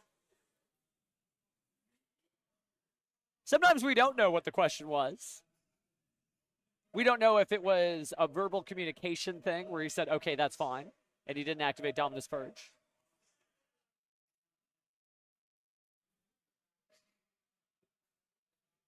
But looks like a pretty big spell card-based hand on Anthony's side. We'll see, based on who's going first, it looks like Anthony did concede. Oh, he drops 2 cards face down and passes turn. Yeah, Ikes for me. Let's see that Mitsurugi Prayers. Tributing the Saji from the hand. Taking a look at that hand. Still plenty of time left on the clock. We do see the Dominus Purge.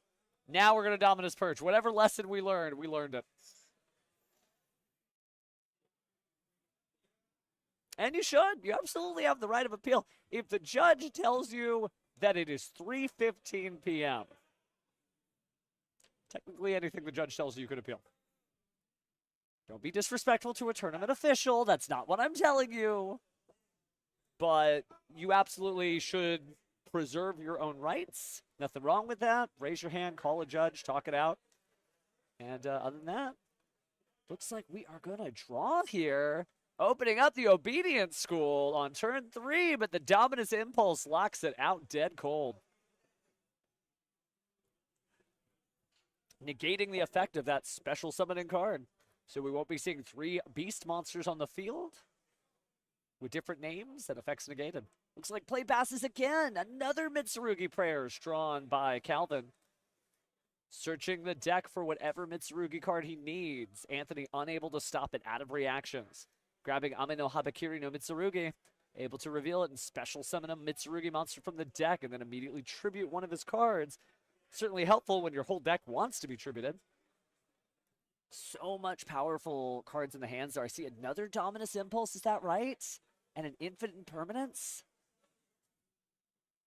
I think Calvin, even though he's having a slow start, likely won't be able to lose this duel anytime soon.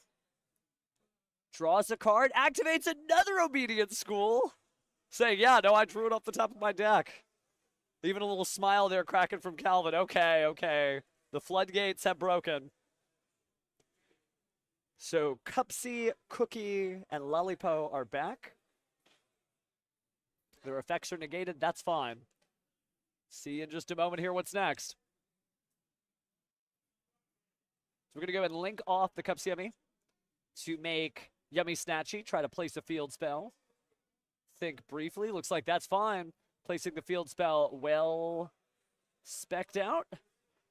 It's not anything that Ash Blossom would stop. One of these days, they're gonna stop. They're gonna make an anti-placement hand trap. It's coming.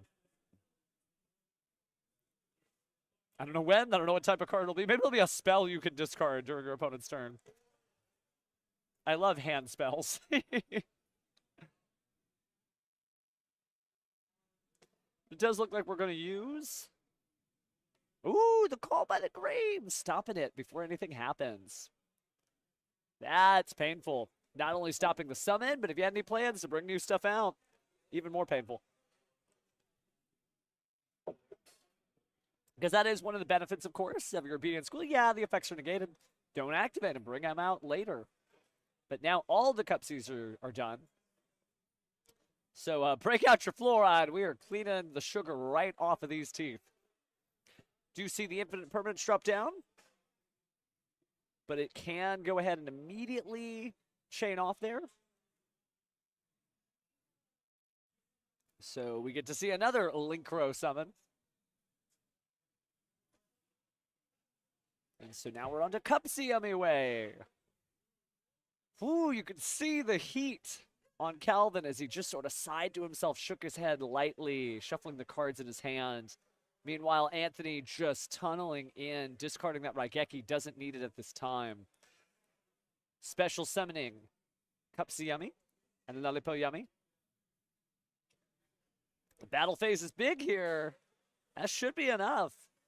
Different names, 2K, 2K, 2K, 2K. Irrespective of their normal attacks. And that's it. Oh, Anthony makes it. You got a sweet tooth for sure, man, because that got it done in a really squeaker of a match, though. I mean, neither of the duelists had anything going on in Game 3. Just draw, attempt something. Nope, not going to happen, pass. And look at that hand, though. The Habakiri looks like drawing the Orcus Crescendo kind of out of order. The evenly matched, very powerful, would have been very helpful. But you got to survive the battle phase, and that did not happen this time. So crowd going wild for Anthony. Oh, look at that. The Artifact Lancia back in action again. It's good, right? Lancia covering so many matchups this format between Lunalite, Malice, and to a degree, also the Orcus matchup. They can't banish. They can't do anything. They just vanish with a V.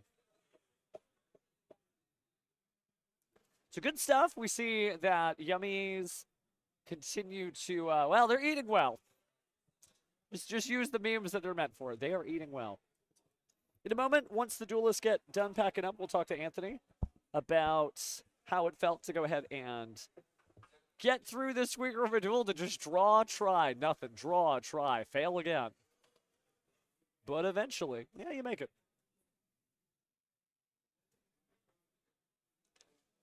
Still a good time here at Game Guys.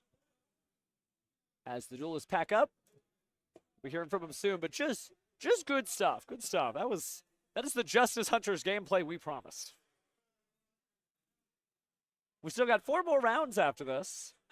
Doing pretty good on time. If you are hanging out with us here at the venue, you'll probably be out of here by 8 o'clock. And if you are catching us from anywhere in the world, well, that is just fine. Looks like we do have our duelist here. Good stuff, good stuff. Go ahead and pass this off screen. My favorite magic trick. Nothing but hands. And yeah, have a seat. It's your throne, King of Games, at least for now. Hey, you're fine, you're fine. Let's put on the headset so they can hear you say, he didn't expect to get this far. So, I want to start backwards. Usually we jump at the beginning of the match, but just like the squeaker of a duel towards the end, where it's draw, try to do something, doesn't happen. Your turn, duels. How did that feel when your life's on the line? Me and him were both terrified. We're just like, oh, if he draws the one out, I'm screwed. If he draws the out, I'm screwed. So we're just like, oh, what do we do now? Take turns activating your power cards and having them be negated. I will say, you know, Yummy obviously is so resilient because of how good Obedient School is. With all the different decks in the format, what made you choose Yummy as your go-to? Because it's a silly deck. It reminds me of like Mimighoul and Oh yeah, it is Ghost kind Trick, of like Mimighoul. how cute and silly you can be, and then how easy you can just swarm the field. So it's like, oh, I might as well play Yummy. Yeah, no, makes sense. There were people screaming your name. I want to read some of these from the chat that we got here. Yes, that's my boy Anthony. Top deck Tony, baby. Let's go, Anthony. I'm not sure who these people are, but you might. Is there anybody that you want to shout at home that might have been shouting you out in the chat? All those people that are screaming are all my boys from Team BS. You know, you probably met Robert Van Buren. Oh, yeah, I know Robert. Yeah, That's yeah. all of them screaming all in the chat right there. Good stuff. No, very creative duels for sure. Speaking of creativity, though, it looks like Yummy almost has the least, like, tech slots of all the new decks. You got a lot of fun stuff you do with Draco Tail. There's certainly some fun choice you make in Vanquish Soul. How do you spice up your, like, cookie recipe? From what I've been seeing, it's like between board breakers and hand traps. So it's like, oh, board breakers is more fun because it ruins Draco Tail. They set all their spells and traps. You go, cool, thrust, search duster, blow up all their back row. Yeah, I saw the Raigeki kept hitting the graveyard. Obviously, it's not huge in this matchup, but has that been used for like other clearing stuff out? Not Raigeki. Not Raigeki, Duster okay. and Lightning Storm have been proved more useful than that. That's fair. That's fair. Well, with all that in mind, are we playing for invite? Are we pre-qualified for 26, or are we working towards it? Mostly playing for invite and mostly just playing for fun. That's cool. Okay, you seem like you're having a good time. You just seem completely in your lane. Like, I don't know, obedient school? Oh, okay.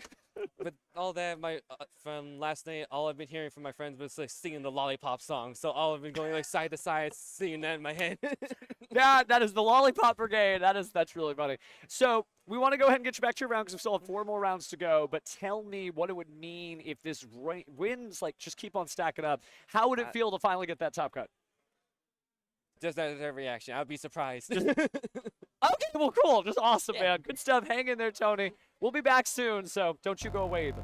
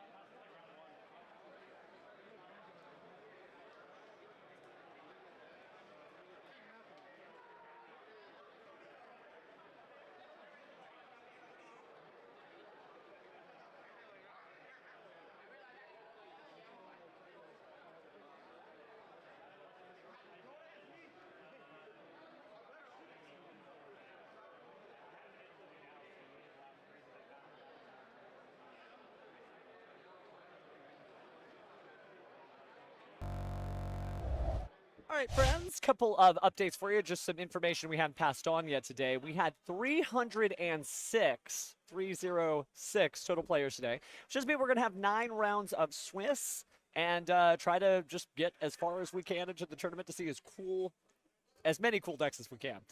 We still have a bunch of people still signing up for the future matchup, but if you know somebody here and you want them to be up here, have them sign up because we'd love to showcase some interesting gameplay. There's still some really wild decks out there that we are trying to scope out and get them up here. Obviously, still a lot of competitors still. I think of the 306 we started with, there's still 240 active players in the tournament, which means only about 60 or so have dropped, and given the fact that we are going into round 6, after this, that's huge. That's like incredibly huge. This is also a wild venue. We just had like a Red Bull truck just pull up here, and they're just passing out free Red Bulls because Game Guys is officially sponsored by Red Bull, which is mind blowing too. Again, it's one of those things where like when you really look.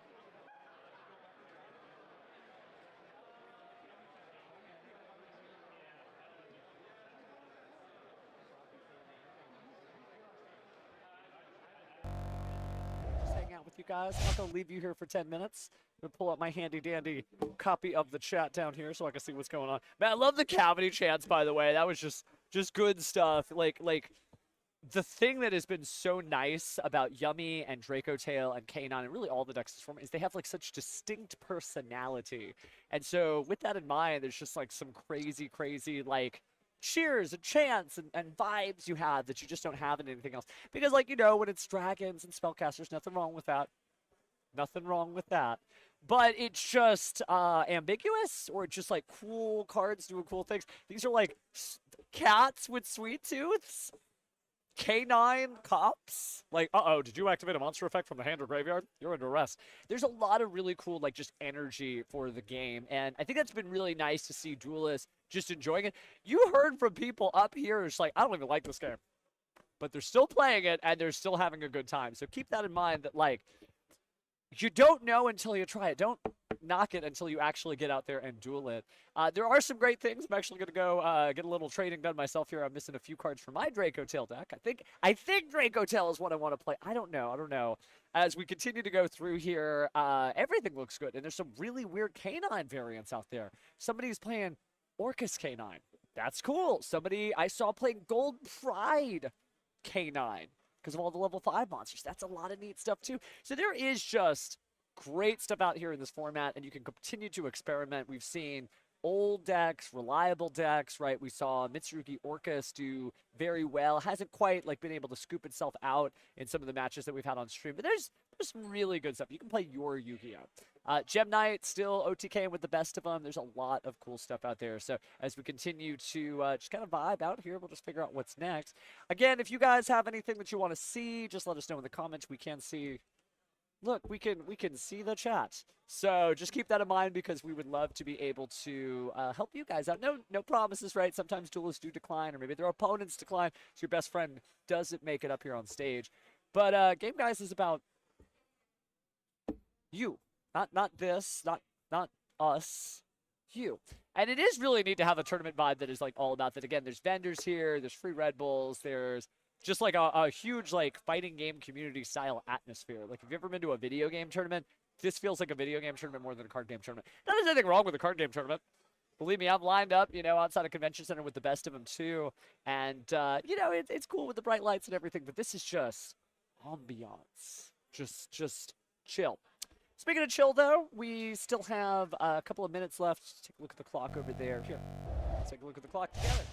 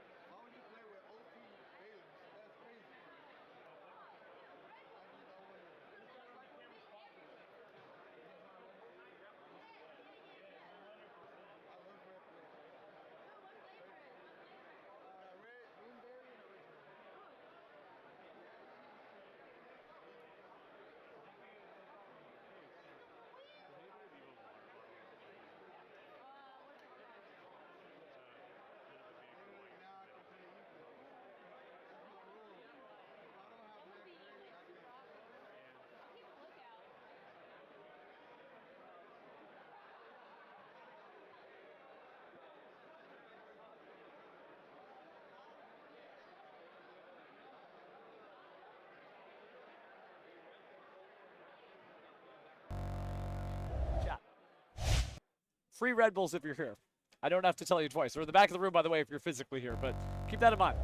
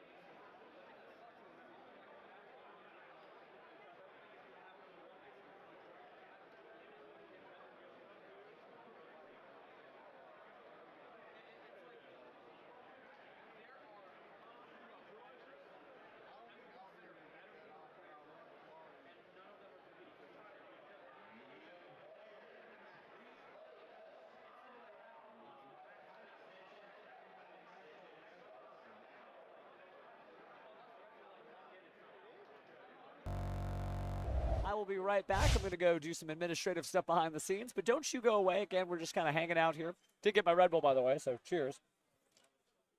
But mastication on stream aside, let me go ahead and figure out what's up next, and we'll be right back for round 7, if you can believe it.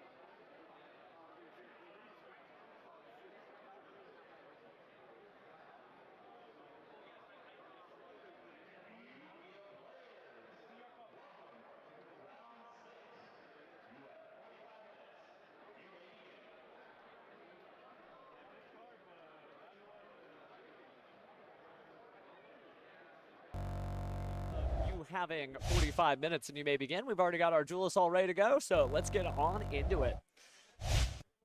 So, we are back with another blitz here. By the way, man, the swag on the game mats right now. Let's see if maybe we got... Ooh, what? What? In this round, at this time, in this country? Okay. So, very excited here because one of our duelists is on Sky Striker running 5 monsters, 1 single copy of a trap card, and the rest is just spells as far as the eye can see. Don't worry, a single deck search will reveal all that information, so no privacy here. The opponent is on Draco Tail, so that'll be Nicholas on the Draco Tail deck, and Jeffrey rocking out the Sky Striker. So, almost too cool.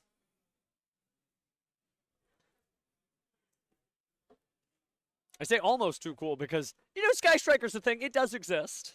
It is real. But we haven't seen a whole bunch of Sky Striker gameplay. You know, sometimes we've seen some Sky Striker Yummy. We even got to see a Sky Striker Yummy game mat fan-made.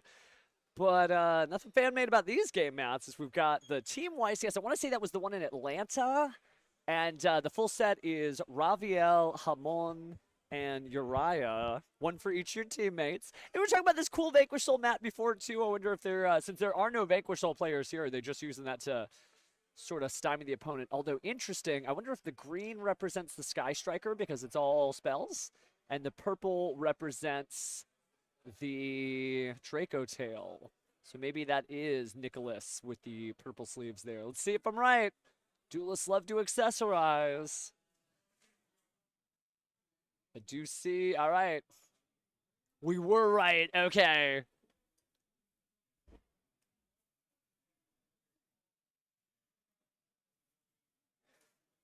Interesting. All right, so let's go and start Sky Striker time. So, starting off our main phase with Sky Striker Mobilize Engage. No monsters in the main monster zone, so let's get a free Sky Striker card, and it's going to be Linkage, I believe.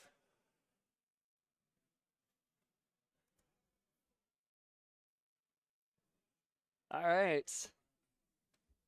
Sitting on an Ash Blossom and Joyous Spring, by the way. Are we going to stop it now? No, being very careful with that Ash Blossom. So that is going to be Jeffrey on the left with the green sleeves. Told you, duelists love to accessorize.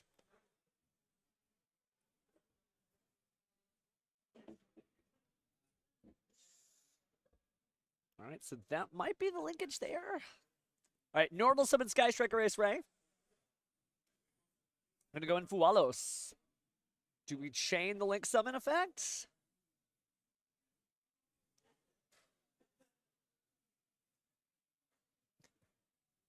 Looks like Effect Veiler, we did try to chain it. So we're going to do a regular link summon. Very interesting there. Okay, so we are going to use the Sky Striker A0 that is going to cause the draw effect there. So we did use it. It's very interesting to just see. Oh, wow, okay. We were using the Ghost Ogre Steel Rabbit, but if he tried to detangle what happened earlier, he asked if his opponent had any response, then he used Effect Veiler, then he chained to the activation of Effect Veiler. It looks like we are going to try to linkage. So goodbye, Ace 0. Love Sky Striker Ace 0, by the way. It's got, it looks like an equal sign. It's actually 2 dashes to show that it's Rose and Ray's forces intertwined. But speaking of which, we do have Hayate here. And so Hayate is going to go ahead and grab out what appears to be another engage.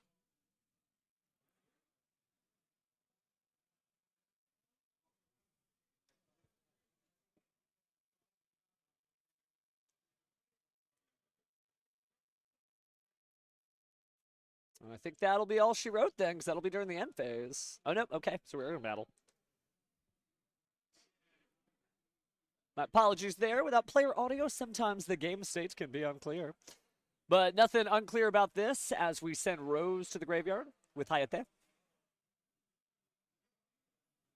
And we will go ahead and activate another linkage to bring out Kagari.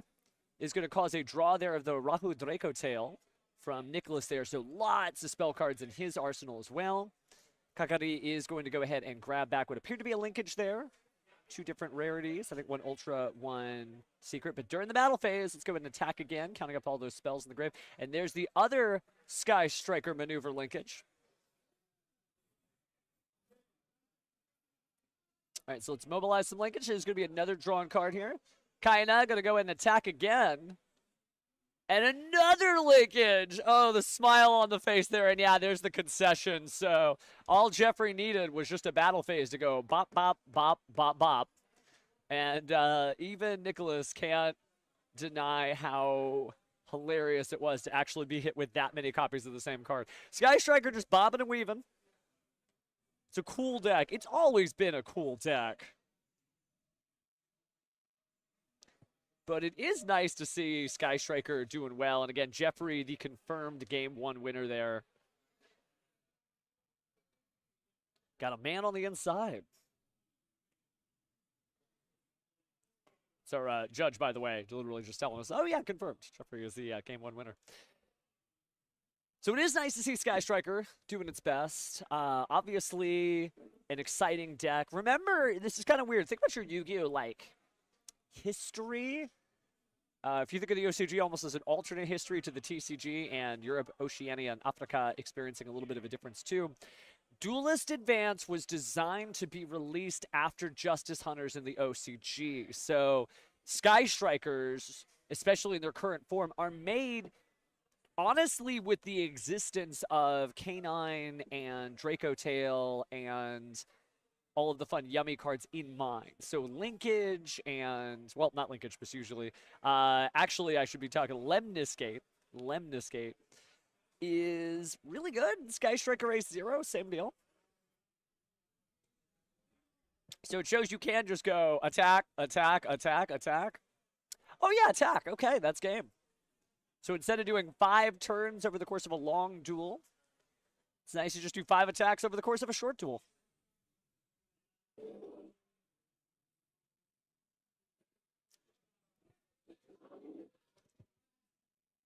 Well, it's anybody's guess on who will take the next game, since Nicholas does get a chance to go first.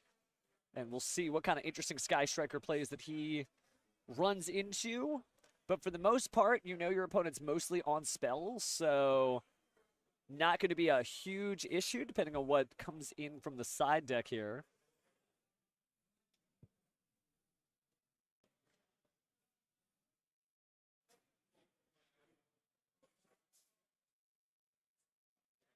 All right, looks like we'll just do 1 shuffle. Duelists seem like they're getting along. We're all friends here. We all love the same game.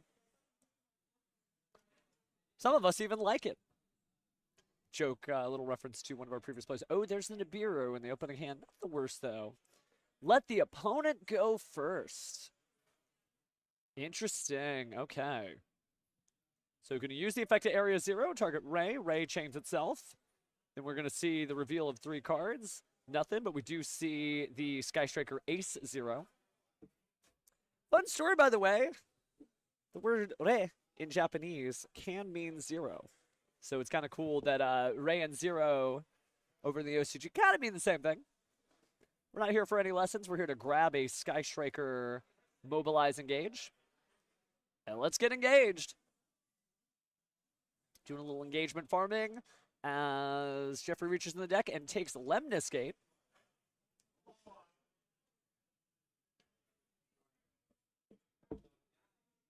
And then we're going to see dropping down there. I guess that wasn't a Lemniscate, actually. That is just another copy of Linkage. Kagari grabbing back Sky Striker, mobilize, engage here.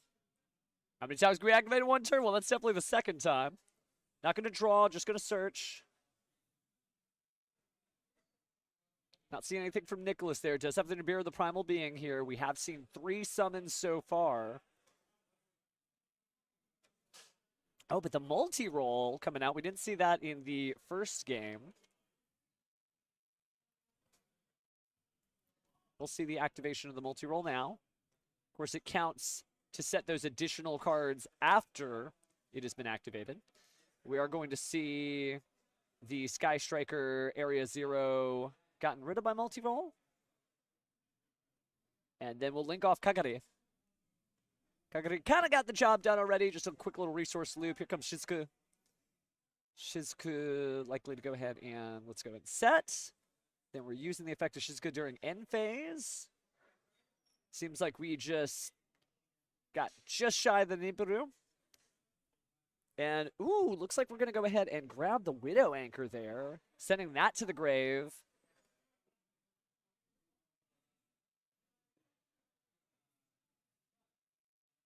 And then because we activated, do get to set down the linkage again.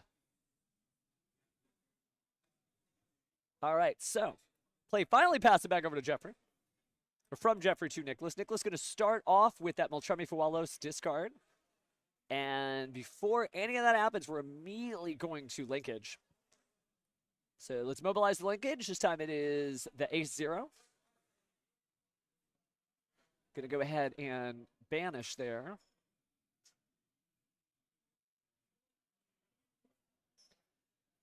But play passes back over to Nicholas, who activates a copy of Rahu Draco Tail. Let's go ahead and fuse. Looks like we're looking at Urgula from the deck, maybe a Lucius from the hand there. Could drop the Nibiru. It's not going to do a whole lot based on the threatening stance of Link summoning 5 times during the battle phase as opposed to the main phase, but it looks like we're still going to get rid of Lucius no matter what just to get all those juicy Draco Tail effects. We're just going to make an Arthalion. And so let's go ahead and get some chain links happening here. Feeling like doing Chain Link 1, Lucius. And Chain Link 2, I believe. Gonna try out the Urgula.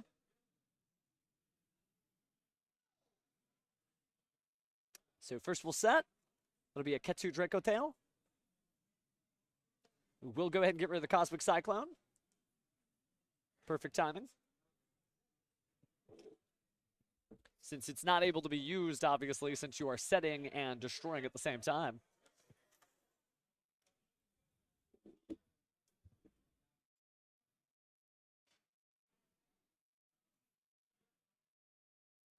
Now, Zero can tag out for Ray and Rose.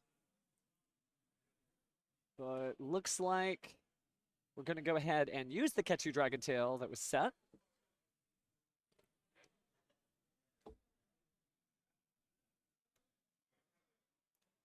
All right, Draco Tails, let's see what you got. This time, grabbing Molulu. No monster controlled by the opponent. They do have a card, so it is still fusion time no matter what. Molulu and Nibiru combined to make Gulamel. And technically, even Gulamel's live right now with the ability to destroy any of these cards. Looks like we are going to chain here. So, Zero going to go tag out for a Ray and a Rose. Let's get him out. Hello, Ray. Hello, Rose. And goodbye. Our forces combined to get rid of Gulamel, who really is the threat. Obviously, Art the Lion is scary, but you don't have to deal with its effect every turn. Unless it's fusion summoned, of course.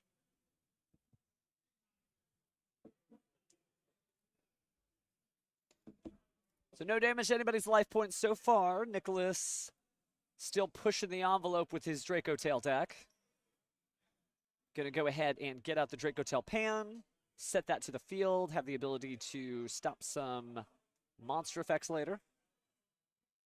But we will go ahead and get back the Lucius. Put down the Urgula to the bottom of the deck. Now normal summon Lucius. Feel strong. Stratos soars again. Stratos, of course, being kind of a nickname for any monster that when normal summon allows you to add something of the same archetype.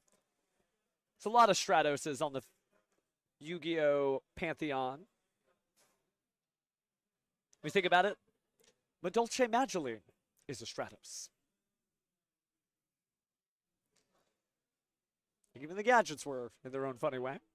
Gonna attack the Rose and the Ray with the various Draco Tail monsters, Lucius and Arthalion going in. But that's about all she wrote. Do you get to set down the Sky Striker Mobilize Engage? Perfect timing there. Looks like we're going to find mana immediately here. Just revealing all the cards we have. Still public knowledge at this time. Turn play hasn't passed yet. So it's not activating Find Mana so much as showcasing these are the cards I added to my hand. But we are going to draw, set, try to use multi-roll. Little earthquake there as somebody bumps the table. Sorry, duelist on set here.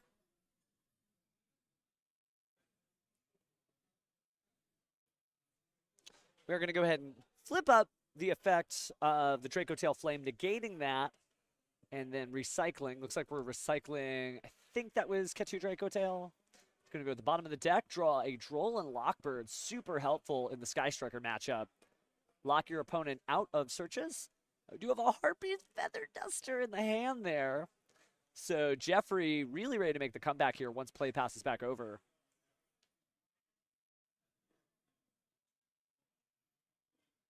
Does only negate the effect. It doesn't destroy the card. So good catch on the judge. That is going to stay on the field.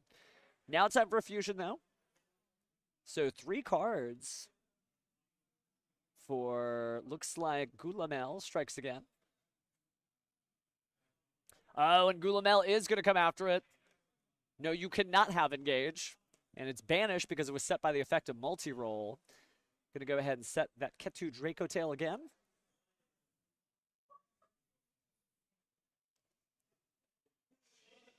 Just really good technical play here. I know some duelists disagree on which route you should take, but in terms of hanging in there with the best of them, I mean, both of these duelists doing a good job.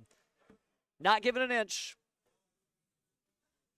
You can take this win, but only by force. Speaking of force, we are going to flip up the Draco Tail Horn. And gonna negate the effect of the own monster there. Oh, no, okay, using the other effect. My bad, my bad. So recycle the draw. Good use of Harpy's Feather Duster, right, since everything was crashing on down. But Nicholas not going down without a fight. Activate as many card effects as he could. But speaking of card effects, Jeffrey normal summoning the Sky Striker Ace Ray. Take a look at the graveyard here before making a decision. Maybe Kakari comes back in order to grab additional cards. So I think maybe using the effect, actually, in order to link some. Maybe just linked one. No, that's the effect for sure. That's the effect for sure. Ooh, and the Phantasme coming down. Going to draw 2 and put 1 back. That Nibiru is going down. Interesting choice. We'll see the effect of 0 activated. Going to grab and engage. Got to try one way or the other here. Oh, but there's the Droll and Lockbird, slowing things finally down. Can't use the engage.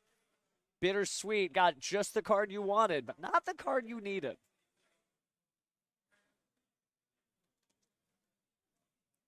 What's funny that Ace Zero is such a gateway to so many different decks. Any deck that can fit in a few copies of Sky Striker Mobilize Engage and a single copy of Hornet Drones can actually make the Ace Zero, as long as they include the Ray and the Rose in their deck, then all of a sudden you get access to any rank 4 in the game. Let me slow down and explain that. Engage to Hornet Drones to Token, Token to Kagari, Kagari to Token, Token again. Combine 2 Sky Striker Ace monsters. There's Ace Zero. Go ahead and immediately use its effect. Grab those 2 level 4 monsters, no restrictions. Exceed summon, have fun. That could be Sky Striker Mitsurugi. That could be the Terribly Tired Tapir in a yummy deck. Yeah, you got to run a couple of garnets, if you will. But there's some fun stuff you can do. Now, speaking of fun stuff, looks like Cross Sheep hitting the field and pointing to one of its link arrows is going to be the Draco Tail Gulamel. Oh, but before the effect of Cross Sheep can resolve, Forbidden Droplet. Oh, but actually stopping the Gulamel. Well, we got Rahu Draco Tail. So we will go ahead and fuse using Urgula from the deck. Droll and Lockbird from the hand. Art the line appears. Nothing to bounce on the opponent's side of the field, so we'll get back the Droll and Lockbird. And we'll also set the Draco Tail Flame. As well as Urgula to the bottom of the deck. And special summoning the Draco Tail Lucius. Then right into the deck, and that's enough. All of a sudden, a concession there from Jeffrey. Should be about 20-odd minutes left on the clock. Both duelists got a game apiece. But they ain't here to play for a draw. They want to win. And so with that in mind, time to figure out where we're going next with this as we look at that side deck. Did I just peep? Multiple. No, okay. That was. I thought for some reason I saw Fallen of Albaz. I didn't. It was those Kashtiras that just came in. Although speaking of Albaz, we do see Blazing Cartesia there. Hopefully you caught yesterday's episode of The Fallen of the Virtuous. Man, Albaz gets like one line. No, he doesn't. He hasn't had any lines, actually. Just farming aura in every scene, clutching his recently removed eye. He just wanted to fuse. He's just a little guy.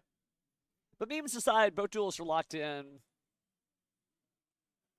Getting their side decks on. Going second, maybe hopes to push the envelope by special summoning the Kashira Fenrir and then pressing into play. Sometimes can be a little difficult on the Kashira side to keep up with Sky Striker cards. Of course, it's not a Kashira deck, it's just a Kashira Fenrir package.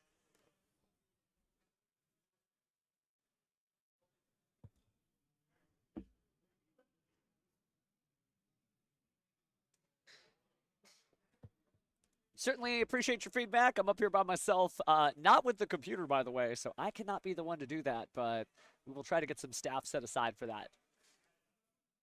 Don't shoot the messenger. I mean, I guess if you're going to shoot me, you're going to shoot me, but maybe no. Jokes aside, though, no, I appreciate you, fam. You can always ask, though. I'm here. So, game 3, round 6 of 9. A game apiece with Sky Striker on the left and Draco Tail on the right. Small Kashtira package going into Nicholas's deck. Meanwhile, Jeffrey relatively straightforward with his side decking choices. Run the good stuff. Now, should you have to ask me, by the way, for information? No, I know that. No one should be asked to do anything. They should, for real. I mean that. But unfortunately, today, you're going to have to. But you ain't going to have to wait for long because it looks like we are ready to get into Duel 3 here.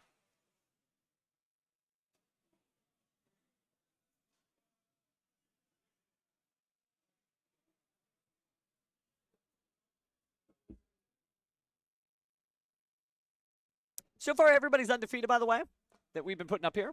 So we are in round 6, so these duelists are 5-0 apiece.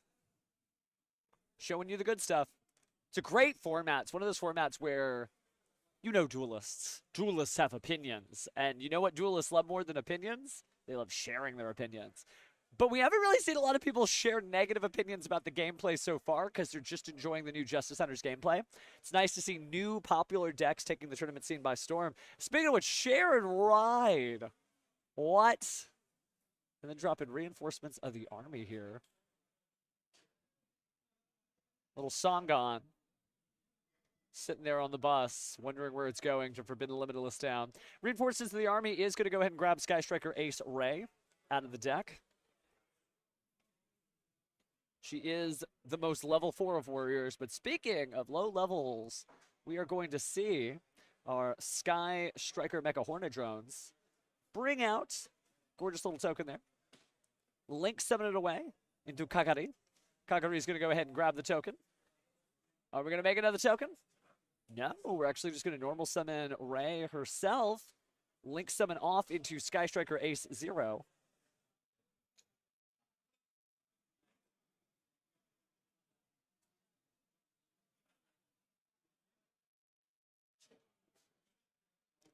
And so it looks like we'll go ahead and drop down the Sky Striker Mobilize Engage. Being able to search out Engage certainly helps the duel out, smooths so much of the gameplay out when you can have multiple searches for multiple searches. Of course, Droll and Lockbird certainly scary for this deck. But Nicholas, while running it, we haven't necessarily seen it that often. Oh, never mind. Commentator's curse. There's the Droll and Lockbird right there.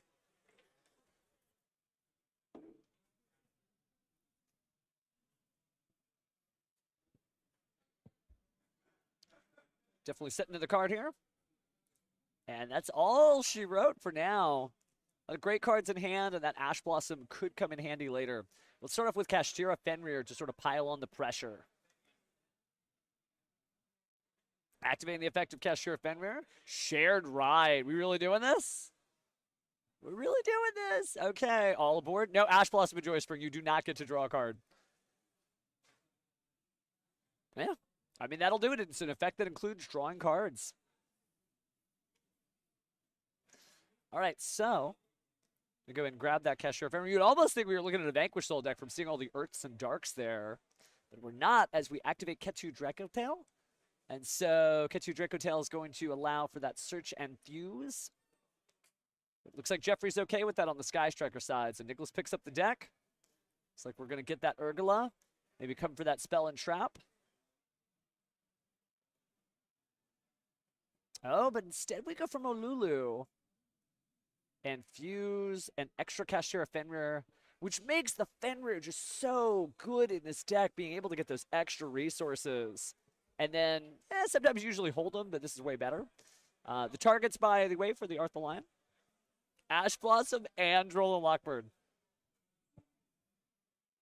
Being able to stop your opponent from searching a card and then punish them for searching a card feels pretty good. We're going to go ahead and tag out Sky Striker Ace 0. So there should be a Rose and a Ray in the deck. We saw him earlier. So there's Ray. And then there's Rose.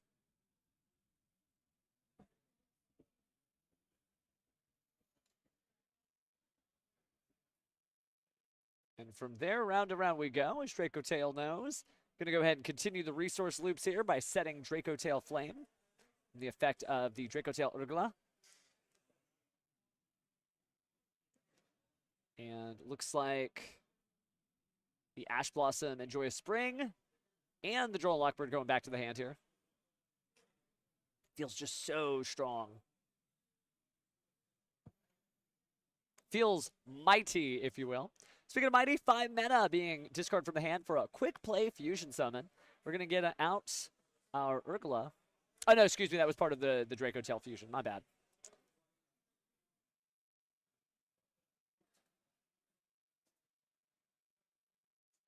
All right, so we'll go and set.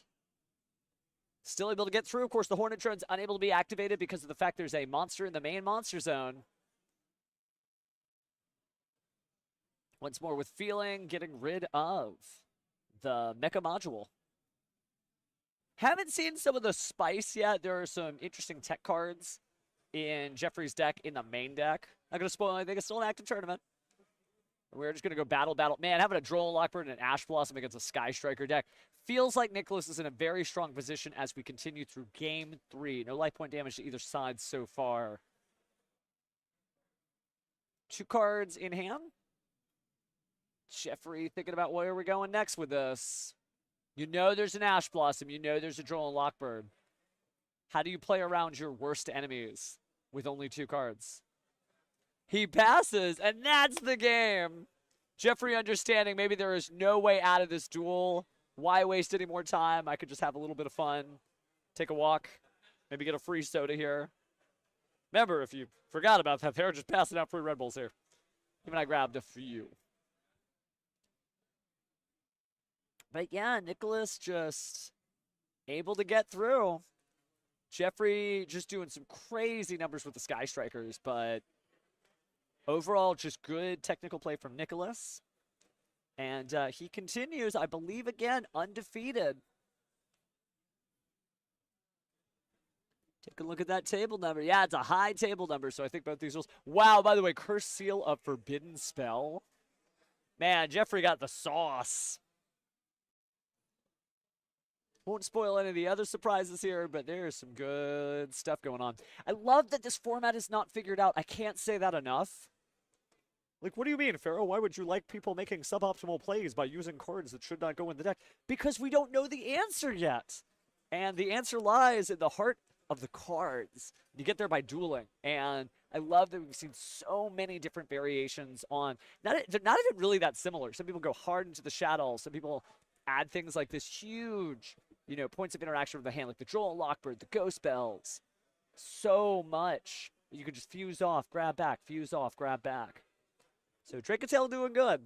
And it did manage to take the win here.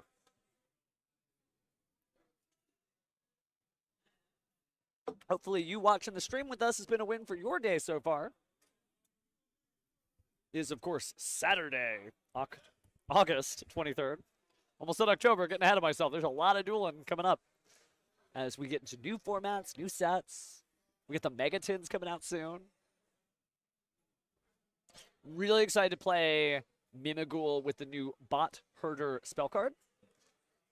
Won't get into that just yet because we got to talk about a little Draco Tail with Nicholas, but man, just the future of dueling is bright.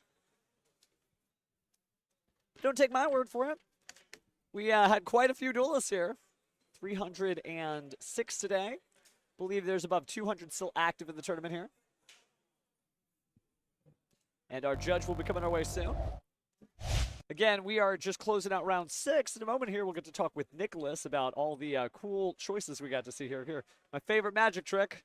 Goodbye, deck lists. And look, they're gone. But look who's here. If you'll take a seat here, Nicholas, we got everything all queued up. You'll just throw on the headphones. Let's talk about that very interesting match there. So, it's the year 2025. You show up with the latest and greatest decks, and you see Sky Striker. What are we thinking? I was so afraid. Game 1, bricked, I had no playable. Oh, my goodness. And the attack. I noticed at one point, I believe it was in game 2, even though you had just experienced the 5 attacks in a row, you still got rid of the Nibiru from your hand. What was the thinking there? He summoned 4 times on the first game. Oh, that's right. He did. Yeah, okay. I was dead by then. And even then, it's in battle. So it is in battle, so there wasn't really much you could do. I do love watching Draco Tail play. There's a lot of different... It's not a solved format, right? You can really do what you want. Mm-hmm. You particularly, I haven't seen very many people running the Kashtir Fenrir. So Kashtira, obviously powerful on its own, but is it really just to have like the extra body to like pressure them and then maybe the extra fusion material? I mean, that's everything. I put that Fenrir on the field, he had to 0 pop it, because whatever he summons, I'm just going to Fenrir banish it. So it forces that out. I get an extra material for fusion. I don't even go negative. Yeah, no, it's really, really good. So with all these different decks, obviously we know what you like about Draco Tail, but what made you decide today I'm running this deck? Fear of White Force not being good enough. Fear of White Force. Okay, well we can't just like let that slide. Is it like a 60-card White Force or a 40-card White Force? No, I was playing around 50-card White Force. It's the best deck that's never done anything. It's that's really so funny. true. I feel like the other one that's like that, I'm a big Visa Starfrost fan, like yes. Visa Starfrost. And it's funny because there's so many decks that you can play. This format feels wide open, but it's funny that Fear is what motivated you in. Fear's been paying off, though. You're undefeated so far, right? Oh, definitely. 2 weeks ago, I was like, no, this isn't going to cut it. I had to pick up this deck as fast as I could, learn every single line that I could. I'm proud of myself. I feel like I've come very far. It's a really good deck, I'd say, for like the non-linear gameplay that you can make some interesting decisions. So have they kind of figured out what's going on with Gulamel? Like when they say, do you have a response? And you just sit there and they're like, no. And you're like, you don't have a response. Are you sure? You could activate that card. They're like, yeah, no. I want you to chain block this. Man. Yeah, I know. And nobody seems to know that because they haven't been used to dealing with it the same way Lady Labyrinth of the Silver Castle or some of the other stuff. Obviously, it's been fun gushing, but we still got to turn you back to the tournament. Is there anybody you want to give a shout out? Maybe people who helped you get those new cards? Yeah, shout out to Game Guys. They supplied me with a lot of cards. Shout out to James, Rodrigo, Noe, a pair of twins. Really everybody from Game Guys. They're all really helpful. They help me build this deck, help me tech it. It's know? a good scene. It's a good scene. Well, let me ask: are we playing for our invites? I am playing for my Okay, invite. so we have. I mean, it's very early in the season, right? The World Championship is next week, so it's weird to think about 2026. Have we been to the NAWCQ before? Or is this like? I went 2 years ago in Austin. Okay, so 2 years ago in Austin, so we're making the comeback. We're I going to have bring it to. back. Okay. Well, we've had our shout-outs, we had our fun, but good seeing you, Nicholas. Good luck in the last few rounds, but don't go away. We'll be back right soon.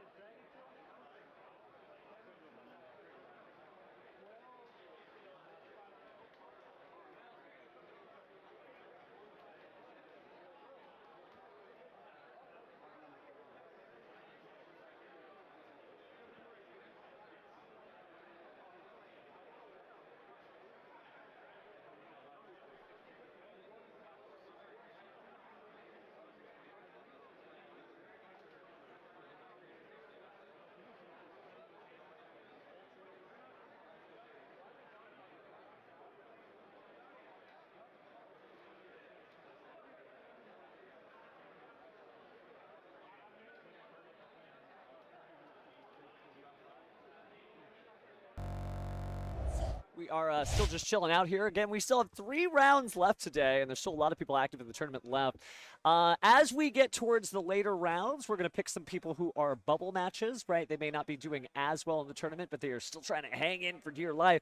And then for our final match, it will be the number 1 table. No if, ands, or buts, so we can see who is going to win with the number 1 spot here at our regional championship. Of course, we don't play the top cut anymore. We haven't played the top cut in regionals for a while, though. Certainly felt good to be able to find out, you know, cool brackets and stuff like that. But when you think about when we would be getting out of here, it'd be like midnight, and try coming, you know, down the road or something for something like that late at night. Ugh, a little dangerous, a little dangerous. But the good news is we still do have, again, 7, 8, 9. So if you're trying to hang out for some Yu-Gi-Oh!, good news. You don't have to change the channel. We're all in the same place. We're all in the right place. And it's the right time, right? It's time to duel. Although it's not time to duel yet, as I look over at the clock over on the side.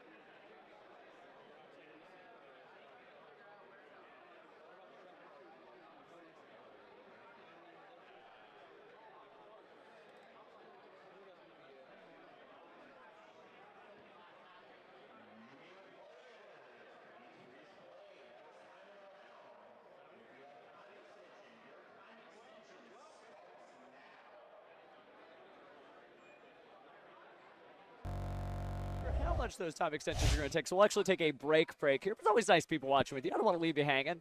Be like, but Pharaoh, where's the duels? There's no duels. Where are you going? Ah! Don't worry. We'll be back soon. And when we do, we still have 3 more rounds. So don't go anywhere. I'm not going anywhere. I'm not leaving this venue. And I know you're not leaving wherever you are. So we'll be back soon. And we'll see each other again in round 7.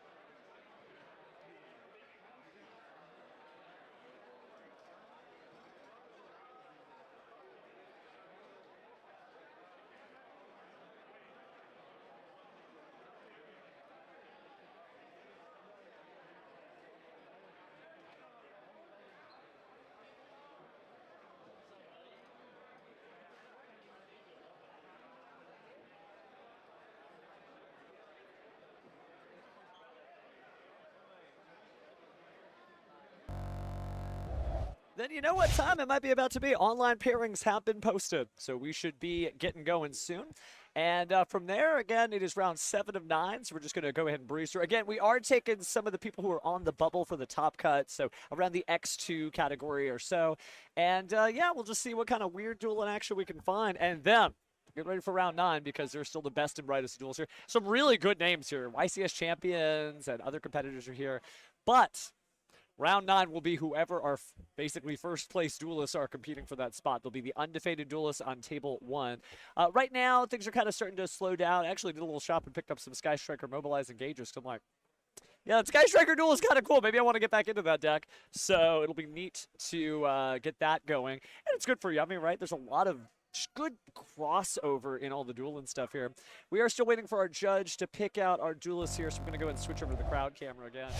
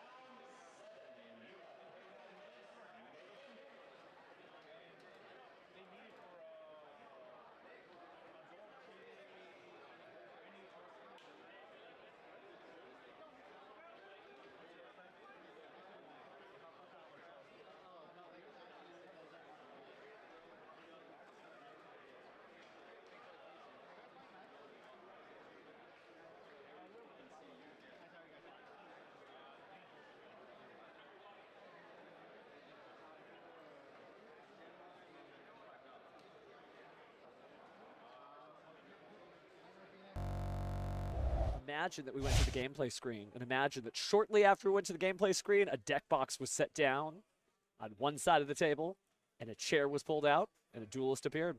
All right, let's get our game on. Ooh, is that an extravaganza game mat? It is. Oh, no, excuse me, it's a bonanza game mat. Oh, and this could be interesting. We've got... Wait. Okay, yeah, it is. It's Mitsurugi Ryzeal. Interesting. Certainly something you could do. It's a very popular and powerful deck, but haven't seen it in a bit. And it is going to be piloted by Emmanuel. His opponent, no. He's going to be running Draco Tail. And, oh, what? No, it's impossible. Really? He is doing it. Chat, I know which side No's on. If this happens, oh my goodness. This is clippable gameplay that is about to happen. This is, could it really be? Is there really a blue card in this Draco Tail deck? Why would there be a blue card that is not Blue Eyes White Dragon? Can you have any guesses? Can you figure out what sort of powerful monster could be out there? Emmanuel on the left, no on the right. And this is going to be cool. I really hope we get to see this. Please, please, please. Because sometimes you get really excited for like a cool combo to show up, and it doesn't. But fam, this is going to be some interesting gameplay. I'm not going to spoil the surprises. We'll let No's cards do the talking. But man, maybe I am going to play this deck. I've completely changed my. I have no idea what I'm doing this format. I mean, I know what the cards do, but it's just an exciting time to be a duelist, to have infinite possibility ahead of you. But you do have to pick one of these things. I've already collected my packages. If you've been watching my own personal streams, got everything I need for Yummy and K9, and mostly Draco Tail. I still need some super rares, believe it or not. May go hit things up when I get out of here. But for now, go dice roll. That's a 10. 6-4. And return. Okay, it's 4. That does mean that No gets to go first.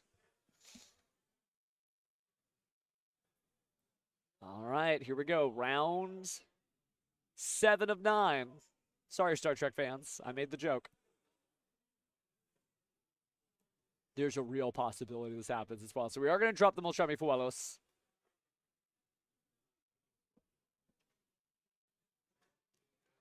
But do you continue? Oh, he's got to do something. They're going to normal summon Lucius.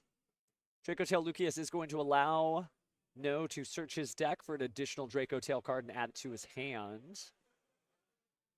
And that'll be Phimena, the Draco Tail that can be discarded for a polymerization.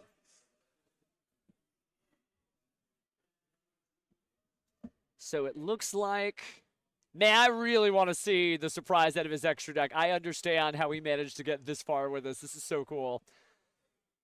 But you'll just have to believe me, chat, until we see it. So he's processing in his head how many draws his opponent will get, etc. Maybe he wants to save things, but we are going to go Rahu Draco Tail. And we are going to do a little fusion. This is kind of funny. Oh, I saw it, and it was totally in the deck. It's totally in the deck. You might have seen a Ritual Monster main decked from No. Again. Whoa, what are the blue cards doing in this deck? Well, you'll see soon enough. But we are going to fuse with the spell card Rahu Draco Tail. And with a monster from the hand, a monster from the deck, we are going to make Arthalion. But it's worth it because you just get all these resources back. There's your targets.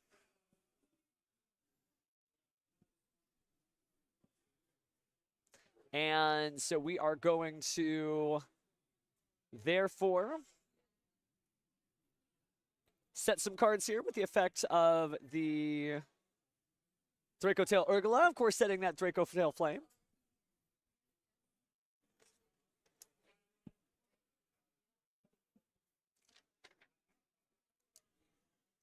And so as we continue here, it looks like we went ahead and set our Flame and our other Draco Tail card. Good stuff overall. Just because the resource loop of this deck is so incredible.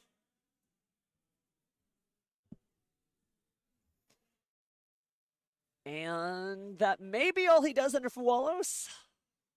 Because it looks like Emmanuel's going to draw a card and proceed into his turn. Doesn't mean he's not going to fuse.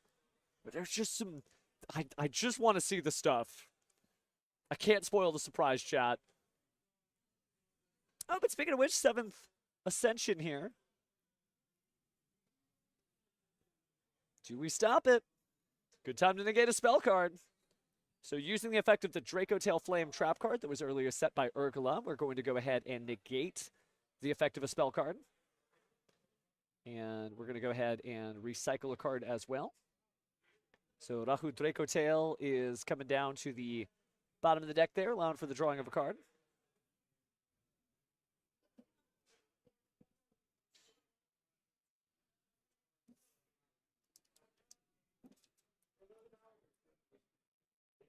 So, now that we see what he is cooking with, let's see what Emmanuel's got as he drops down the Ice Ryzeal. Normal summon is going to allow him to special summon unless his opponent has anything to say.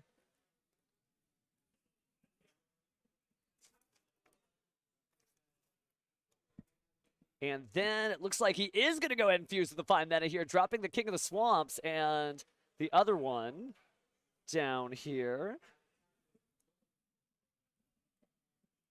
For a Red Eyes Dark Dragoon.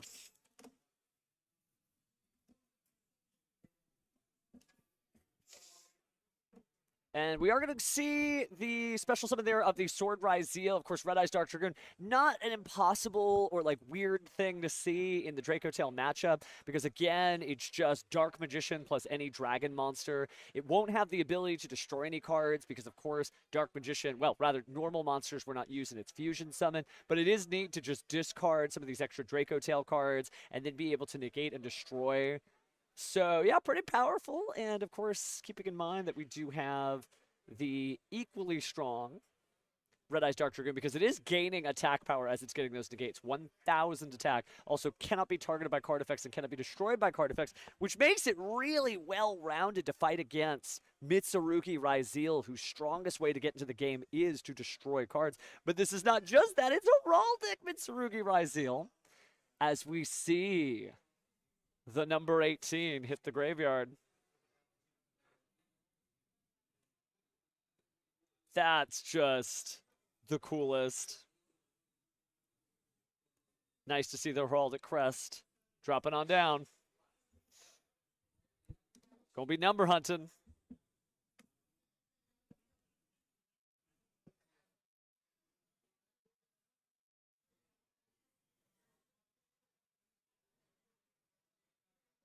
We are going to go ahead and search there for the Ryzeal node.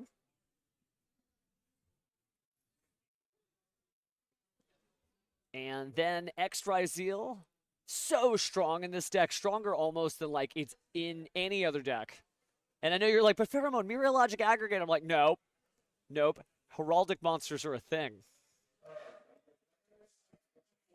All right, so Ixie Summon, bringing out the Ryzeal Duo Drive. Ryzeal Duo Drive, of course, going to attach the only Ryzeal card in the graveyard there. So Ryzeal of the Ice Persuasion going under that card, which is just huge in order to maximize the effectiveness of Ryzeal Cross the Field spell card, allowing you to negate during resolution by detaching a material.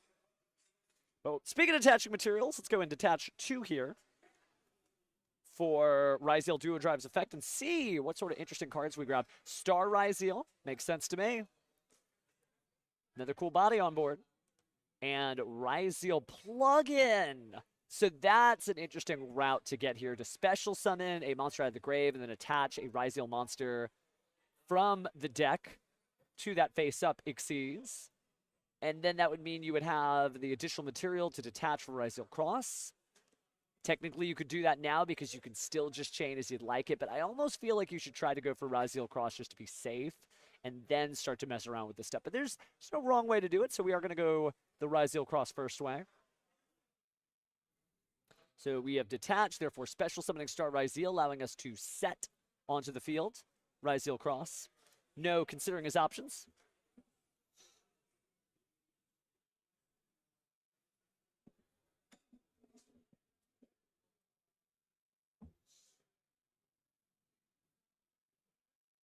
So let's see.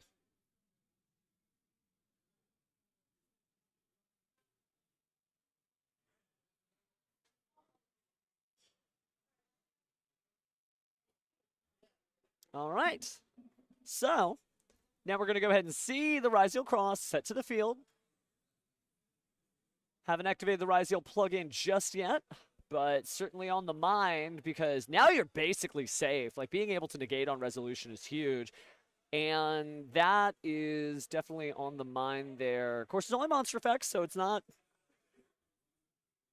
completely invincible there.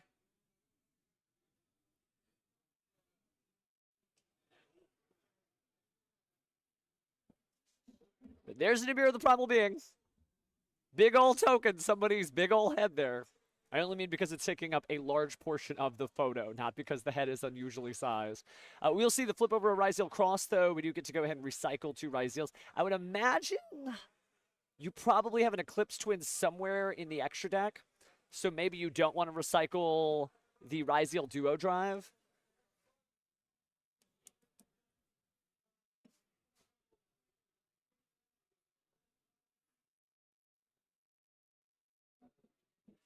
But looks like we are going to go and special summon the Node Ryzeal. Now, we do control a monster that's not level 4. So I'm curious to know if we're allowed to do that because of the token. Most of your Ryzeal monsters are, how do I say this, xenophobic? They just don't play nicely with others that are not like them. So I'm just going to double check my Ryzeal card text, because I have a doubt. There's Node. Oh, no, okay, you're fine. That's just going to be a lock. Okay, my bad. Listen to me over-policing.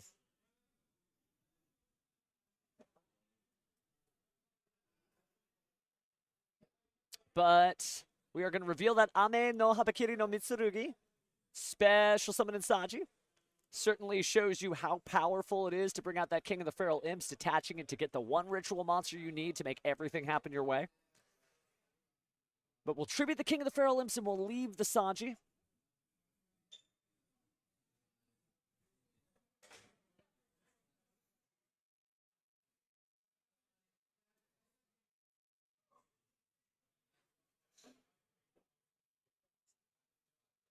All right, so up next,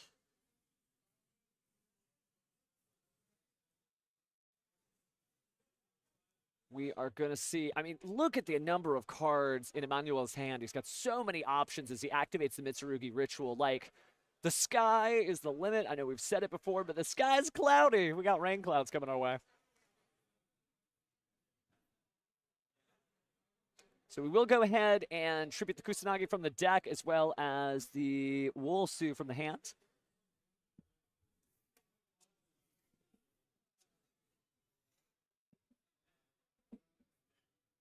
Now we've got everybody to the grave. Just need to see that a lot of these decks... So imagine this. You're like, what is so exciting about old gameplay, Pheromone? Well, because it's keeping up with new gameplay, and because it also means that... I mean, excuse me, by the way, that was Anamasa. But it also means that maybe you don't want to change what you play, and maybe you just want to run the same deck you were going to run last week, last month, last year. You can. And again, I say stuff like this all the time, but it doesn't matter until a duelist displays it.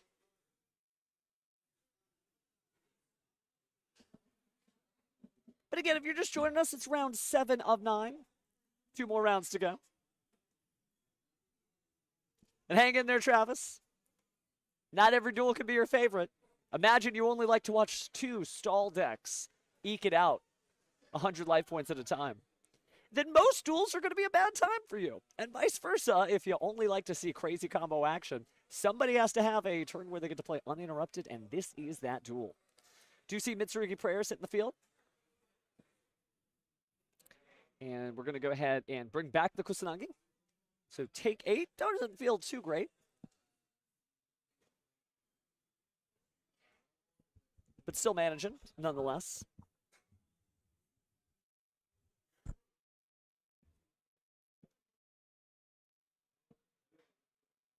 I think, as we consider what we're doing here, Eclipse Twins does make an appearance. Can make 2 attacks on monsters, but more importantly, if it goes to the graveyard, say hello to Ryzeal Duo Drive.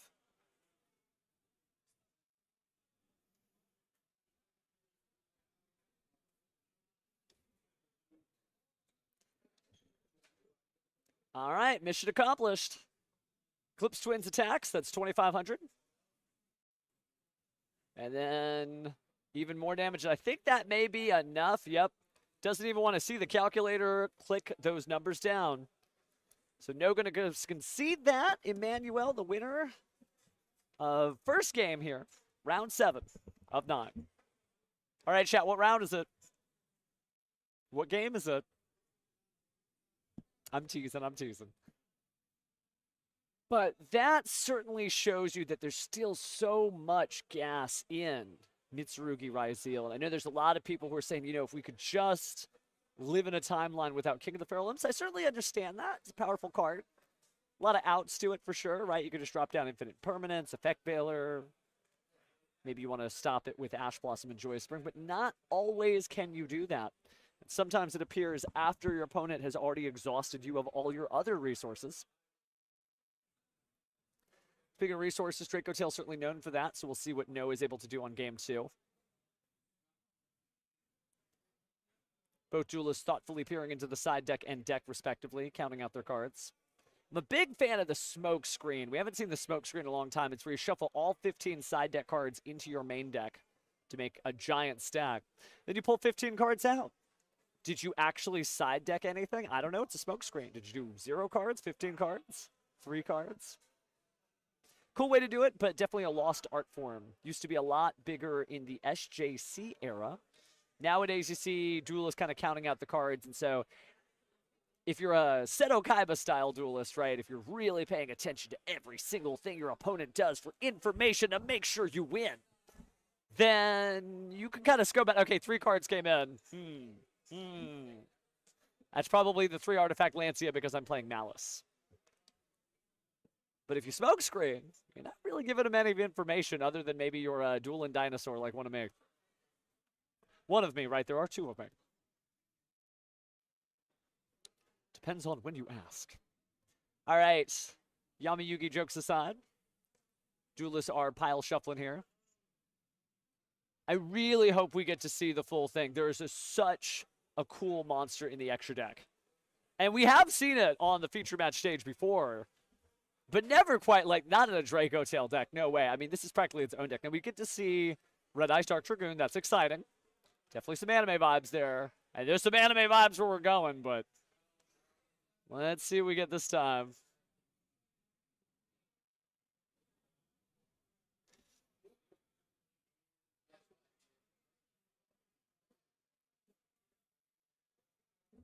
All right, so starting off with the Molcharmi Fualos. Do we chain anything? Thinking about it? Maybe an Ash Blossom, maybe a Call by the Grave. No, we're still going to do it anyway. So Rahu Draco Tail. Going to stop that with the Retaliating Sea. Showing back up again. Certainly been a powerful monster. It is level 4, so it fits great into this deck.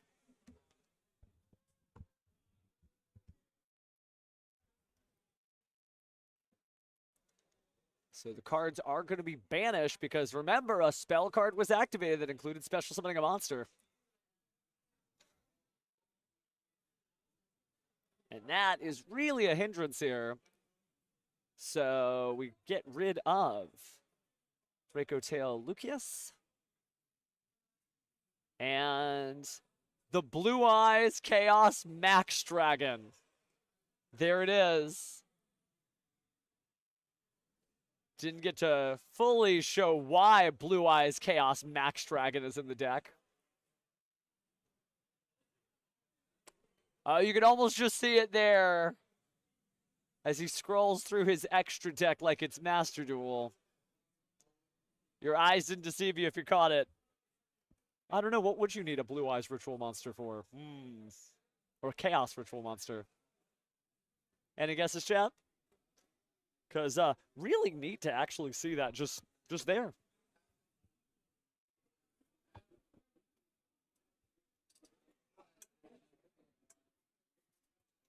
All right, well, we didn't get to see why Blue Eyes Chaos Max Dragon's there, but this duel will continue relatively unfettered, except for the fact that the graveyard is off limits because of the Retaliating Sea. Any card sent to the graveyard is banished instead. And that's super problematic for this deck. It shows you the Dimension Shifter is not the scariest card in the format. There have been other very good cumulative banishment cards. Whether for Yummy, you get to see things like Herald of Arclight, or Retaliating Sea, which we saw not only a Canine Vanquish Soul for the Earth status, but also, again, here, I think this is a really powerful card in this format, considering how many times you're going to special summon via spells.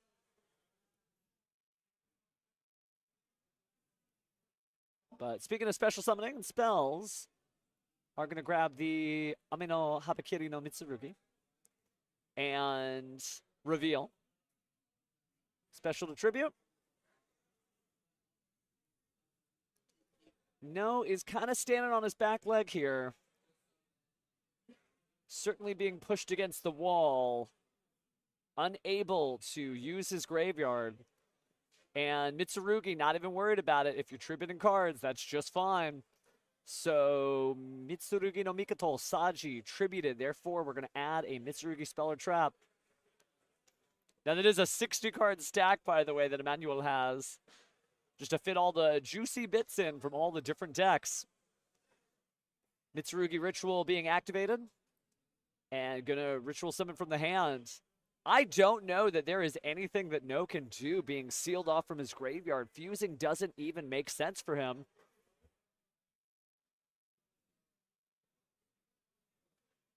But we do tribute off Kusanagi and Aramasa. And we still get all the effects, which are wild. being tributed is one thing, but tributed and banishing and not even caring. This deck is just going to keep pushing on forward. So, going to go ahead and get the ritual back. And there's our Amasa. Or excuse me, Ame no Habakiri no Mitsurugi. But does get to recycle it back. And does get a new card to his hand. Again, doesn't even care about the retaliating C, can keep it on the field, and worse to worse, it's a level 4 for an Xyz summon. It's one half of a duo drive, and almost able to start the combo all by itself. Looks like we do have another level 4 monster in the hand. Maybe we're going to normal summon it. We are, and it's a whale. Are we really stat whaling? I mean, the heraldic beasts are pretty good.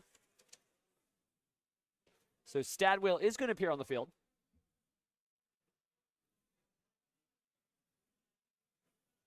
And we are going to make the duo drive. So now we use the Mitsurugi Ritual, and this time we get to send the cards to the graveyard, even bigger. But now the graveyard is accessible again. Obviously, Ryziel Cross, you can go ahead and detach a material from your duo drive in order to negate something. That's huge. Even if you try to push Fine Mana right here, maybe that is not happening. Speaking of pushing forward, we are going to see the Ame no Murakuma no Mitsurugi hit the field. That Raigeki-like effect of destroying all monsters on the field, almost in play. So there goes Gulamel. At least it goes to the graveyard. Maybe if you fuse and you send 2 monsters to the graveyard at the same time, you could see Gulamel back and set up some sort of combination of cards. But again, just locked out by the Ryziel Cross. The pressure from the duo drive just having a single material doesn't even need to search additional cards of any kind. Oh my goodness, and now we're seeing Nemesis Flag. Great use of the retaliating C, forcing you to have your own banished cards. And because of that, that means you can return those cards, grab the Nemesis Protoss, and that might be enough just for game without using the effect. Now I see a water, a fire. Is there anybody else he can depend on? There might be one more monster attribute in the hand, but I would assume it wouldn't be a water or fire. Those are pretty rare attributes. Or I guess that might be a win, depending on the holography. I might be missing Vualos, and that is not Purulia. Now it looks like we're going to the battle phase. We might be 1 attribute off.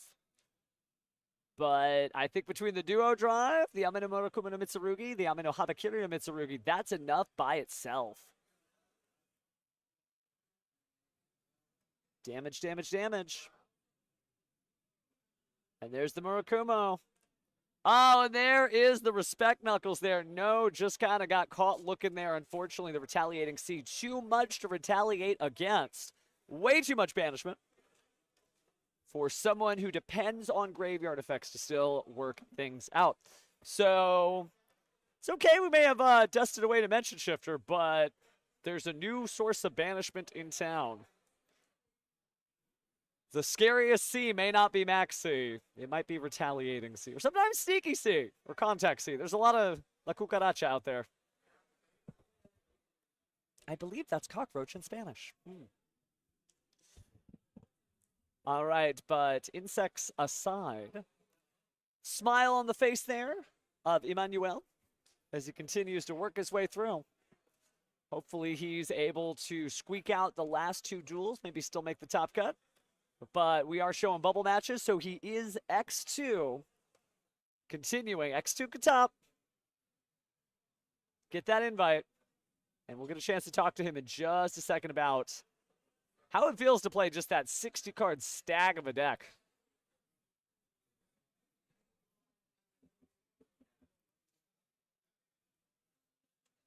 Signs the sacred slip, checking his own box. Must be nice. Not every duel, no matter whether your game plan works or not, goes your way. But Emmanuel held in there. And it paid off. Now, what we did briefly see was that No had Dragon Master Magia in the extra deck. But just didn't get to see it. Dragon Master Magia is such a cool card. Gorgeous art. It's Magician of Black Chaos riding Blue Eyes Ultimate Dragon that has red racing stripes on it. that's a pretty cool sounding card in description alone. But just couldn't get it.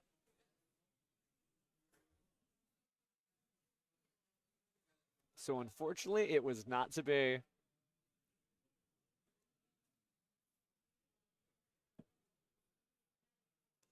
But that isn't necessarily the end of No's tournament experience. He could still squeak by in the lower half of the top cut. Maybe not getting himself a game mat or a deck box. But speaking of the duelist of the hour, if you'll bring yourself on over here, we saved you a seat. Because, man, we got to talk about La Cucaracha. Let me tell you, that did quite a bit of work here. I'm going to trade some deck lists. Watch. But yeah, pull on in here. Put on your headset. And, wow, let's talk about the 60-card stack that just happened to find the retaliating C when you need it. Yeah, well, then again, the deck plays around like 20, all close to 20 hand traps. Like, I just happen to be looking and drawing them, plus an extra 6 in the side, so usually 25, 26 hand traps. But, yeah, welcome back. You know, Yeah, no, it's good stuff. It's good stuff. I have to say, like, people think Dimension Shifter being at 1, all of a sudden Banishment is not on the table anymore. That is definitely what saved your life there. I mean, it was 2-0. It's fine. Yeah, no worries. I'm not going to reveal any private tournament information, but what did you think when you saw the Blue Eyes Chaos Max Dragon? That's a good question. I haven't really got that far because That's fine. with Herodic Rizio, you're legit just tunnel visioning, trying to go for either their hand rip or going to the other lines. Like, as you saw, Protoss was coming out. Very cool to see the Protoss. Certainly did a lot in Oceania at a recent YCS over in Yes. Australia. Like, everybody was playing almost your deck. Yeah. With that in mind, with so many new choices, you were like, nope, this is what I'm bringing. Why do we go with the old reliable? So on the last regional, I was just playing Herodic Rizio.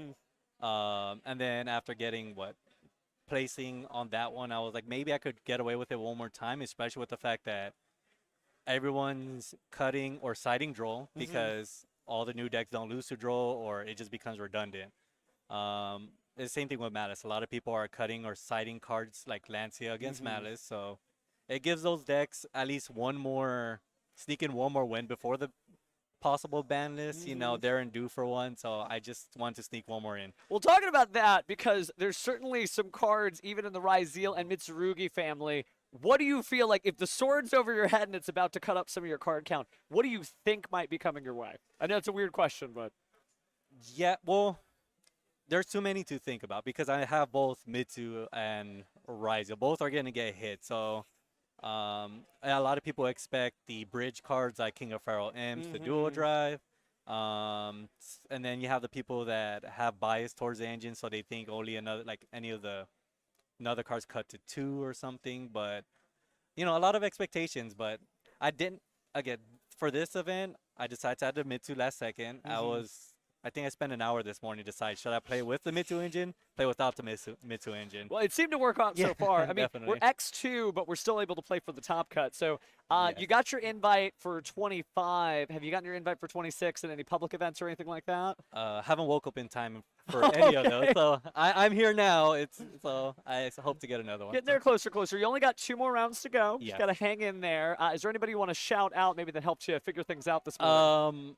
So all the people from my local card shop, just because I've always play tested against them, and they've always kept saying, you know, this is your engine, like Heraldics. As long as you could keep getting away with, again, number, Shatter Stream and the other ones. But I didn't know how many bridges you could get with it. But also my girlfriend, because I've been wanting to play a different deck as well, because I picked up Draco Tail. I have K9. I have the engines, but I'm a big fan of Eldritch. I keep trying to find an excuse to play it for an event. So Delta of Invitation is a card, by the way. yeah, and again, and she was like, "Don't play it. Play what you always played." And at the end of the day, I was staring at the cards for like hours. So, and I got here like at 9:15. Sat down, filled out a deck list with 60 cards. So, and since they're all different cards, I had to turn the page over. Oh, yeah, I did see it on the back of the list. I'm like, what is...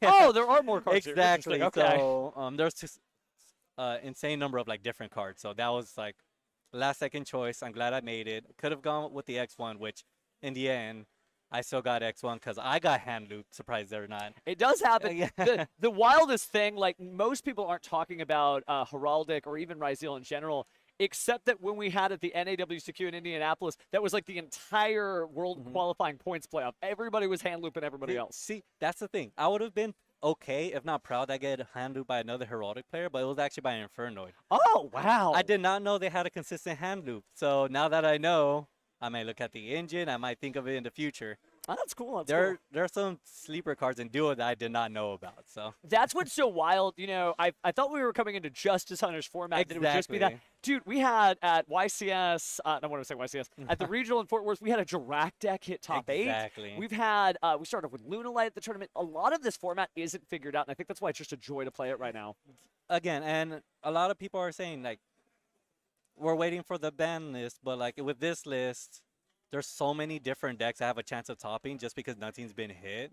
It's like no man's land. Like, It is kind of crazy. you're not gonna side for one of those engines, and those engines are gonna come to bite you. Like, I have friends that again don't have Lance in their decks. Not saying who, you know, we're still in an event, but if they run into a Malice player, I'll say I told you so. So Yeah, hopefully for yeah. the best. Well, good luck. You still got 2 Thank you more so in much. there, and we've still got 2, so don't go anywhere. We'll be back very soon. All right, thank you.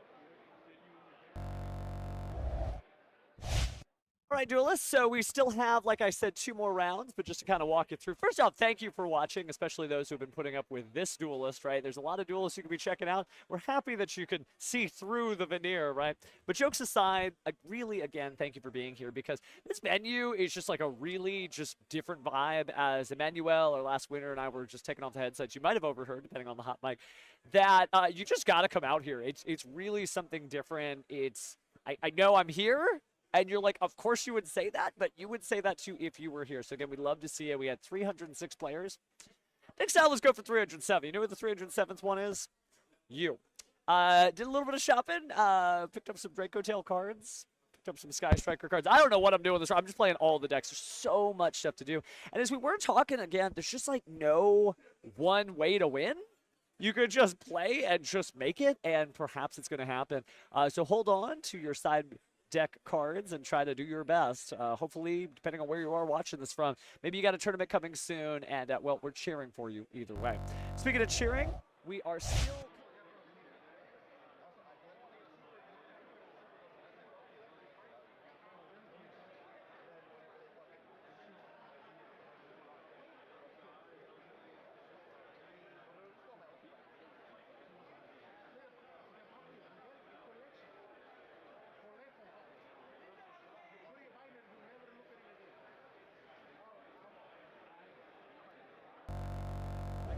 You never know what to expect when you come into a relatively new format, right? We've had a YCS. There was a regional last.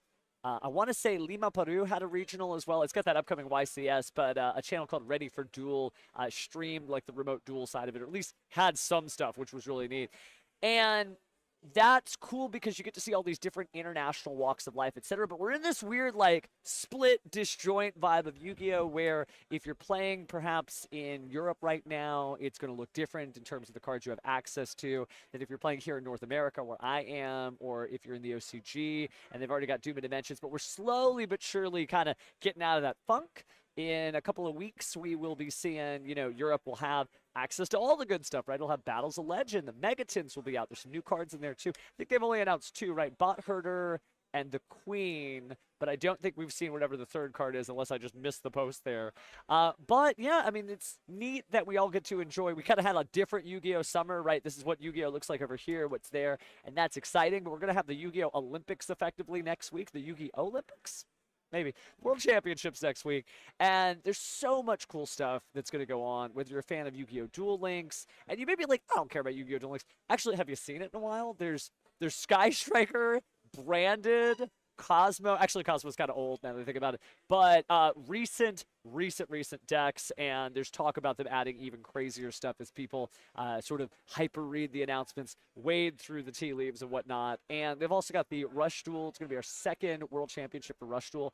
While there is paper play for Rush Duel in OCG territories, they have a championship, but there's no World Championship from it, so you don't get to see different duelists from different walks of life being able to compete with the best of the brightest. And that is exciting because, man, it's hard work to qualify for those tournaments. Speaking of hard work, there's also the Master Duel tournaments with some of just the best duelists on the planet going against each other, whether it's Pac TCG, Jesse Cotton, Ryan Hugh, Joshua Schmidt, and Quantal. There's so many different duelists there. Sorry, Super Quantal on the brain because we just got some important for duels to advance. But yeah, the Master Duel Championship is also going to be a great time as well. And then you got the TCG OCG World Championship with duelists from all over the planet playing basically the Justice Hunters World Championship. Why? Because you won't be able to use the TCG World Premiere cards, so goodbye Mitsurugi, and you also won't be able to use the Battles of Legend Monster Mayhem cards because they're not available in Europe, Africa, and Oceania. So it's really going to focus on just this interesting level of grind game between some of the best decks that we've seen in other territories. If you're watching any of the OCG content out there, really encourage you to do that. It may not feel applicable to the TCG, but all Yu-Gi-Oh! Is good Yu-Gi-Oh! And it'll give you a little bit of insight. So maybe when you're joining a stream just like this, and maybe it's the first time you've seen TCG gameplay for the new sets for an official sanctioned tournament, it may not be the first time you've actually seen the gameplay, and so you're kind of well-versed in the nuance and the matchup and the ups and the downs so that it visually makes sense to you without you having to hear my voice. Then, after the World Championship, remember that we've got the Megatins coming up. We've got YCS Lille, France, Lima, Peru. We've got YCS Anaheim next month. There's New York Comic-Con. There's OTS Championships. If you like this game, clearly you like this game, this is a good time to do it. Honestly, there's so much stuff going on, and I'm really excited about the future of the game. Of course, I'm always excited about the future of the game because I've been here since Chex Watch 2002 in March when the game came out. Might be a dueling dinosaur. But it's just been so cool to see how many cards have just stuck it out, how almost the entire card catalog of the Yu-Gi-Oh! Trading card game is at our fingertips. And you see that. You see that when these duelists out here competing for their life are using things like Blue Eyes Chaos Max Dragon. He didn't know what the answer was, by the way. The answer was Dragon Master Monkey, and I love Dragon Master Monkey. I literally have Blue Eyes Chaos Max Dragon in my main deck because I'm playing Blue Eyes. Whoops, I'm one of those. Sorry. There's some of us content creators that still just want to bring out big anime monsters and just chomp things up. But Blue Eyes does still have good matchups. We missed a chance to feature one earlier in the tournament. We just didn't get him in. But it was really cool to see that it can still get it because it has access to things like Primite Imperial Dragon, which can be tribute summoned using a normal monster on your opponent's turn. And then when it's tribute summoned, you can go ahead and negate the effects of all their monsters that match a normal monster in your graveyard. Dragons for Draco Tail, Lights for Yummy. Feels pretty good. And then you banish all the monsters after you negate them, which is... What? What did I even just say just now? Okay. So a lot of cool anime decks are still usable. And we know that there's, Dark Magician support somewhere in the future. So maybe one day a World Championship Finals will look like Blue Eyes White Dragon versus Dark Magician. And it won't just be Gobbledygook or the year 2002. So that's really neat. That's really neat. And besides the World Championship and all the other stuff coming up, it's just a good time, right? We got the Joey promotion from Nike. I don't know what timeline I woke up in where you could literally buy Joey's shoes. And there's a whole express catalog of that. So Air Max going to be looking nice. We'll see. Might be difficult to pick one of those up. We'll find out whenever it drops, I think September is word on the street. Don't take that as a confirmation from me. Here's the video evidence of me saying it's not a confirmation. I just have heard from people who are into shoe culture who are like, yeah, we think it's that. So Set an alarm for that. Jokes aside, though, it has been a good time as we are just waiting for some of our stuff. I'm going to go check up on the front of house. Thank you for hanging out as always, but give us just a second. We'll be back.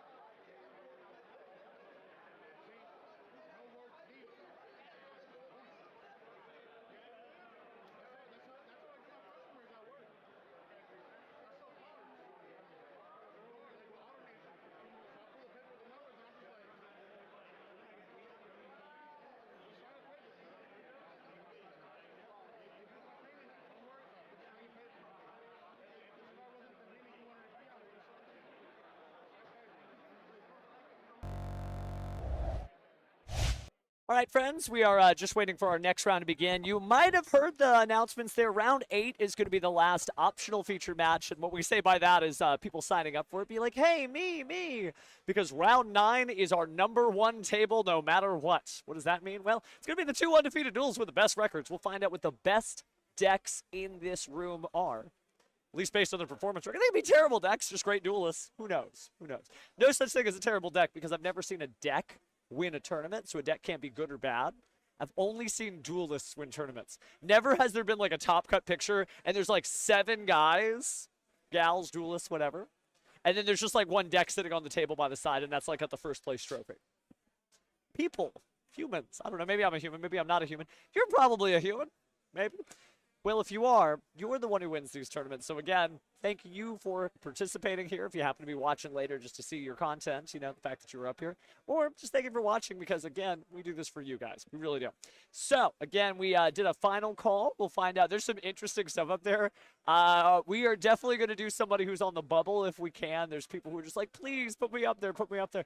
Sure, we might give them their day in the sun. They might melt in the sun. It is Texas, but we're going to give them a shot. But then, round 9 is just table 1, and we are going to find out what's going on, which is exciting because, again, weird stuff happens table 1. Table 1 at the regional I was, like, at 2 weeks ago judging. Table 1 in round 9 was Drac. Pure Drac. Not Fire King Drac. Not there's anything wrong with Fire King Drac. Pure Drac. So, a lot of weirdness still to come. But keep that in mind. We're just still hanging out here as I take a look over at the clock.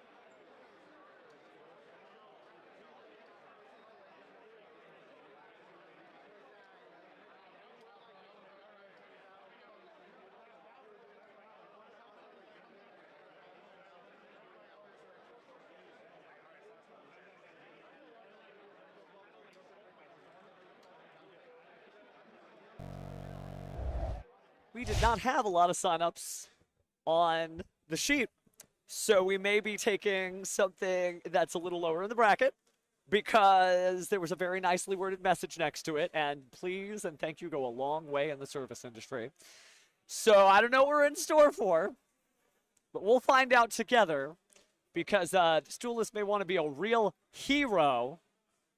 And so this is going to be fun to see what's going on. And it's one of those things, too, where, you know, if nobody signs up, sure, let's find out, because we're not going to disrupt somebody's tournament experience if they don't want to participate, other than the Game Guy's sacred tradition of table 1 of round 9. So good stuff coming our way soon, but this might be a bumpy ride. We're not doing table 500 because we don't have 500 tables. Maybe doing something that, again, is a little out of the ordinary. Don't go away.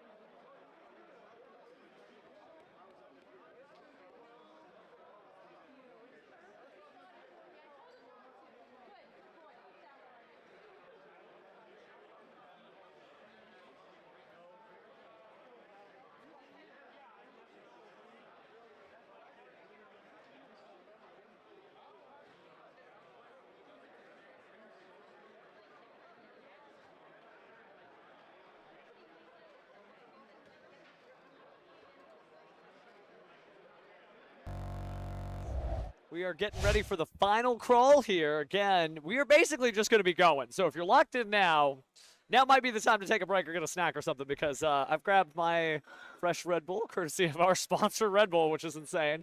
But yeah, we are actually going to be just doing this round and then the next round pretty much nonstop, and we'll hang out in between so you guys don't have a second of dead air. You have been here since the beginning, you deserve it. If you haven't been here since the beginning, don't worry, call it even, you deserve it anyway. But this has been just, again, a wild ride. I know I'm effervescing as always, but it is just a different kind of vibe here. Different even than the Yu-Gi-Oh! Championship Series, which is pomp and circumstances, prestige, and the highest level of competitive play. But here it's kind of loosey-goosey, just like quick draw McGraw, fast action. And it's really cool because you get duelists from all walks of life who have shown they can get it. Looks like we are having our duelists figure everything out. Yeah, they're getting announcements from the head judge, making sure.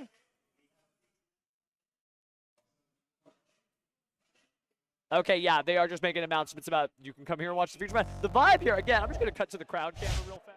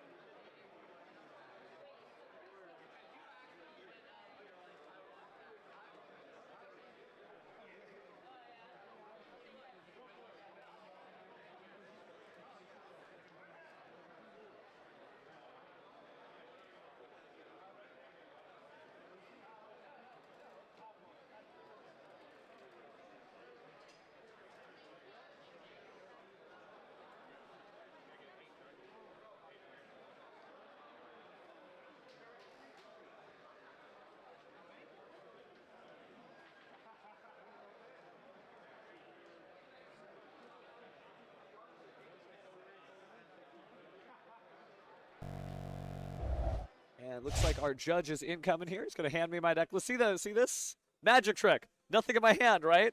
Put my hand over here without looking. Come back. All of a sudden I have deck list. Thank you, game guys. Oh, my goodness. What do we got? What do we got? Ooh, okay. Good stuff versus just a good, solid match. Good Yu-Gi-Oh! Coming our way. And giving the thumbs up to our judges, I'm going to go ahead and switch over to the gameplay screen. You might be like, but Pharaoh, they're not even there yet. They'll be here before you know it. In 5, 4, 3, 2, 1. There we go. Okay. Wasn't sure how long I was going to be able to hold that note. But nice, good, solid match. We actually tried to pick somebody from a lower bracketed table. It was going to be an Elemental Hero duelist. I was really excited to showcase them. But it looks like instead we're going to have the return. He worked his way all the way back up here, Latrell. And while he did not make it last time, he's working his way back up here. And his opponent will be Luis. So we do know what Latrell is on because we got to see that earlier. It was a Draco Tail Shadow mix. And his opponent was playing Yummy, and he was not able to make it through. However, his opponent is playing Yummy. So it's time for the run back. And speaking of run back, man, I'm going to run my eyes back on those sleeves.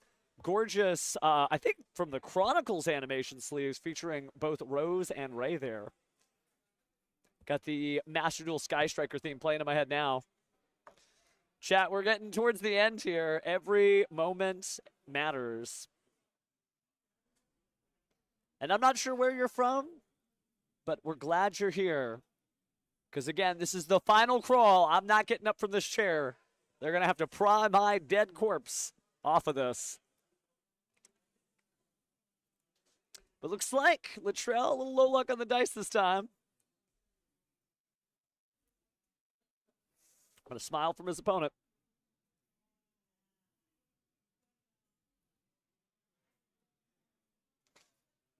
All right, so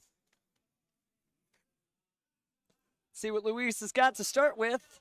Starting off with Sky Striker Mobilize Engage. Use that to grab a copy of Hornet Drones. Going to activate that Hornet Drones immediately. Putting out the friendship token there. Just two cool duelists hanging out there. Immediately link summon that off.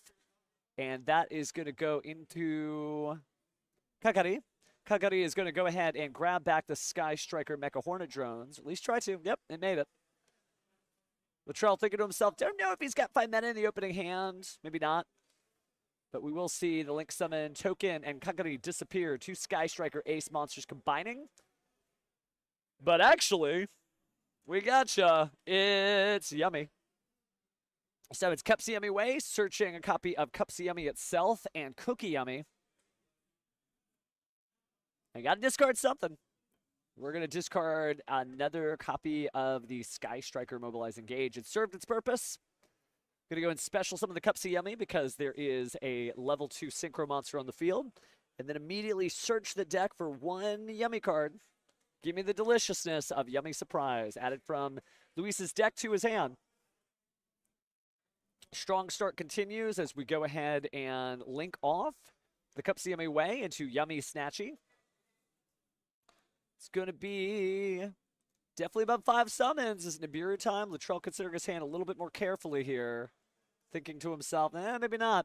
So the effect is going to resolve. We do get the Yummy Usement. Mignon. Just a little mignon guy. But Trell is back. Keep cheering for him. Last time he did not make it, but this time he just might. But his opponent, Luis, is not going down easy as he brings out Lollipo Yummy Way. Gonna scoop some sauce out of the graveyard here with that long lollipop stick. And immediately synchro summon that off for the Martial Metal Marcher. That's going to go and special summon a low-level monster by the name of Cupsy Yummy.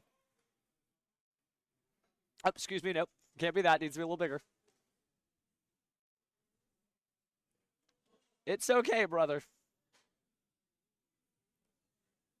All right, so now we are going to go ahead and link off the Lollipo Yummy Way into a Yummy Snatchy. And then we are going to special summon the Cupsy Yummy Way. Or Cupsy Yummy, excuse me. Now it's time for a Synchro Summon of a Synchro 4, Herald of the Arc Light. Now it's time for Banishment. We saw how good this was against Draco Tail last time. Not only the negation effect, but also the banishment. We do see the special summon there of the Cookie Yummy. Nothing for it to sugar crash out. No.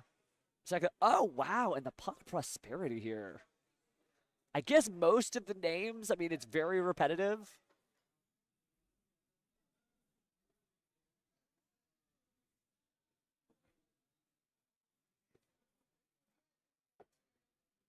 But now that we banished a few cards, just looks like 3. It's going to be Dominus Purge, Obedience School, and Obedience School. Well, I think that's a pretty obvious scenario. Even Luis has a smile on his face, and Latrell just grinning ear to ear. Like, yeah, okay, that seems pretty obvious. Gonna set that Dominus Purge. No trap cards in the graveyard, but pass turn. 2 cards in hand.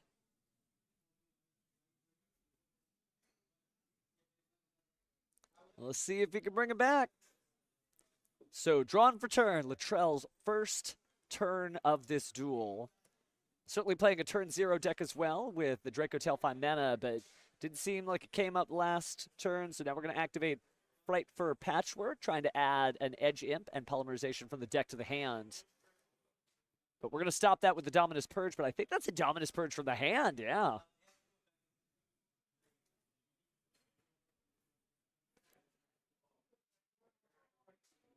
So, looks like we are going to consider options carefully. You still got to get through that Herald of the Arclight's activated negation effect, if those are words you understand. Normal summon there of the Draco Tail Molulu. Gonna try to use the fusion. But if it doesn't go to the grave, you're not gonna get what you need.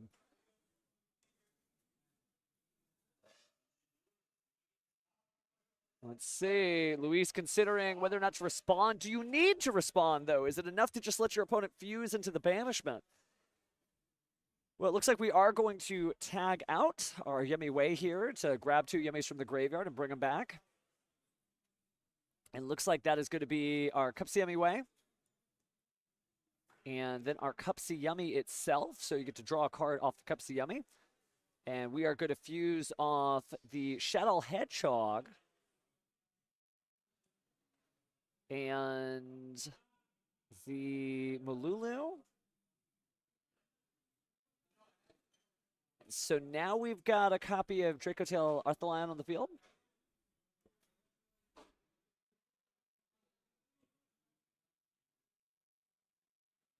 Gonna try to activate the effect there. So from what I saw, it was Chainlink 1 Malulu and Chainlink 2 trying to use the Arthalion's effect.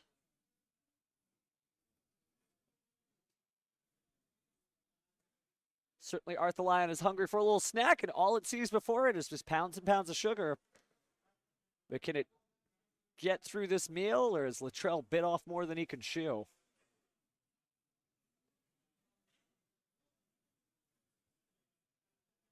Definitely some big yummies there.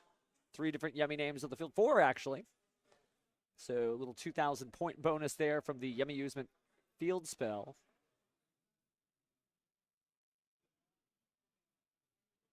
But that's it. Yeah, just pass turn.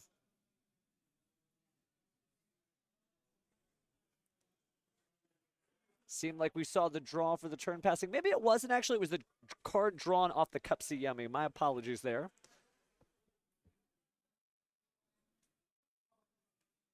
Now Latrell gonna cycle through the deck there. From the Malulu. Taking a quick look at the Herald of the Arclight. Just want to clarify something for my own peace of mind.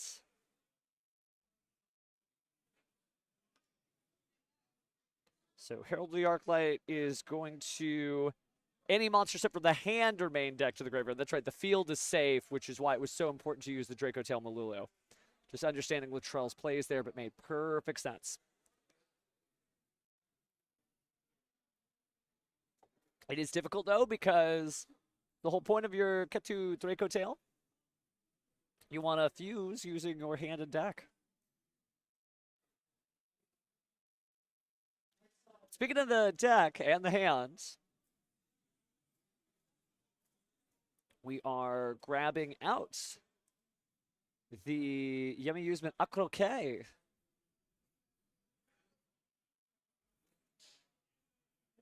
And it is a great card, right? Just being able to perform that Synchro Summon. Looks like we are going to perform that Synchro Summon now. And there's the Synchro Summon of a Light Beast monster. This time comes the way, so Chainlink 1, the field spell to destroy a card.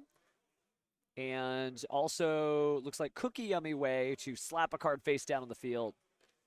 So very difficult. Latrell still facing his arch nemesis, the Yummy monsters. Guess it could be an arch nemesis collectively, the Yummy deck.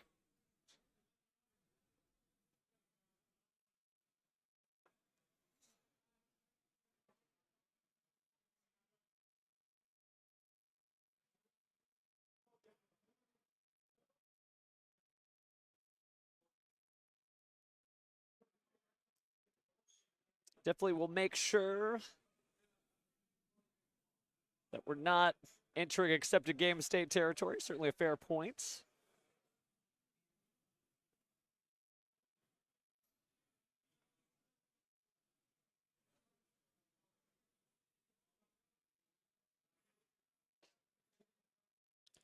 Go ahead and make sure our judge on the field's aware of that, but get back in the gameplay here. It does look like we're going to activate the Rahu Draco Tail again. But we do chain, so we do see Cookie Yummy and Yummy Snatchy appearing again.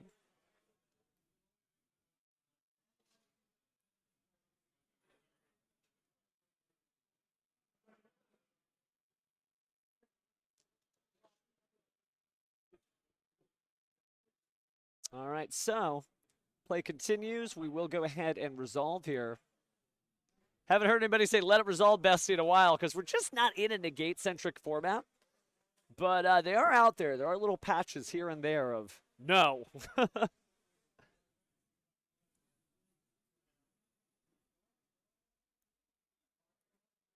Do see a few more duelists crawling into the chat here. I don't know if you just got done watching perhaps the UK Open. Or maybe it's just a Saturday night and you're looking for a good time. But we're happy you're here either way. All right, so it does look like another sugar crash out here. This time destruction of Gulamel. Oh, interesting. Did special summon a Link monster. So in the same chain. Maybe seeing the Fantastical Dragon Phantasme.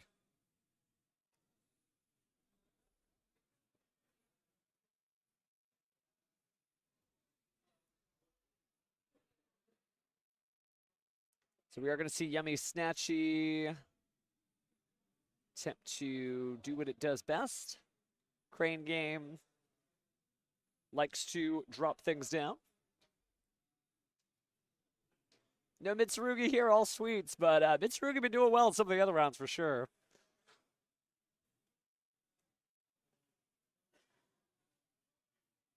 So we're double checking the Fantastical Dragon Phantasme. So it might have been an order of operations issue. When the monster was summoned, the first effect needed to be that. So thought it was in like a summon activation window kind of thing, but maybe not for that one.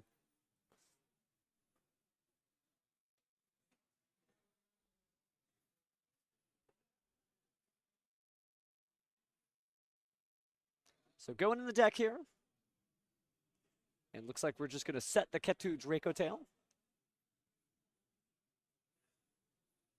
And go ahead and destroy the Cookie Yummy Way. Using the effective Draco tail pan there. I love they've combined all the greatest parts of Shadow and Frightfur and Fluffle. Of just fusing feeling good. It's an investment that you get a return on as long as it resolves.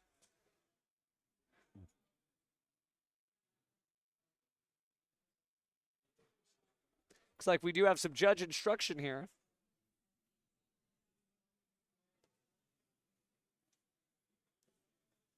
Might be that they caught the Martial Metal Marcher. And they're just verifying what it is we were wondering about.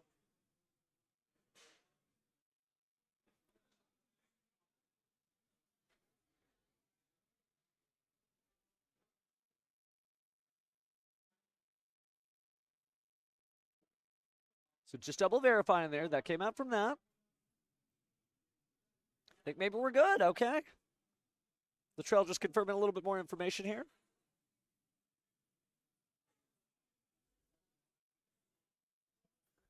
It's late in the day. Remember, these duels have been here since bright and early. Doors open to 8 a.m. And I regret to inform you it is about 10 hours since then. It looks like we're fine. Just double verified. Hope we're getting the appropriate time extension there. Looks like we will see Malulu hit the field. Say goodbye to Draco Tail Pan to the bottom of the deck.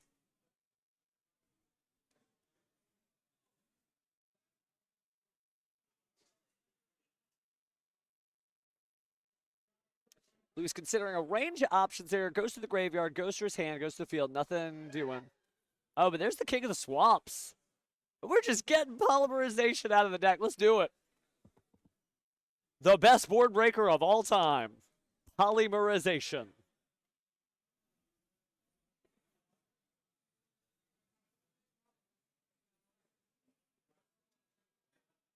So on the Rahu Fusion, by the way, remember that, and I had to look this up myself, Herald of Arclight banishes monsters sent from the hand or from the deck to the graveyard, but not the field. So the Malulu did make it. Looks like Lollipo was not negated, by the way. A couple of updates from our chat here. So everything nice and fair. Thank you for verifying, but we just want to make sure it's good too.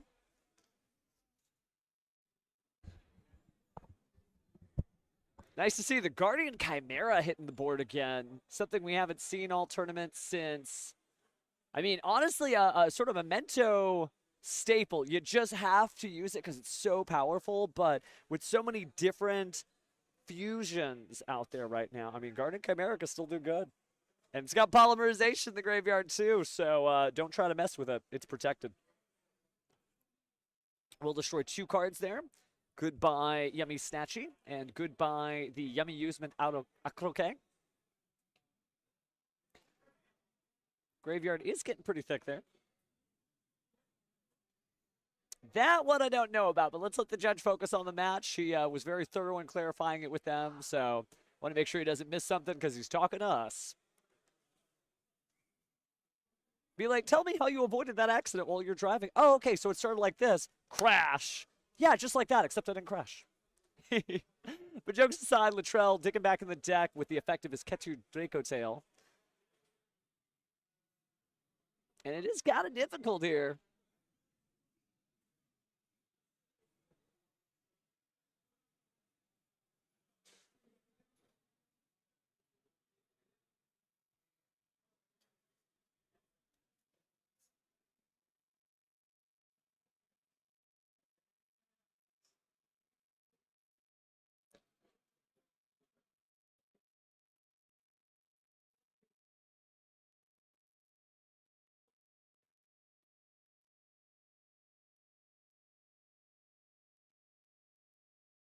All right, so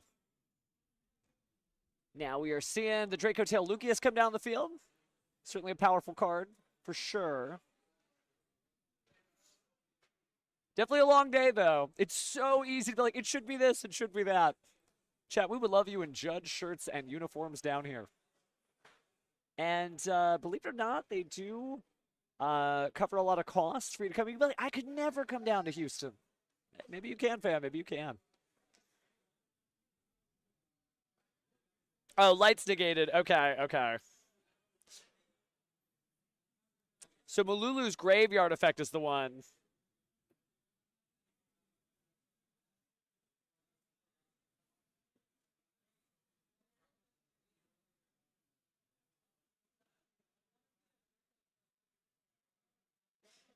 All right, so let's talk facts. Draco Tail Malulu went to the graveyard for a fusion summon. So Herald of Arclight is negated currently. Now we're all on the same page. But don't worry, we'll get player audio in a future stream just so we can make sure that everybody knows what's going on. But trust the judge, fam. He got his official uniform on. Believe in the judge. He believes in you. Because he ain't got one wrong yet. All right, but get back onto it. Draco Tail Arthur Lion. Hitting the field.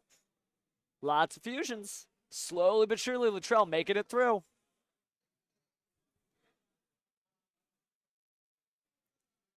I don't think I'm elucidating. This is still game one. 3,300 off the Guardian Chimera. Beep, beep, beep, beep, beep, beep, beep.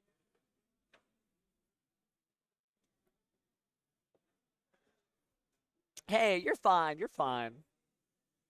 This ain't one of those streams where, like, put that guy in timeout. He spoke once. We can't have people speaking on our stream. No, this stream is for you.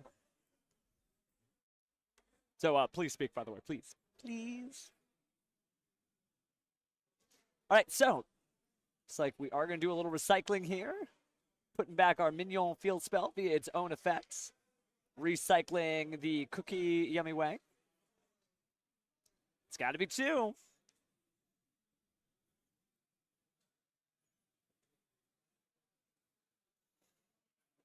All right, Yummy Snatchy.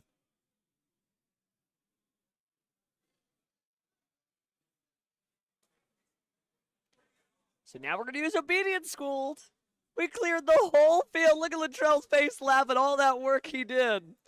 And unfortunately, count them. 1, 2,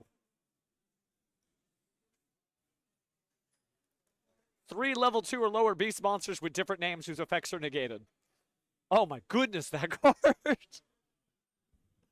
mean, Obedient Schooled has always been a crazy card. From Ojamas to rank 2 Beast Raccoon decks.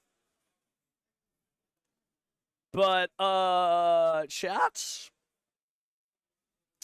That card is very good right now. That card may be better than it's ever been before. That's like soul charge from your deck with no life point loss of any kind.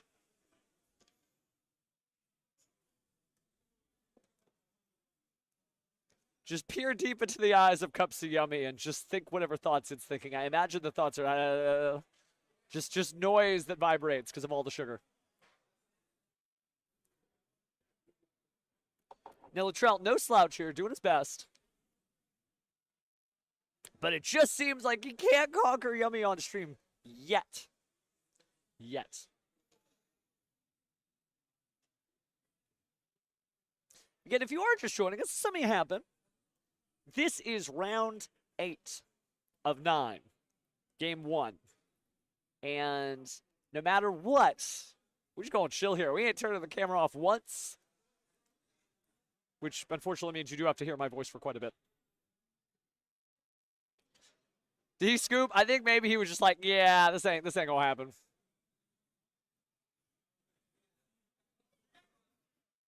So just looks like wasn't gonna be able to do it. And we'll get an update shortly from the judge. Looks like Luis on the left is game 1's winner. So we're going to the side deck. I love the smiles though. We're this deep into the tournament. Table 25. The winner has a very strong chance of making it to the top cut, getting that invite for the 2026 North American World Championship qualifier. History in the making here. No guarantees, but typically the way it works on the World Championship is that it rotates through the major regions. So it was in North America this past year. Next week, like in less than 6 days, it will be in France, representing Europe. Which means in 2026, in all likelihood, it should be somewhere in Japan. And that means that one of these duelists, it may seem like, oh man, they ain't got what it takes, but everybody starts somewhere. One of these two duelists might be your 2026 world champion. This might be the beginning of their trip to Japan.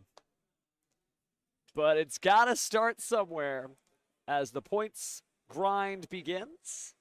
Some of the best and brightest duelists, some of the greatest competitors we've had have come from the regional grind specifically. They didn't win the NAWCQ because they didn't have to. They got the shortcut to the WQP, World Qualifying Points Playoff. And man, chat, I got to say, if you're like, you know what, I didn't get enough Yu-Gi-Oh tonight.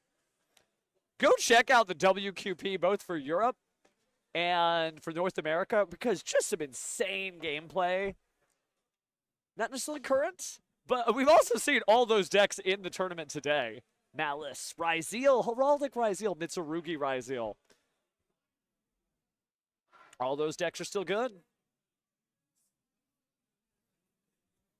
And we don't have player audio, but yes, Draco Tail scooped.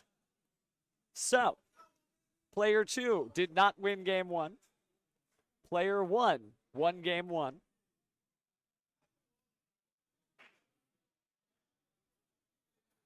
Of round 8 of a 9-round total tournament.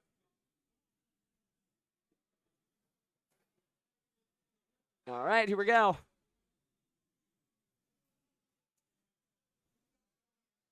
So going first here, going to start off with the Fright for Patchwork. It's fine. I feel like it needs to be fine if you got an Ash Blossom Enjoy Spring. Oh, whoa, whoa, whoa, whoa, whoa, whoa, whoa, whoa, whoa, whoa, whoa. No, we're okay, we're okay. Just give it a sec.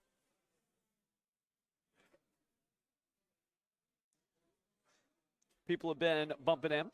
Nice to see the Mitsurugi won. And thank you for joining us from Europe. Whether you're staying up super late at night, maybe it's good morning for you, depending on where you are in the world, or it's just a brisk 5:53 p.m. Texas time. We're happy you're here, and we're going to see the Ash Blossom enjoy. Oh, the second Volcharmi Fualos. Man, Latrell just be getting hit by everything today and just has such a good demeanor about it. But El Shadal Winda, that's helpful. Now, it's not the end-all be-all because there are ways to flip cards face down or return them back to the hand in the Yummy deck, although it will be difficult in this circumstance, especially when you only got one special summon. But it is doable. Definitely doable. I mean, if there's going to be an August Forbidden Limited list, they only got about a week left. And we still got that World Championship coming up. Anybody have any suggestions in the chat with what they feel like a ideal change of the Forbidden Limited list would be? Here, I'll go first. Mystic Mind to 1. That'll get you talking. Now, we did see this the last time that Latrell was on stream, and that is the Neshadal Genius. And he is a genius. Some people do have that issue, just can't. They could win 20 tournaments off stream. One game off stream, a little difficult.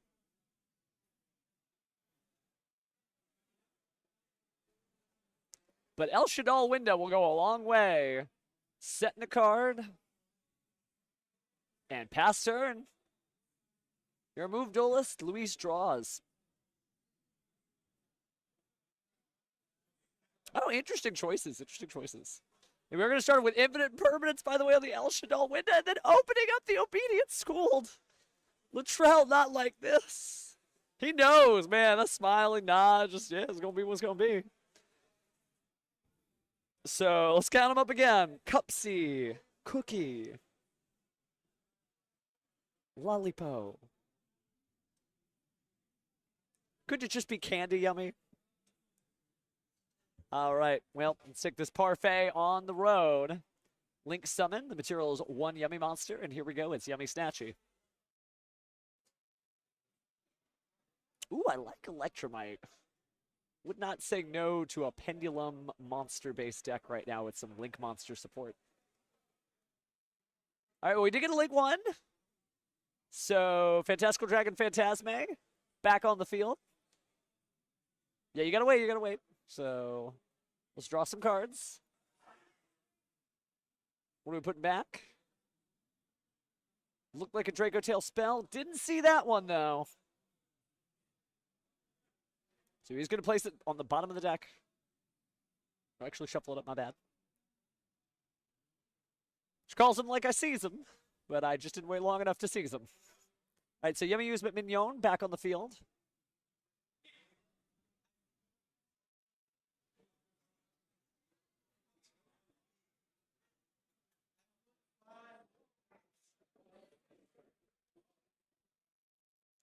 I mean, Zodiac Dryden always seems like it should return to the game, but then you play against it, and it's like, whoa.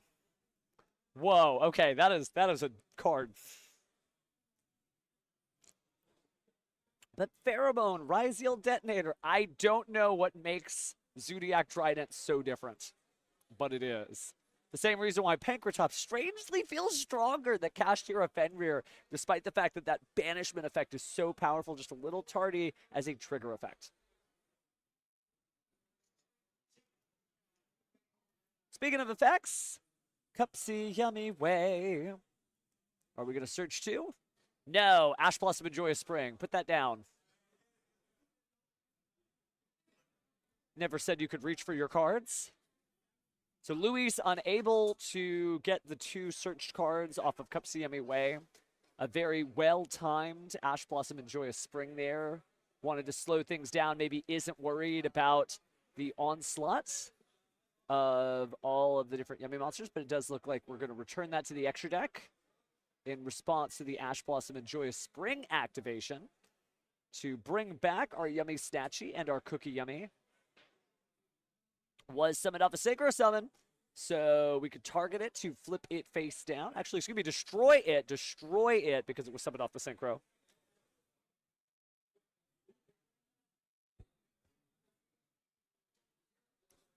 And we're also going to say goodbye to the Ketchu Draco Tail. What am I chanting a little bit? Draco Tail Horn, going to negate a monster effect there. Do a little bit of recycling.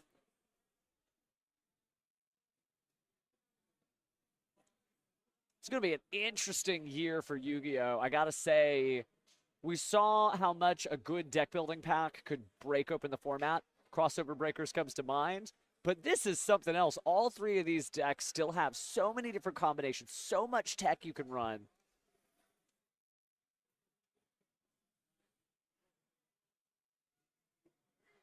Speaking of running, let's run it back with Yummy Snatchy being Link summoned via the Lollipo Yummy going to the graveyard. Then it's time for a Synchro Summon or a Linkro Summon. They'll bring our Lollipo Yummy Way, trying to grab 2 more Lollipo-like monsters from the grave. Looks like it's going to be Yummy Snatchy and Cookie Yummy. Lollipop Yummy certainly fun because it does cause them to be special summoned by the effect of a Synchro monster.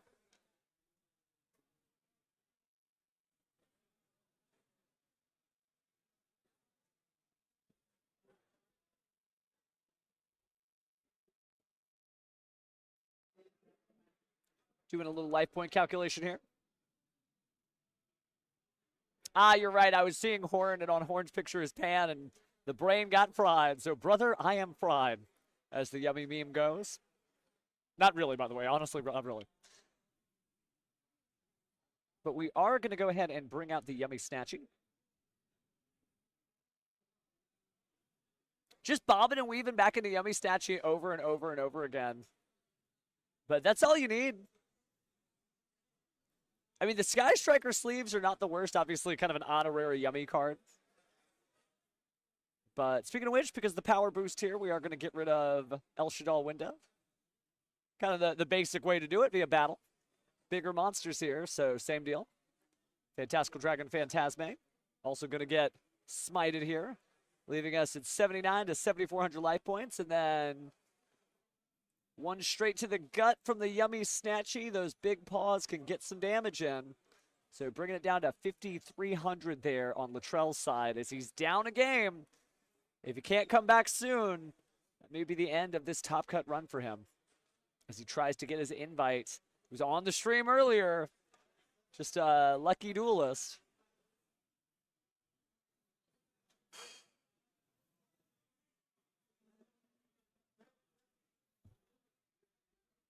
So clear field.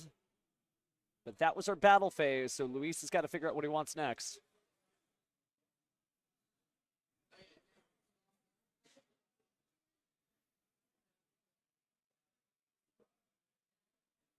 Staring through his card pool there.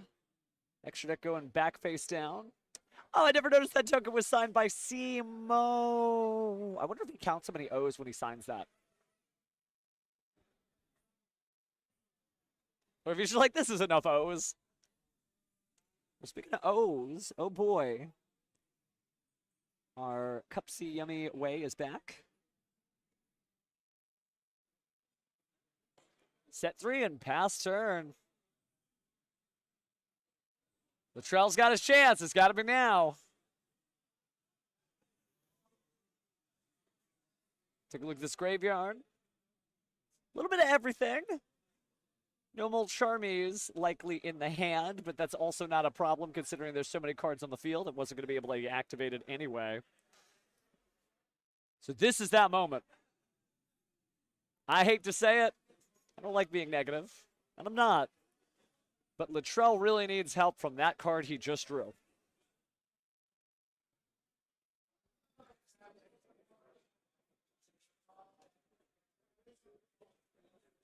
Looks like help is on the way as he looks at the graveyard pretty intently. Seems like a Lucius that he just drew.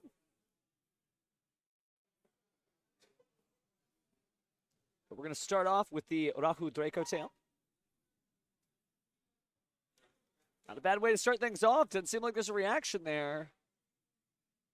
Oh, looks like the Cupsy Yummy Way is going to go back to the extra deck. Cool way to do that, too, because you can't call by the grave it. You know, it's special summoning cards from the grave, so I guess you do need to consider Ghost Bell and Haunted Mansion, which does give a significant advantage to the Blue Eyes and Vanquish Soul Canine decks that are both running Ghost Bell and Haunted Mansion. Don't ask me why I think Ghost Bell goes to Blue Eyes, but C-React's doing big work up in some regional championships in Denver. Showing us a pretty strong card to control people's access to the graveyard.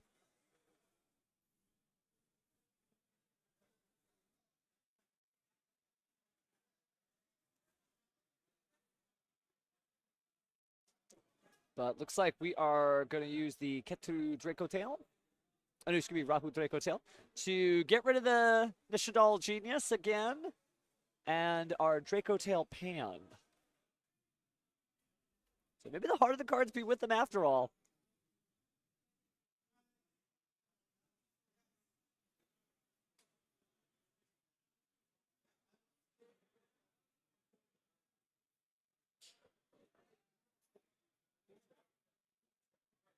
So now,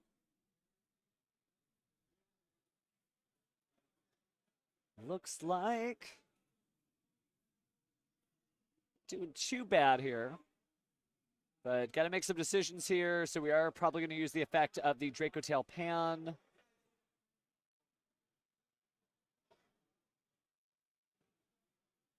Latrell just trying to get through a turn, right? In the sense that he has been up here on the stream before. There's nothing wrong with the deck or his technical play. It's just been so unlucky. Any card that the opponent could have, Latrell's opponent has it.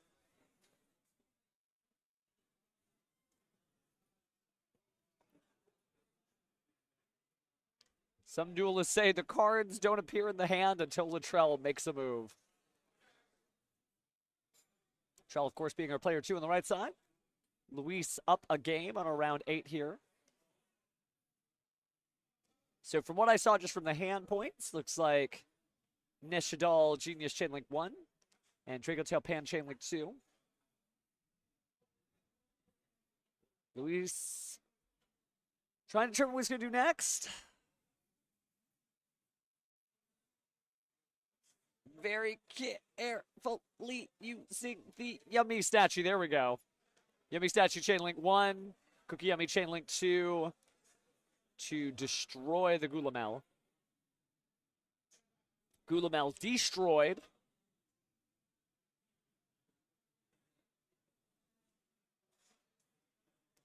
And now there is a Cup Yummy way back on the field in defense mode. But we'll see the set of a Rahu Draco Tail.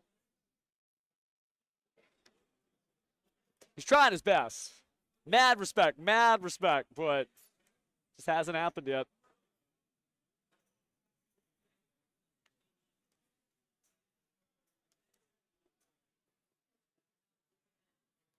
So just talking things through with the judge here. Making sure everything's on the up and up.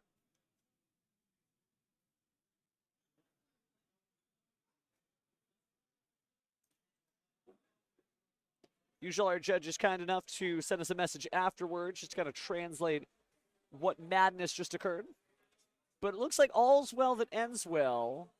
Still mostly seeing Gulamel in the grave. And no other meaningful changes here. Oh man, look at Latrell smile. Oh man, he knows. It's almost like he can hear you, chat. Maybe he is cooked. But we're not out yet. We already activated Rahu Draco Tail. Now we're going to try Ketu Draco Tail. We'll chain. We'll do this the yummy way. Returning 2 monsters to the field. And their names are Yummy Statue and Cookie Yummy.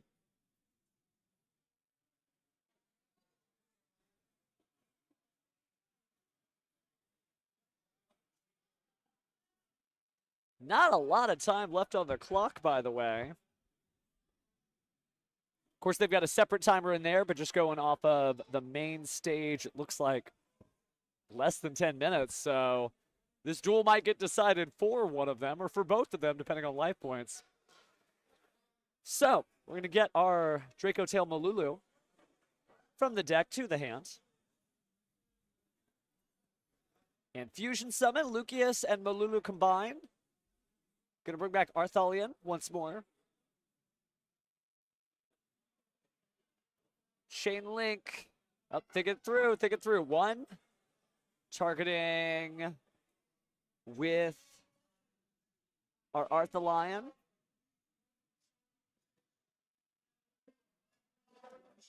He's asking about the time, so he's probably aware that he needs to speed things up a little bit.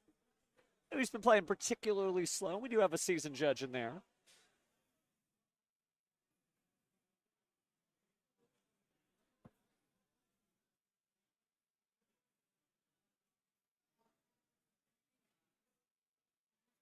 Ooh, is he going to recycle the Shadow package? He is. Wow. Okay. How many windows we running, fam? Maybe none. Maybe just having fun.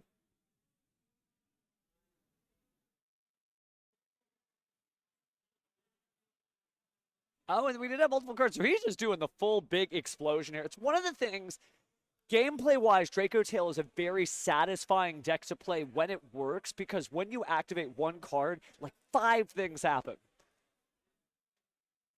So if I had to describe Draco Tail in terms of like a video game weapon mechanic, it's almost like the mortar, right? It's difficult to aim, but it's explosive. And if I had to describe Yummy, it's almost like a little pellet gun, right? Just pew, pew, pew, pew, pew, pew, pew, pew, pew. You're going to give way eventually. And then it eventually you can charge that gun too and just spray and pray with your Yummy Usement Mignon field spell, getting 500 attack points for each Yummy.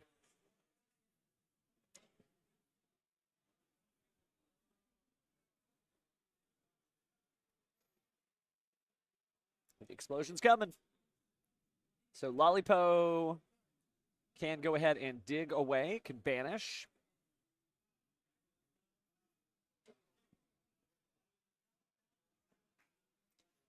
I mean, save that for the police, right? Ooh, there is the Infinite Impermanence coming down. Mind your Imperm column. It's going to be behind the extra monster zone to the north here.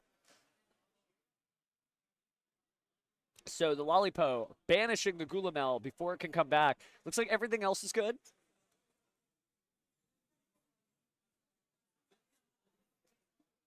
So let's start to work our way through these card effects.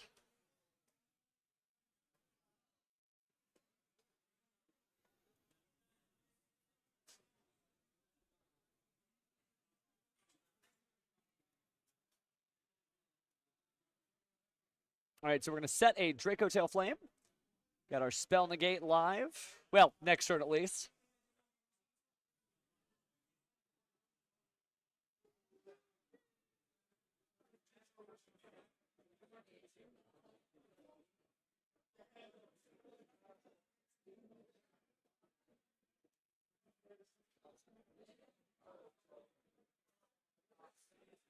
Nothing in the graveyard of relevance there, so Latrell just kind of shaking it off.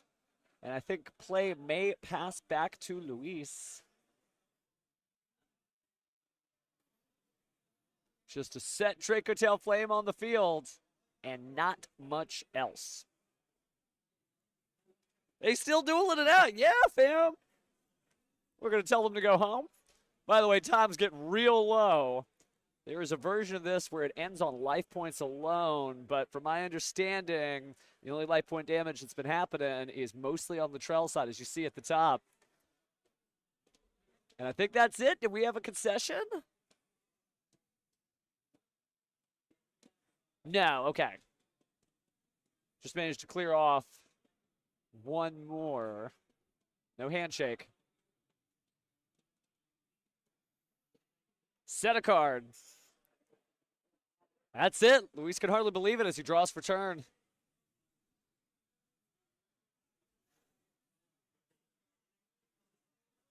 Gonna go and recycle the Yummy Usement Mignon field spell. Of course, Acro K on deck, but all it takes is one Yummy Snatchy to snatch victory from the jaws of victory at this point. I mean, this is Luis's game to capitalize on. He knows what that face down card is. So we are going to go ahead and normal summon Lollipo Yummy. Do not activate effect. Link summon our Yummy Snatchy.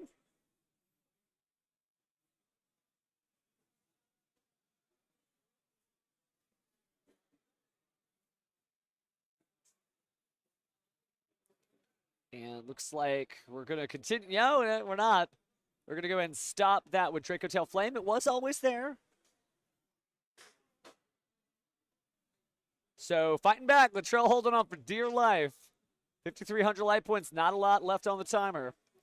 Going to go ahead and reset. You got to do something. Ooh, putting the Gulamel back and drawing a card. Didn't get to see what it was. But just another chunk there. Oh, what? The Yummy Snatchy going in for the attack, trying to protect his life points as best he can and add another dragon from his deck to his hand. Latrell banishes Lollipo Yummy from the graveyard. And in attack mode, ready to roll with the best of him is Bestial Magnum, one of the best cards ever printed.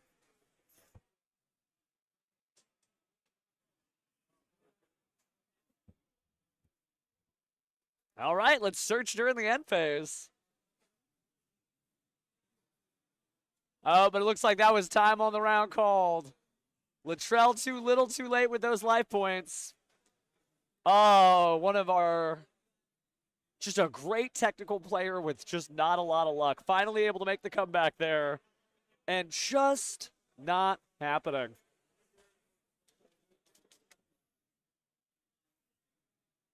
Well, bad news for our hero.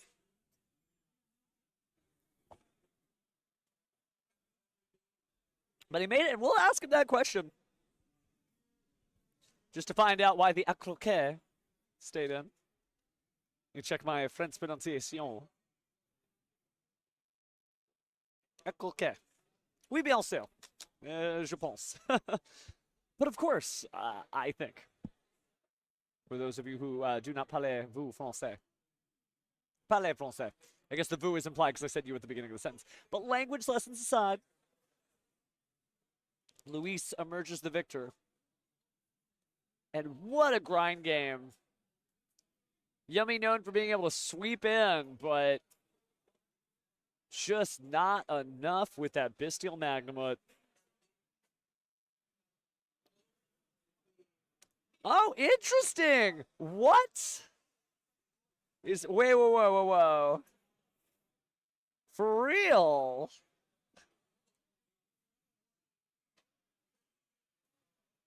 Wow. Luis conceded the match. Hold on. I'm verifying this with our judge. Okay, he conceded the match. That's interesting. I guess we'll have to find out what happened from Latrell. Started with just the results alone.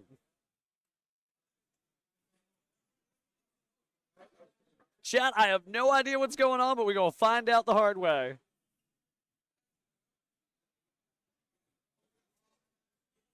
Conceded the match. I have no idea. Not a game 3. Conceded the match with time running down and lower life points. I guess he didn't think. Maybe they had more time than the other duelists did. We'll have to find out. Maybe he knew he was just out of stuff. Maybe he knew he was out of stuff. I have no idea. No idea, but we'll find out soon, for real. No idea. But, yeah. I've been updated that that's what's going on. What timeline are we living on? What is going on, chat? Okay, so. Professional duelist voice. Soon, up next, we'll interview Latrell to find out what happened. Then, we're just going to keep hanging out. We're not going to take a single break. Do not go away if you can hear my voice, unless you don't want to hear my voice, and that's fine. My apologies. But then we're going to get table number 1. No ifs, no ands, no buts. Table 1.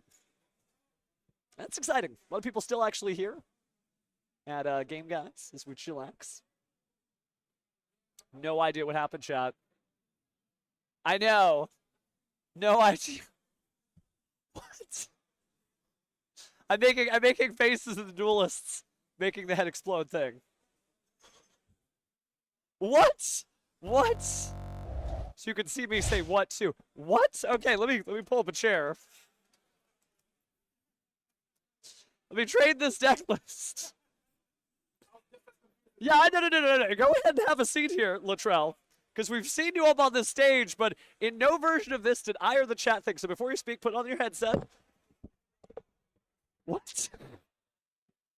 Ooh. So, this is our perspective because we can't hear the player audio, so you've got to explain to us. We saw lower life points. We knew time was running low.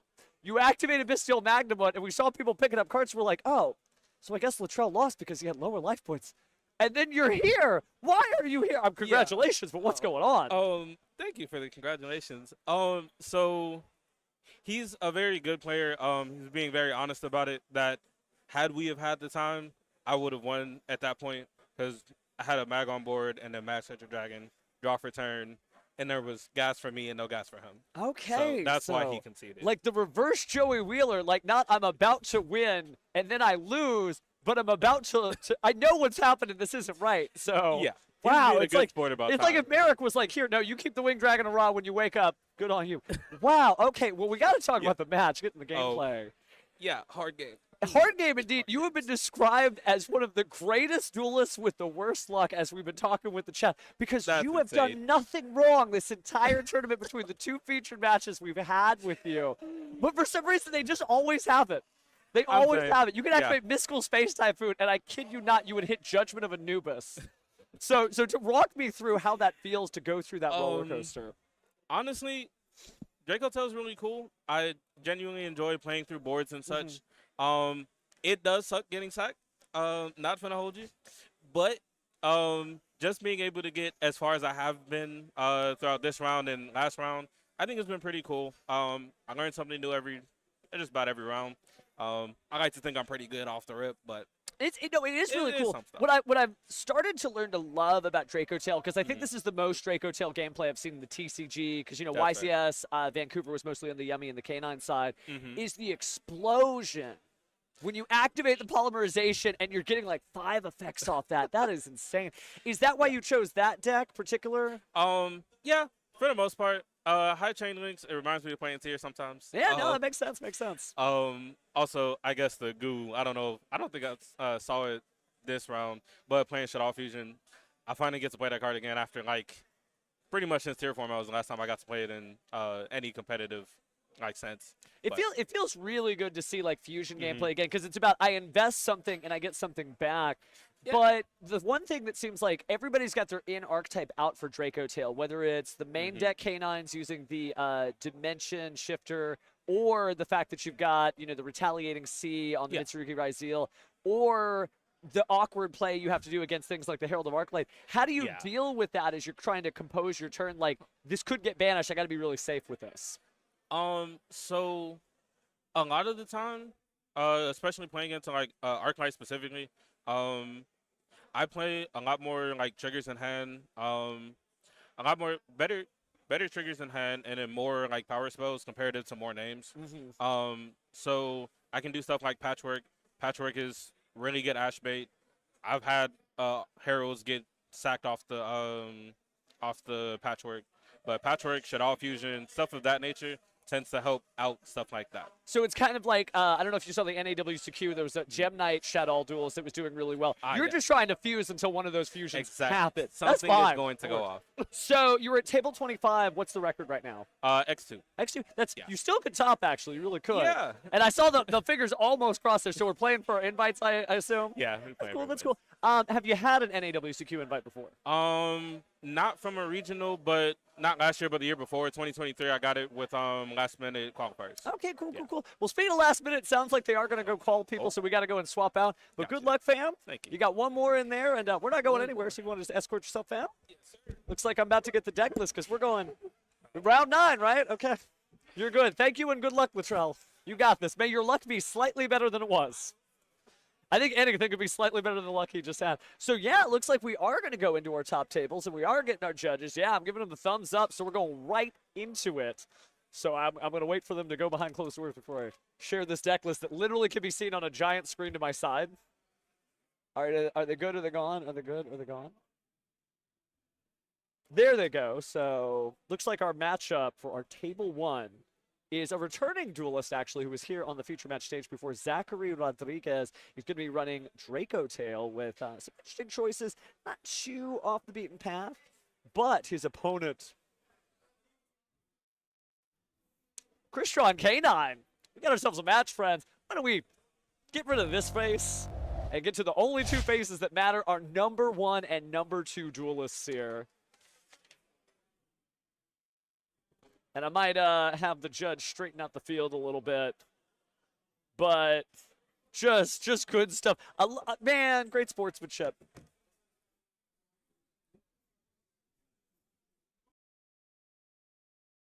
Sorry, I had to make arms of the judge.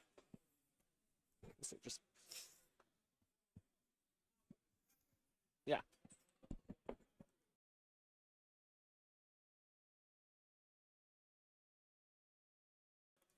All right, I was just talking with the production staff. They're going to go ahead and adjust those game mats so we can see them just a little bit better. But this is it, chat. Final round. There ain't no round after this.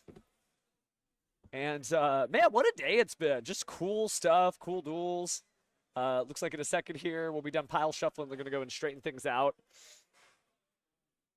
But thank you so much for being with us. And Zachary, no slouch, by the way, whipping out the YCS exclusive dice there. I guess they come in different colors because earlier somebody had like blue, and I know I've seen black, and that one is like dark green. So I guess you got to win all the YCSs to collect all the cool dice.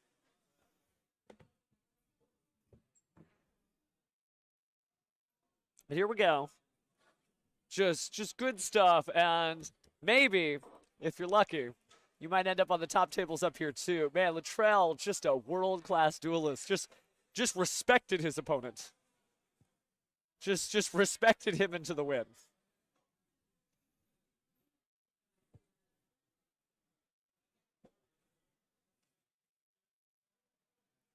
I might go jump over there myself if we could just get that straightened up a little. Chat, would you mind terribly if I went over there and you just heard silence for a second in the interest of making the stream look better? Am I allowed?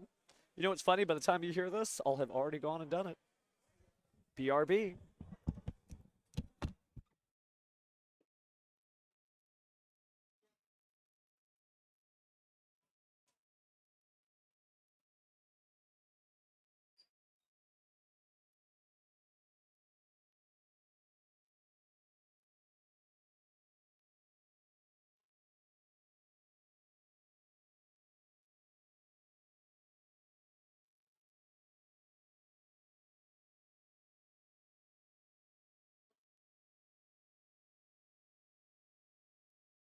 Well, you do it like that all round 9. Somebody in the chat asked, did you straighten the metal? Like, yeah, I go do that to you on round 9. All right, we are back. If you're just joining us and I jump scared you with my voice, then hello, friends. Welcome to Table 1, final round. Again, Raymond Williams playing Crystron K9. His opponent, Zachary Rodriguez, playing Draco Tails. Okay. It's time to duel like never before. I mean, we've been here all day, but Crystron K9. I know, friends, I know. Hey, headsets aren't free, but we'll make it happen. We'll make it happen. All right, let's start this off, though. This is exciting. This is wild. I mean, there are a lot of cool level 5 monsters, but starting on the left side, Zachary, our player 1, starting off with the Stratos like Draco Tail Lucius, but he's going to crash right into Infinite Impermanence, setting a card and passing. And it's Crystron time. Holy moly. All right. So it looks like we're going to go ahead and start off with our Chaotic Elements. Discarding Ash Blossom and Joyous Spring.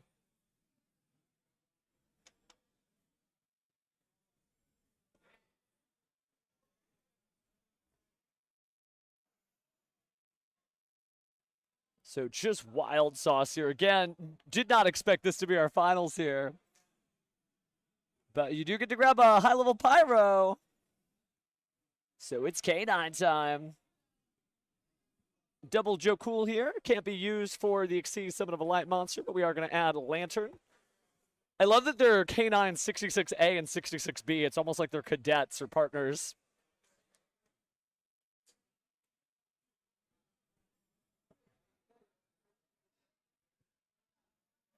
So, going to go ahead and immediately Exceed Summon to K9 17 Ripper. Detach material there to go ahead and grab a K9 card from the deck to the hand. Doesn't look like any monster effect's been activated, so we're not going to set a quick play spell, but we do grab K9 17 Izuna. More than 2 cards in the hand over there, so we could normal summon it. But it looks like instead we're going to use Lantern to bring back Jakul. The 5s are back in town. Man, this is one of the craziest toolboxes ever when you think about it. Just so powerful and access to some very strange cards. Anytime a toolbox is made, you get weird stuff. And rank 4 has always been the principal toolbox. But now we got rank 3, rank 5, rank 7. Well, speaking of rank 5, let's Xyz summon. Raymond goes ahead and creates another overlay network. And Xyz summons Infinitrax. Slicer, what Earth Machine are we taking?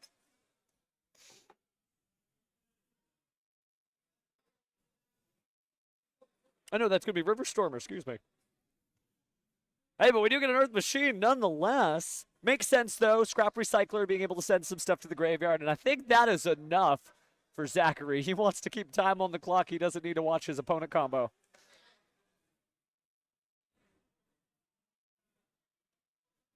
Seeing some interesting stuff there. I see it. There can be only one, by the way. Powerful side deck options. Also, a Rivalry of Warlords. Might be going in here. But again, Raymond on the right, your player 2 is your game 1 winner. Just stop in the name of the law. You're under arrest. Too many rank 5s and too many K9s to deal with.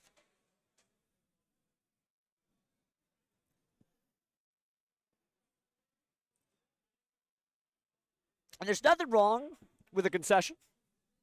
At any level of play, you want to concede early if you know there's no way out because you keep more time on the clock. These are the most successful duelists in the room this tournament. This is table 1. Undefeated records. Just going in to be the guy.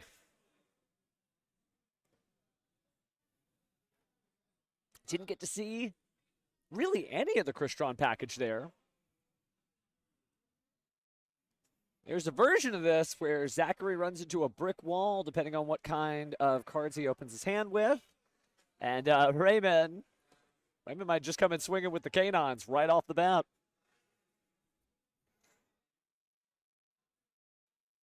Or those YCS dice are gorgeous.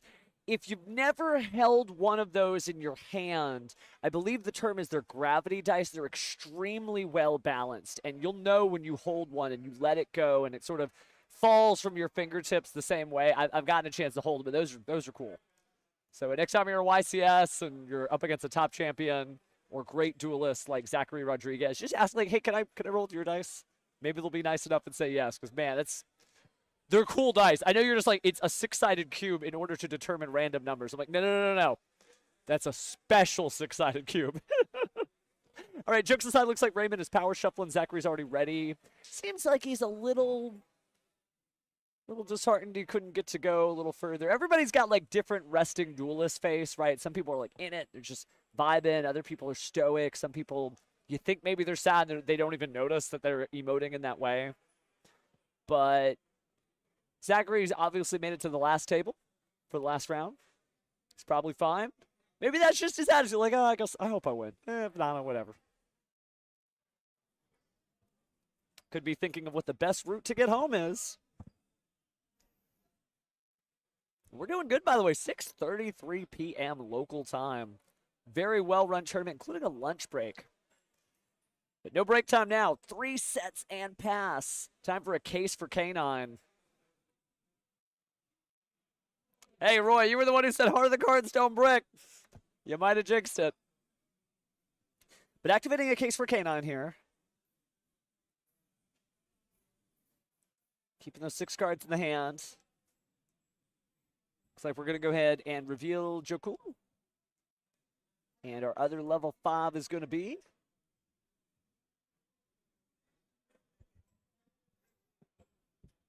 oh, it's Lupus. It's never Lupus, but this time it is. Awkward not to be able to use him for a light Xyz summon. Oh, but it's the Rivalry of Warlords. You got to choose. That can be difficult. Neither of those is going to feel good. So I guess we will just put that back in the graveyard since it can be used at a later date.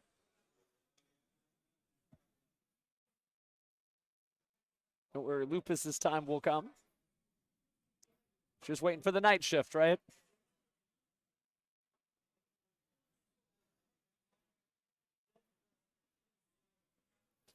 So going to go ahead and use Jakul here.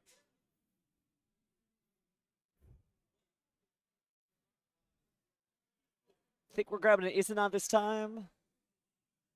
Perhaps, yeah. So we do have Izuna. This could be a very grindy duel, but still well equipped to really just kind of peck until it's done. So attack, set, pass.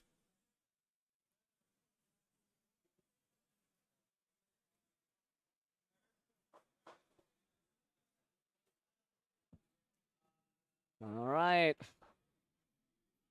Zachary has all the brakes he needs, but no gas. Until now, Ketu Draco Tail is activated. Since you're mostly fusion summoning dragon monsters, the Rivalry of Warlords isn't going to be as big of a deal.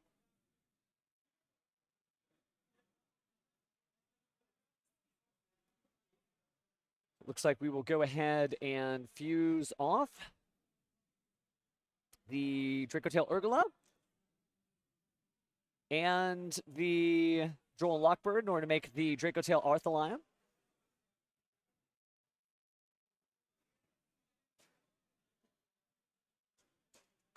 Considering options, looks like it's going to be Chain Link 1 is Urgula.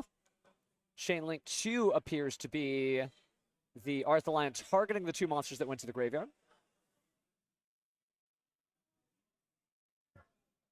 And so we're actually going to use Forbidden Droplet on there. Got to consider this carefully. Could walk into the pain there, but looks like actually Jakul will be the one to go to the graveyard.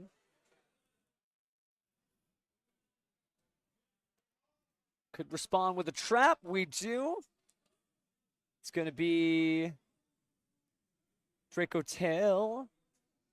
Horn there. Going to go ahead and return the Draco Tail Arthalion back to the hand, which means you can use its effect since it wasn't negated while being face up on the field.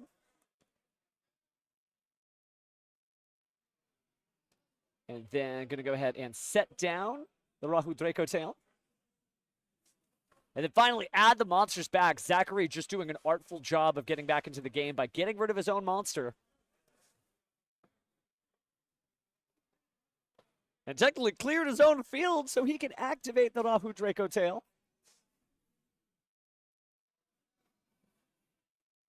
Didn't catch what the fusion material was there. But it must have been something Draco Tail related. As, it was a fine mana.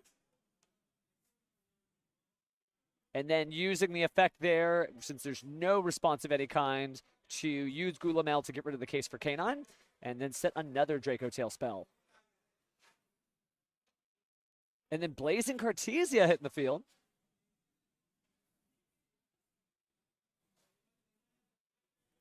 Go in attack and attack. Those spellcasters certainly helps. Oh, but here's Izuna. A monster effect was activated in the hand. Looks like no effect, but we are going to go ahead and crash through it. They do a little bit of damage afterwards. Double checking the K9 Lupus. Yeah. Won't be able to bring it out because the monster effect was not activated in the way that he needed.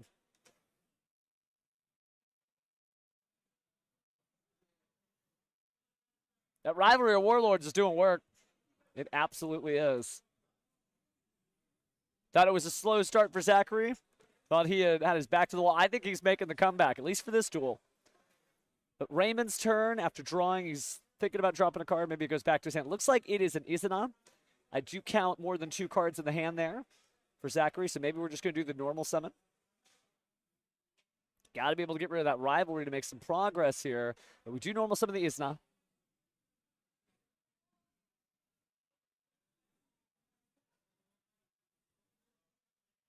Try to use this as effect. Zachary staring down an Ash Blossom and Joyous Spring in his hand, considering his options again. It's apparently nothing happening there.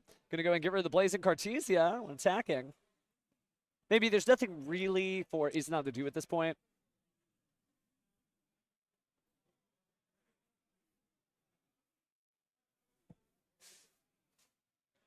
Draco Tail, very explosive and able to play around a number of different cards. Now it's time for another little fusion here. Drills are a Dragon the Spellcaster, so I think we're going for Mysterion. Yep, Mysterion is out on the field.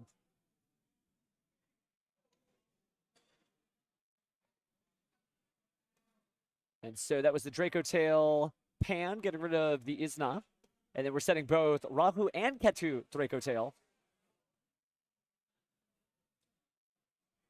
But there were effects activated in the graveyard, so going to try to bring out the Lupus. Styrian activates effect. Discard Ghost Ogre and Snow Rabbit. Destroy. Banish. But at least the odds are evened up a little bit there. Raymond got this far in the tournament for a reason, trying to fight as much as he can. Well, Charmy Fuwalos dropping down against the Rahu Draco Tail.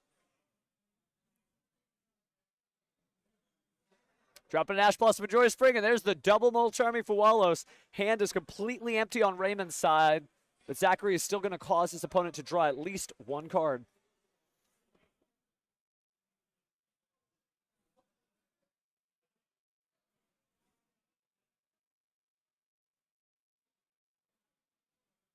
I think this deck could main deck Rivalry of Warlords. This is really fascinating gameplay.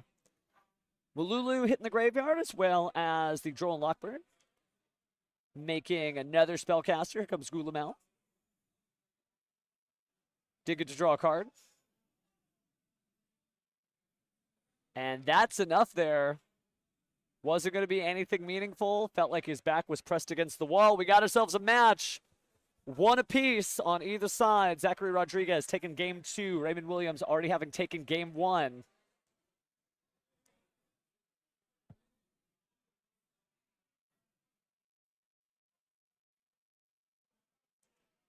I think we got ourselves quite the match on our hands, as I was just saying, but now, technically, Raymond has a chance to go first. And I did count what appeared to be 6 Molcharmy cards coming right back in the deck there for Zachary. So I think as he starts the side deck out, we'll see mostly the pink cards removed. There could be only one. It's gone. There's the Rivalry, I believe. Still got a few more things to get rid of. Interesting, the Draco Tail Horn coming out.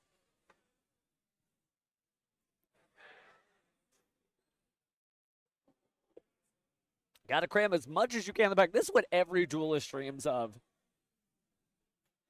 Every game you wish could go to game 3. Every game you wish could go the distance. And this one certainly is. For the rest of our tournament competitors, they crowd around.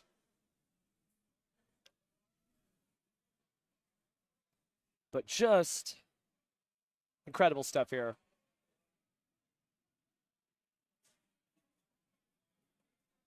All right, looks like we're done on Zachary's side as he pile shovels. Notice the difference in his demeanor. You may not be able to tell, but that is a different duelist than the one who presented his deck at the beginning of game 2. A little bit more serious, a little bit more locked in. Knows he stands a chance. Has to go second, but can get it done. Raymond, on the other hand, a little bit tense there. See a little bit of a frown there as he's looking through those last couple of cards. Got to make decisions, fam. And it is K9 Crystron. K9 Crystron. Although we haven't seen that much on the Crystron side. All right, cards are starting to come out. 1, 2, 3. All right. From the side deck then. 1, 2, 3. All right, 3 for 3. Raymond being meticulous there, counting out 15. Don't want to present an illegal deck, especially not directly in front of a judge. And we're going to pile shuffle as fast as we can, start to catch up.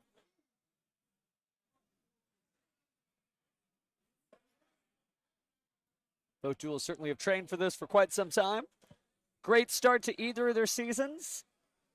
Technically, the 2026 season began on the end of the NAWCQ and the SAWCQ and the EUWCQs, right? A couple of chances for people to get points, win regional qualifiers, had a couple of weeks, but we're still very early into the season, and this is a very strong performance from both duelists.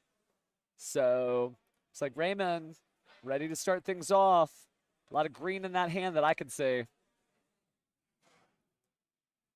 So let's start things off with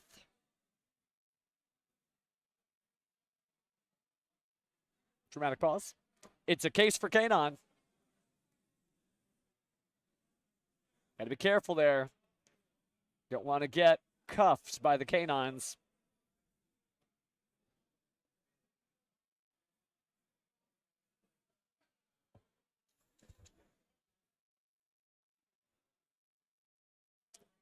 Okay, here comes the Crystron stuff finally. As we activate the spell card Crystron Inclusion, grabbing Crystron Sulfidor out of the deck. And my eyes don't deceive me, that is 5.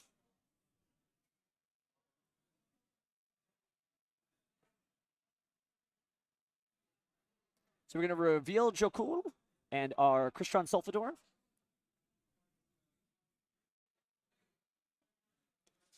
So it's going to summon both at the same time, so that Molcharmi Purulia is going to cause 1 draw. That's fine. 1 card.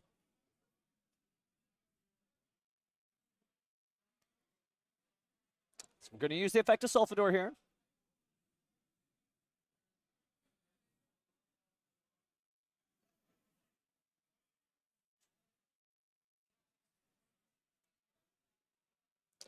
Dropping another Crystron down the drain. Sorry, Smiger. No hard feelings.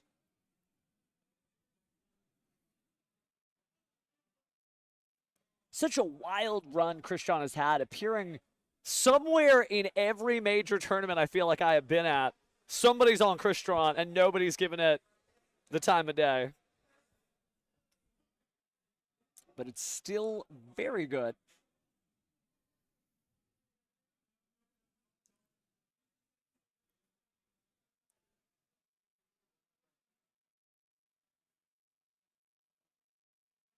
Would make sense to me, by the way, Roy, about the semi-limit there. Think about it.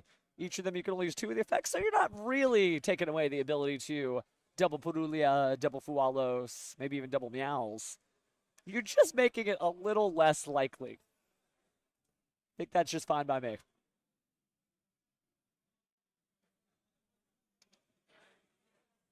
Ooh, and dropping a Fualos there.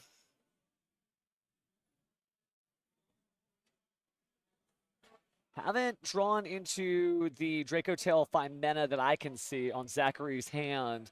So doesn't necessarily have a way to jump into this game just yet.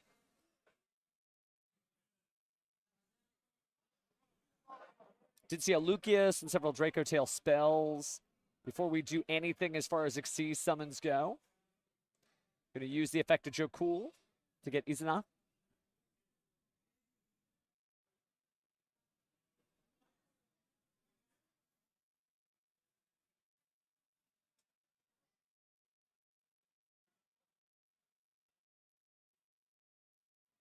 Not every day you see Crystron. I know the feeling, Zachary.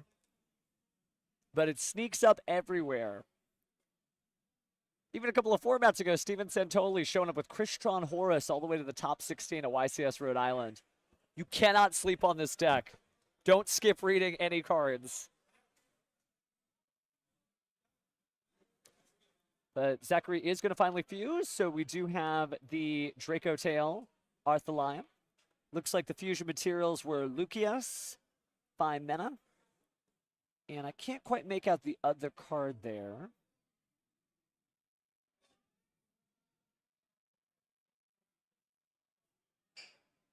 Kind of smart to press the issue here, trying to block the shot, make sure you get there before the Xyz summon.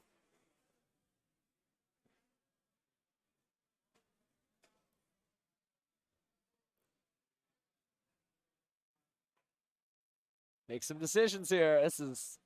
It's tricky. Either duelist tournament life depends on it to be the #1 duelist here.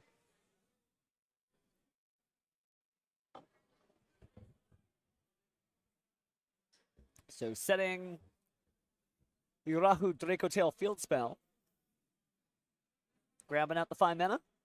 destroying a Crystron, actually bouncing it back to the hand, and destroying the K9 Jokul. So now you've got the Ketu Draco tail at the top there, and the Rahu Draco tail at the bottom. So just getting set up, Zachary flexing that he is ready to go in for game next turn. Still under the effect of 2 different types of Mulcharmies. Fimena back in hand. Raymond just feeling, oh, do I really want to have to do this? Yeah, you really might, fam. But we are going to go ahead and use the effect there, causing a special summon, but we do get our K9 Izuna, badge number 17. Sending 00 Lupus down to the graveyard. Oh no, but there is the Artifact Lancia. And Crystron caught in the Artifact Lancia trap again. It was the #1 card, Artifact Lancia, at YCS Orlando, even against things like Ash Blossom and Joyous Spring. And Crystron did not succeed as much because everybody prepared for Malice. It's very easy to side in those Artifact Lancias. We do see the Lupus hit the board again. Now we'll see the normal summon, as well of the K9 17 is not. Now 3 combining here. All right, building the overlay network. The materials are... Ooh, it's Paradise Smasher. Now we're going to activate Chaotic Elements again.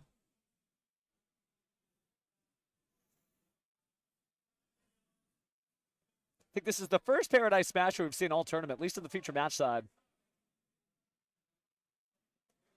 So we do get our Pyro. So we will get our Lantern and bring back Jokul again. 69, or excuse me, 66A and 66B. Sorry, too much heraldry crest on the brand.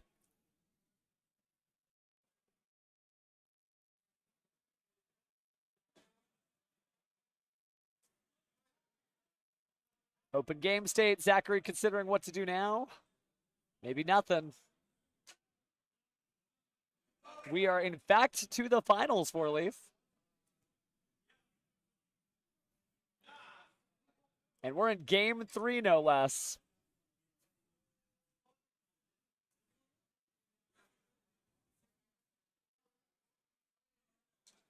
It's almost over. One of these duelists will be crowned Game Guy's finest.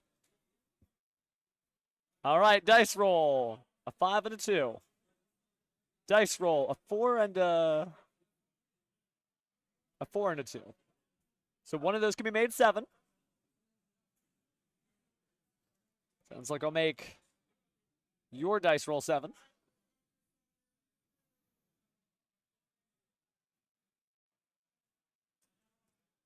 Just confirming that public knowledge one last time before it becomes private knowledge. Hey, we're trying our best over here. Believe me, if it was up to me, every duel ever would be streamed. You're playing on your kitchen table, there's a camera there. So we're going to set a card. Pass turn. Zachary draws for turn with a huge hand and a great setup here. Spell after spell after spell.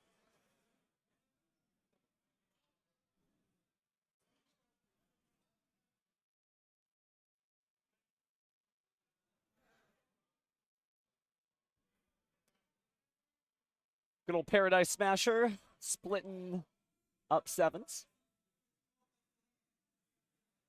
It's a crazy card. Why don't we read it together with everybody else, shall we? What just happened when all those dice rolled? Well,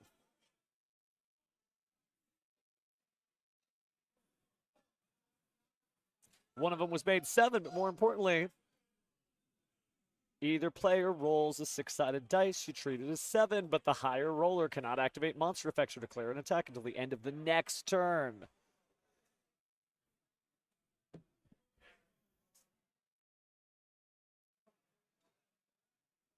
Almost reminds me of the Yu-Gi-Oh manga where somebody rolled a 6 against Yugi. They're like, you can't beat a 6. He's like, watch me. He throws the dice so hard that it splits the 6 and the 1 and they both land up face up. It's like, cool, I rolled a 7. With 1 dice, by the way. No monster effects here, just setting up a Gulamel.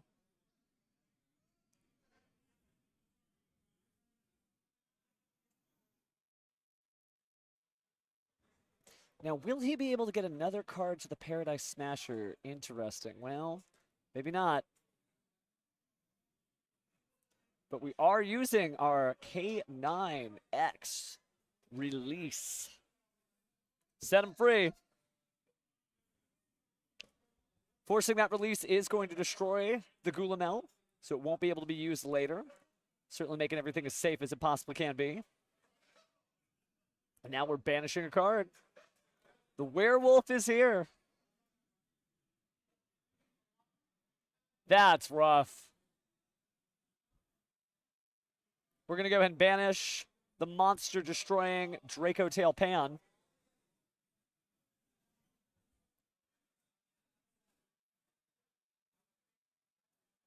Did grab Gulamel. Maybe just trying to fuse it again?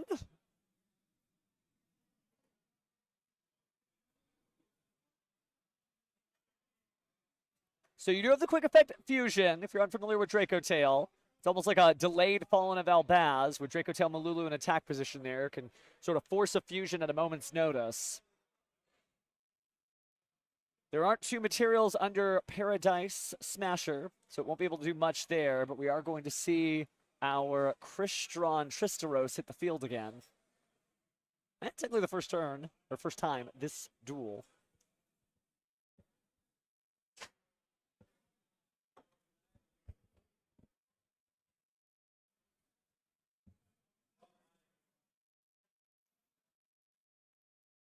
So we'll go ahead and detach there. Depending on whose turn it was, you could destroy, or you could banish.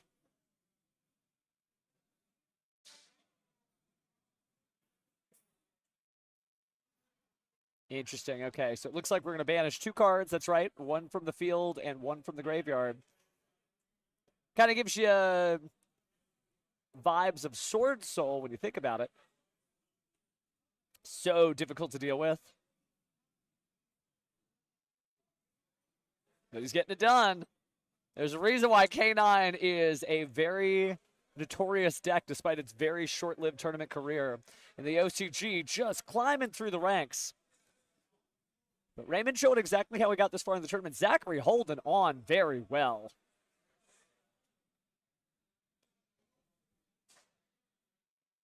All right, so fusion time.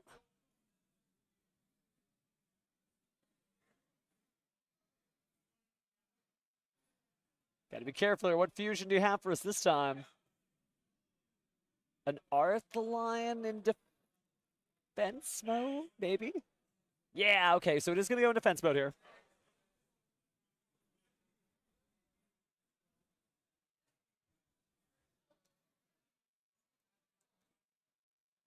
Going to try to return those. The Paradise Smasher's a little scary. I noticed Zachary kind of changing his mind there. Don't give him back the Paradise Smasher. There's no reason. It may never get that extra Xyz material.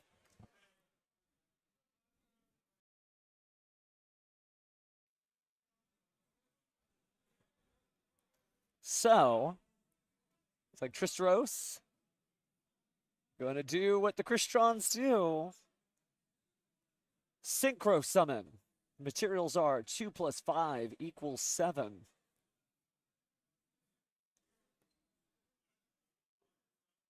So Eleskeletus showing up.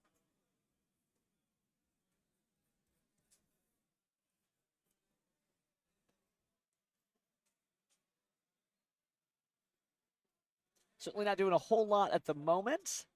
Maybe soon.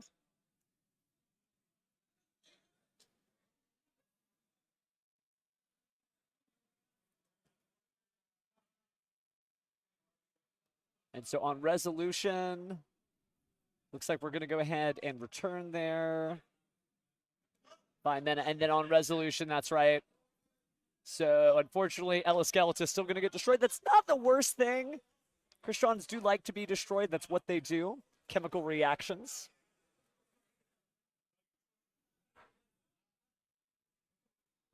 Non-fusion area is crazy because neither player can fusion summon fusion monsters, but you actually can special summon them. Don't ask me why I know that, just many hours of Yu-Gi-Oh! Duel Links.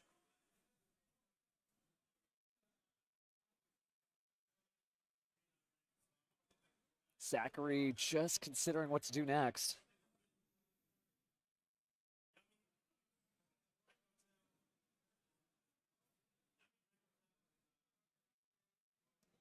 All right, so Elaskeltus, nothing to be afraid of too much.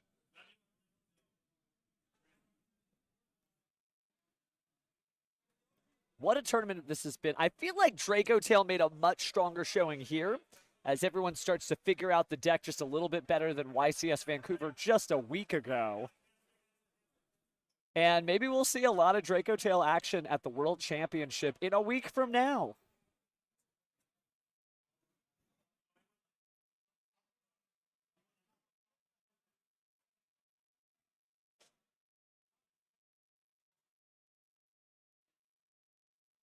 Great hand there with Zachary having Ash Blossom and Joyous Spring.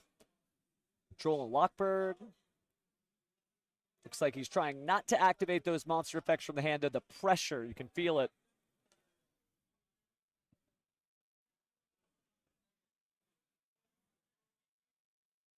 But there's the Joel and Lockbird instead. And every day you see multiple cases for K9.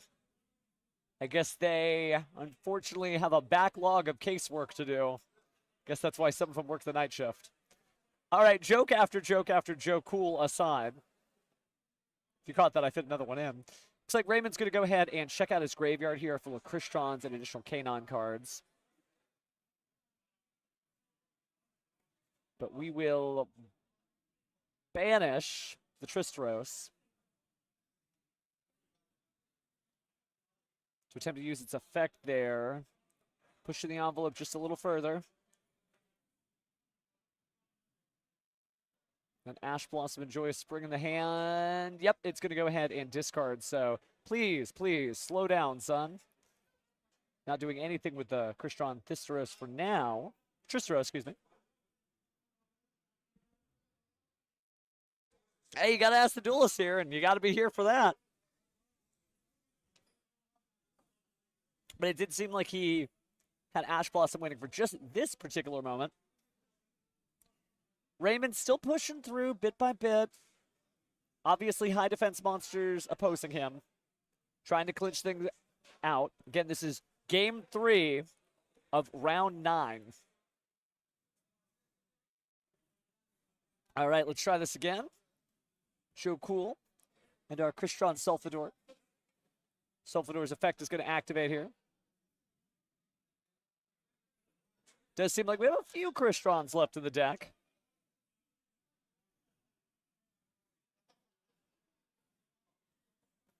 And it looks like another one drops down. This time it appears to be Smiger. We'll also get rid of an inclusion. Interesting.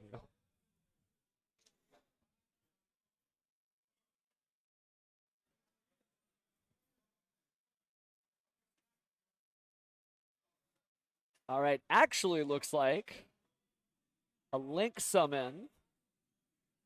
Chills our 1 Xyz monster and 1 effect monster. SP Lunalite in Raymond's hand. Hitting the field. Looks like he wants to banish one of his opponent's cards.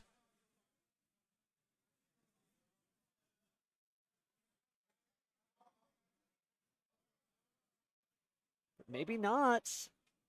Maybe he's just going to special summon his K9 Lupus.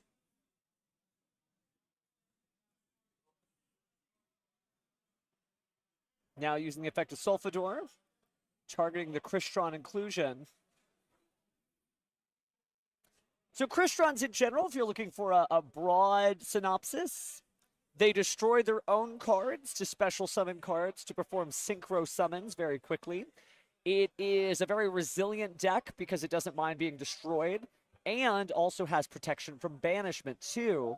However, the issue is that they do like to banish their own cards from the graveyard, and so they do get victimized by the artifact Lancia that is in everybody's side deck because of things like Malice and even Lunalite and some of the other decks too that just don't want to see banishment.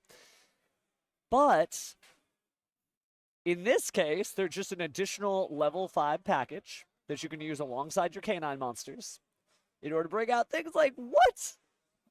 Are we really doing Chronomaly Vimana? This isn't Yu-Gi-Oh! Duel Links, but it's a powerful machine card, that's for sure. Rank 5 coming right at you.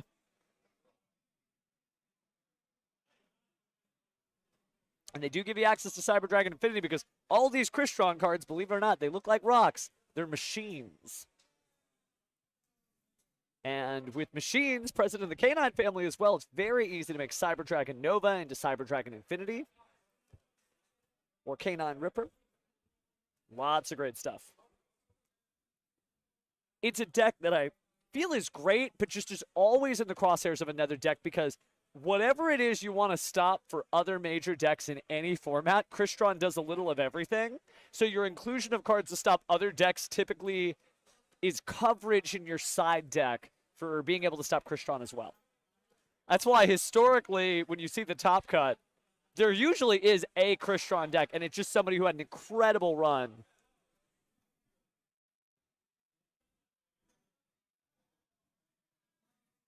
Raymond might be that duelist today. But battle phase. Gonna go ahead and try to power things up there.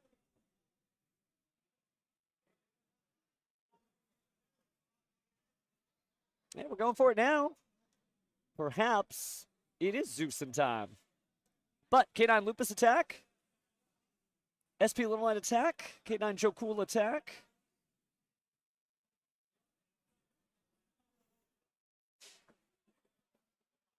And we do get to use Vimana.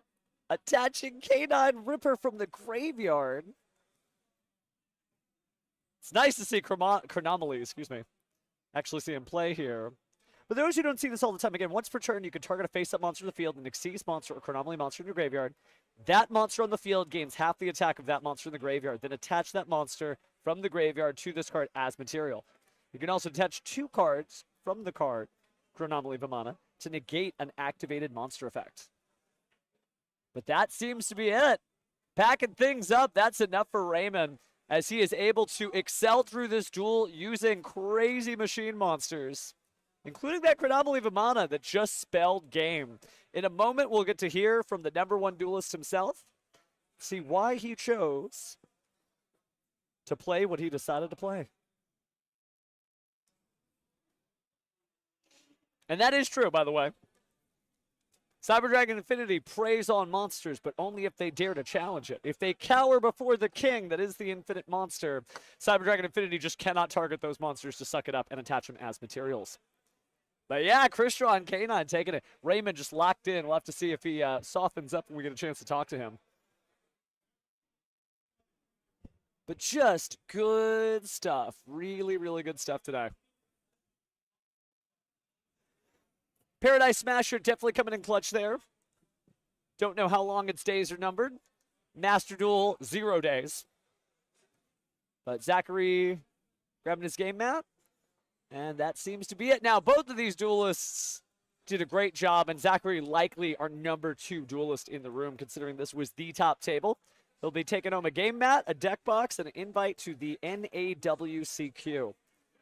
Maybe carving his path to a Japanese World Championship next year. But today, he is the runner-up, and soon we will be hearing from Raymond.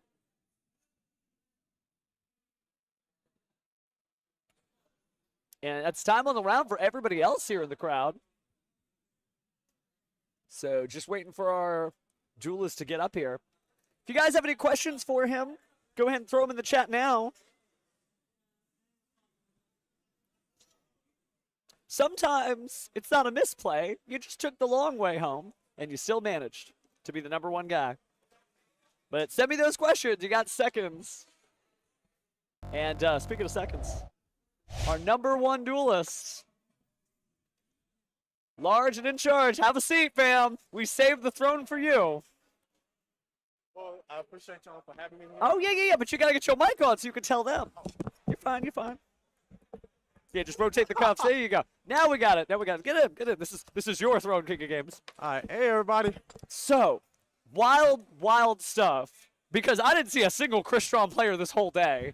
But there's always one who sneaks by who just has that perfect run. Let's start with how we got to the #1 table, if you don't mind. What were the matchups like today? Okay, so first round was my Baker Soul. He ended up activating Charmy. I go Paradise Smasher. That was pretty much it. Game 2, he thought I had Nib in hand. I was being sure to like count out summons, and then I just played through it. So I got that 2-0. Round 2, played against a very good Memento player. He played very well. I'm not going to lie. I was very impressed playing against him. I was so happy. I was actually excited. I lost first game, so I had to come back with the last 2 games. But I had to be sure to play carefully because in the last game, I felt like he could have won, but it was like a weird game state that we weren't really keeping up. I mean, that makes sense. When you're playing Memento versus Chris Strong, that's just weird game state all over. Yeah, because during Dahl plus Droll, I was pretty much trying to force people to get rid of their hand the entire day. But he actually went super poly to get rid of my cards or go droplet. And I was being, and at the same time, I was being sure to just pay attention to my hand to see if I still had engine. So that's 2 down. Now we got, what, 7 to go? Tell us. Yeah. So next round, it was Yummy. I believe it was a Yummy player. He was really good. It was kind of shaky, kind of playing against him because I was like thinking, okay, this matchup gonna be kind of weird. Luckily, I just saw Droplet in the first game. In the second game, he ended up hitting me with purges. It was kind of difficult at first, but I managed to shake back and get it. So it was 2-1 in that one. Then next round was Draco Tail. Okay, round 4 after lunch. Yeah, after lunch, after we got something to eat, I played against a Draco Tail player. I was actually really happy to play against him because I wanted to experiment with the deck. It's so unorthodox to me. I love the deck. I really do, but I didn't have enough time to really pick up the cards. I played against them. We had a very back and forth game state, but I did manage to get it in the end. I will say this Paradise Smasher is way too much. I will say that. I do admit even the chat was on that. They're like, it ain't gonna be long. Paradise Smasher is definitely too much. So that definitely gotta go. Please, Konami, please. They might be watching if they can hear us somewhere. So next round, I end up playing against another Draco Tail player.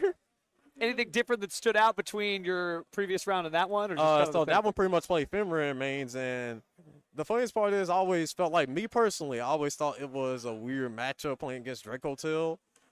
And my friend, Clay Medina, he actually told me to look into Typhon, so that way they're forced to Fenrir the Luna. Yeah. That way I could just go ahead and summon and be like a Fett, so that way I can sit on Typhon because their trap card doesn't work. I don't have to worry about them targeting. I don't have to worry about Dragoon, and their monsters are big. Plus, they can't bounce back. And I realized that if I read it correctly, they can't nib because this is 3,000 with or 3,000. more. Yeah, so that's perfect. It's So the it anti-Nibiru actually cheat came sheet. up. I was like thinking, okay, I feel so safe. Typhon carried way too much in that matchup because it happened first game. Same thing with Droplet. Droplet definitely helped out a lot today. I loved Droplet today. It was definitely amazing. So That's I 5. We still got 6, 7, 8 though. So next round played against Yummy player. It wasn't really anything too special. It was kind of weird because I just kept getting hit with Charmies, and I just said, okay, I'll just go ahead and come back by going Paradise. That's the 3rd Paradise win, by the way, from what I'm hearing. Yeah, it happened first game, second game, he got it. The third game, Paradise pretty much.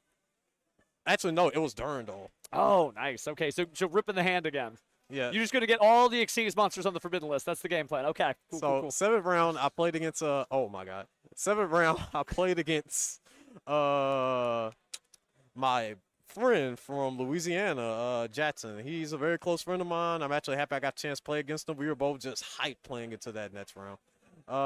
Going into it, I was a bit timid at first, but I had to relax myself. I'm like thinking he comes to my locals and everything, so we know each other. So it's just a natural, friendly bout. I managed to get first game. I think oh god, how many people got Paradise Factory? I want to say this is the 5th guy. This is the 5th Paradise. Okay, maybe I did Paradise Smash. This is different from rolling from the win the ethical way. Oh no. Actually, I'm lying. He won dice roll, so he went first. He made his board. I saw Droplet in that game. Second game, we were playing very grindy, and I was hoping he played into nib, but he played correctly by not playing into it. Then game 3, so he had the Charmy, so I went for a Droll Durandal combo again. So it forced out another hand trap, and he gave me the look. I was like thinking, okay, I don't know why. I had a feeling he had Ash Blossom in hand, so he was like thinking, okay, I'll just purge because I had the K9 Ripper on field. So it's his turn. He plays, he normal summons. I have Valiant on field, so that way I can book him. I have Artifact, and I have another card. So I'm looking at his field. I book a moon his stuff, and we attempted to activate. I remember I went over the Ripper, summon Wolf, and when he used the effect, I went ahead, looked at his hand, I saw 3 Ash Blossom, and I was like saying, man. Ooh, that's tough. That's tough. Yeah, it was very tough. I was like thinking, I was not really expecting that. I was expecting like Obedience School. I don't care what anybody says, that card gotta go to 1. It is kind of insane when you go like Obedience School, Ash Blossom. I'm like, okay, cool, Obedience Schools. Yeah, because I actually play tested online with the prototype deck, and the player beat me through D to ground, my full board plus D barrier. Because they were just schooled. Yes, it was just school, special summon. So somehow he's under nib summon because he knew I had nib in hand, and he somehow OTK'd me for game. I've never been so upset. I was like thinking, oh my God. It's all fun though. It's all fun. It's all love in there. So that's 7 rounds from today's tournament. What about round 8 before we get into today's final match? Okay, round 8. I was actually happy about playing that matchup because that was my first mirror. Really? Okay, yeah, because I noticed as you're having this super thing, when you say mirror, is somebody else in this room Crystron K9? Yes. Honestly, I hope they end up getting first place. Okay. I really do. That man, sometimes you open good, sometimes you open bad. I end up opening up engine, but he saw the Azuna and he turned off my engine. And I was like thinking, okay, at least I got Droll. Then in the back of my head, I'm like thinking, wait, Droll don't mean anything against this deck. It really don't. I mean, you play it and you're like, oh, wait, this does nothing. Oh no. Yeah, I realized Droll doesn't mean anything against that deck at all. So that's pretty much how I feel about the K9 cards. What makes me like it is that I don't really care about getting Lancet anymore because there was some players that assume, which they're right to do, that you go Lancet against a Crystron player, but now you got to figure out how to deal with the K9 portion. You do. And And that's always the thing about Crystron is because everybody's got the out for Crystron because every out for every different deck hits Crystron somehow. There's too many Memento, you run the Meowth. Oh, cool, now I can beat Crystron. All of a sudden, there's all the Meowth players. You run Artifact Lancet, now I can beat Crystron. So the fact that you just, like, bobbed and weaved your way up here, let's talk about that final, though, because, man, just incredible game 1, just stomped through. How are you feeling when you got into game 2 and you saw Zachary go set, pass? I wasn't really scared because I'm like thinking, okay, it's only a nick of time before I see Imperm. I just have to stay alive. That was pretty much my thought process. I try to stay positive throughout my matchups. So I got hit with the rivalry. I was like saying, okay, I got to play defense, and I didn't realize how many spellcasters that deck played. It's a lot of spellcasters. They can really sit and bounce, especially getting to the Mysterion and the Gulamel. I was like, wait a sec, aren't those dragons? I'm like, he has not summoned a single dragon. Yeah, I was thinking that too. I had to look at the card and say, okay, these look like a dragon. These are fake dragons. These are fake dragons. They're not worms. They're not worms. Trust the chat. So, obviously, we got to see you kind of work your way through. And now that makes sense that you're just like, I'm going to just play positive. Which, it's funny hearing from you because when you're in the game, you're just locked in. And so for you to be so just spiritually bound to your deck, like I'm going to just play it out, it's fine. That's refreshing to see somebody who's our number 1 guy today. Because it might be you, man. That was table 1, wasn't it? Yeah, it was table 1. It might be you. Depending on tiebreakers, you might be the champion. Well, I really do appreciate it. It's all love. It's all love and games. I really do appreciate actually playing against all my opponents today. All my opponents played very well. I'm actually happy I got the chance to meet different faces. I don't really get out as much because I stay 6 hours away. I stay in Louisiana. Okay. Oh, okay. So, like, what, Baton Rouge? Or? Monroe. Oh, Monroe. Okay, yeah, I know where Monroe is. So. Yeah, it's a very small area. What makes it crazy is that everybody's somewhat competitive. I'm actually happy I got the chance to get here because I was going to this event thinking I was going to fail. I will say I do thank my partner and my best friend, Clay Medina, because he definitely helped me just, like, theorize the Crystron list. He helped me out with it. I was panicking. I'm, like, saying, should I do Mitsurugi Orchid? Should I do Draco Tail at last minute? I'll pick it up from a friend that's 20 minutes away. Let me do Yummy. I'm, like, thinking, I'm just gonna go tomorrow, do whatever I can with Crystron, and change it up as much as I can. Makes sense, makes sense. Well, speaking of shout-outs, because I saw like Clay Medina and everybody, is there anybody else you want to give a shout-out to? Definitely shout out to my best friend Chandler Chisholm. Same thing with Charles Pickett. Same thing with everybody pretty much in Monroe. They helped me play test the deck. I got the chance to have fun, and to be honest, if I didn't have fun, I probably wouldn't even be here. I'm gonna be honest. I'm glad you had fun. You did look like you were having a good time. Yeah, game 3. Oh my god. Does this make you want to travel anymore, though? Because you get those games when you fight stronger duelists, but the strongest duelists, they show up usually at the YCS. They're congregating. So does this make you want to go to, like, YCS Anaheim or maybe Pittsburgh? Oh, later that's this the year? plan. That's the reason why I got this on. Okay. So we're going with Vision TCG. We're going for Yeah, it? because this is actually me and my best friend's debut today. Oh, so we started the team. How are we going to do? Oh, look. First day with the team, first play. Well, maybe. We don't know. We'll find out in the standings. But that's a good, solid record to start with. So we've got some new stuff coming out, right? Remember, we've got the Mega Tins with a few new weird cards. But the big thing, obviously, is Doom of Dimensions. Does any of that stuff, like, you excited about the sort of mystical space typhoon archetype? Or maybe I the definitely Doom am G? because I actually like to experiment with weird decks. I really do. But it's like at the same time, I got to be sure that I focus on winning. I got to keep a balance. Like, That's fair. you want to enjoy the game while at the same time, it's okay to lose, but you don't want to lose all the time though, because you put in all the effort, the work. It's kind of like training for a race. Like, you happy you got to the finish line, but sometimes it just ain't gonna hit right if you come last. Yeah. I mean, second to last place, don't feel bad, but you traveled 6 hours. You want to get the experience. You did it. That could be you, chat. That could be you. Yeah. I wanted to just double check. I asked them to see if they had any questions. I just want to see if we can get some honest answers here. If there's any question Take your marks. time. I love game recognizes game. Oh, even he said it. Okay, they're very excited about your winning with Paradise Smasher, but your humbleness to be like, that ain't gonna happen. Making sure we're not missing nothing. Game 3 was actually very crazy. I had to be sure to like stay focused. And I'm like thinking, okay, let me stack these case of K9s. I want to stack. As soon as he activates the effect, it just makes them all big. I had to be sure to like plan it out because I'm like thinking, wait, I don't have to make it XYZ. I just have to make them big enough to beat over his monsters. Yeah, no, you did just great, fam. So, is there any message you have to any of the duelists because standings are going up? So this is how we're going to close it out. What message do you have to people who are watching at home who are worried that like they can't be you because they haven't done it yet? Listen, anybody can end up being better than me. To be honest, I'm going to be honest. We are Yu-Gi-Oh players. We come here to have fun. We're trying to be sure to be competitive. This is a hobby at the end of the day. Don't be afraid to go test yourself. Please come out, come and play, enjoy yourself. And at the end of the day, your friends and family is what makes it. Well, good stuff, fam. You go ahead and make sure to verify your standings, and good luck. You may be our #1 guy, so looks like they're going to post it over there. Just follow the duelists. Take care, fam. Anytime, man, anytime.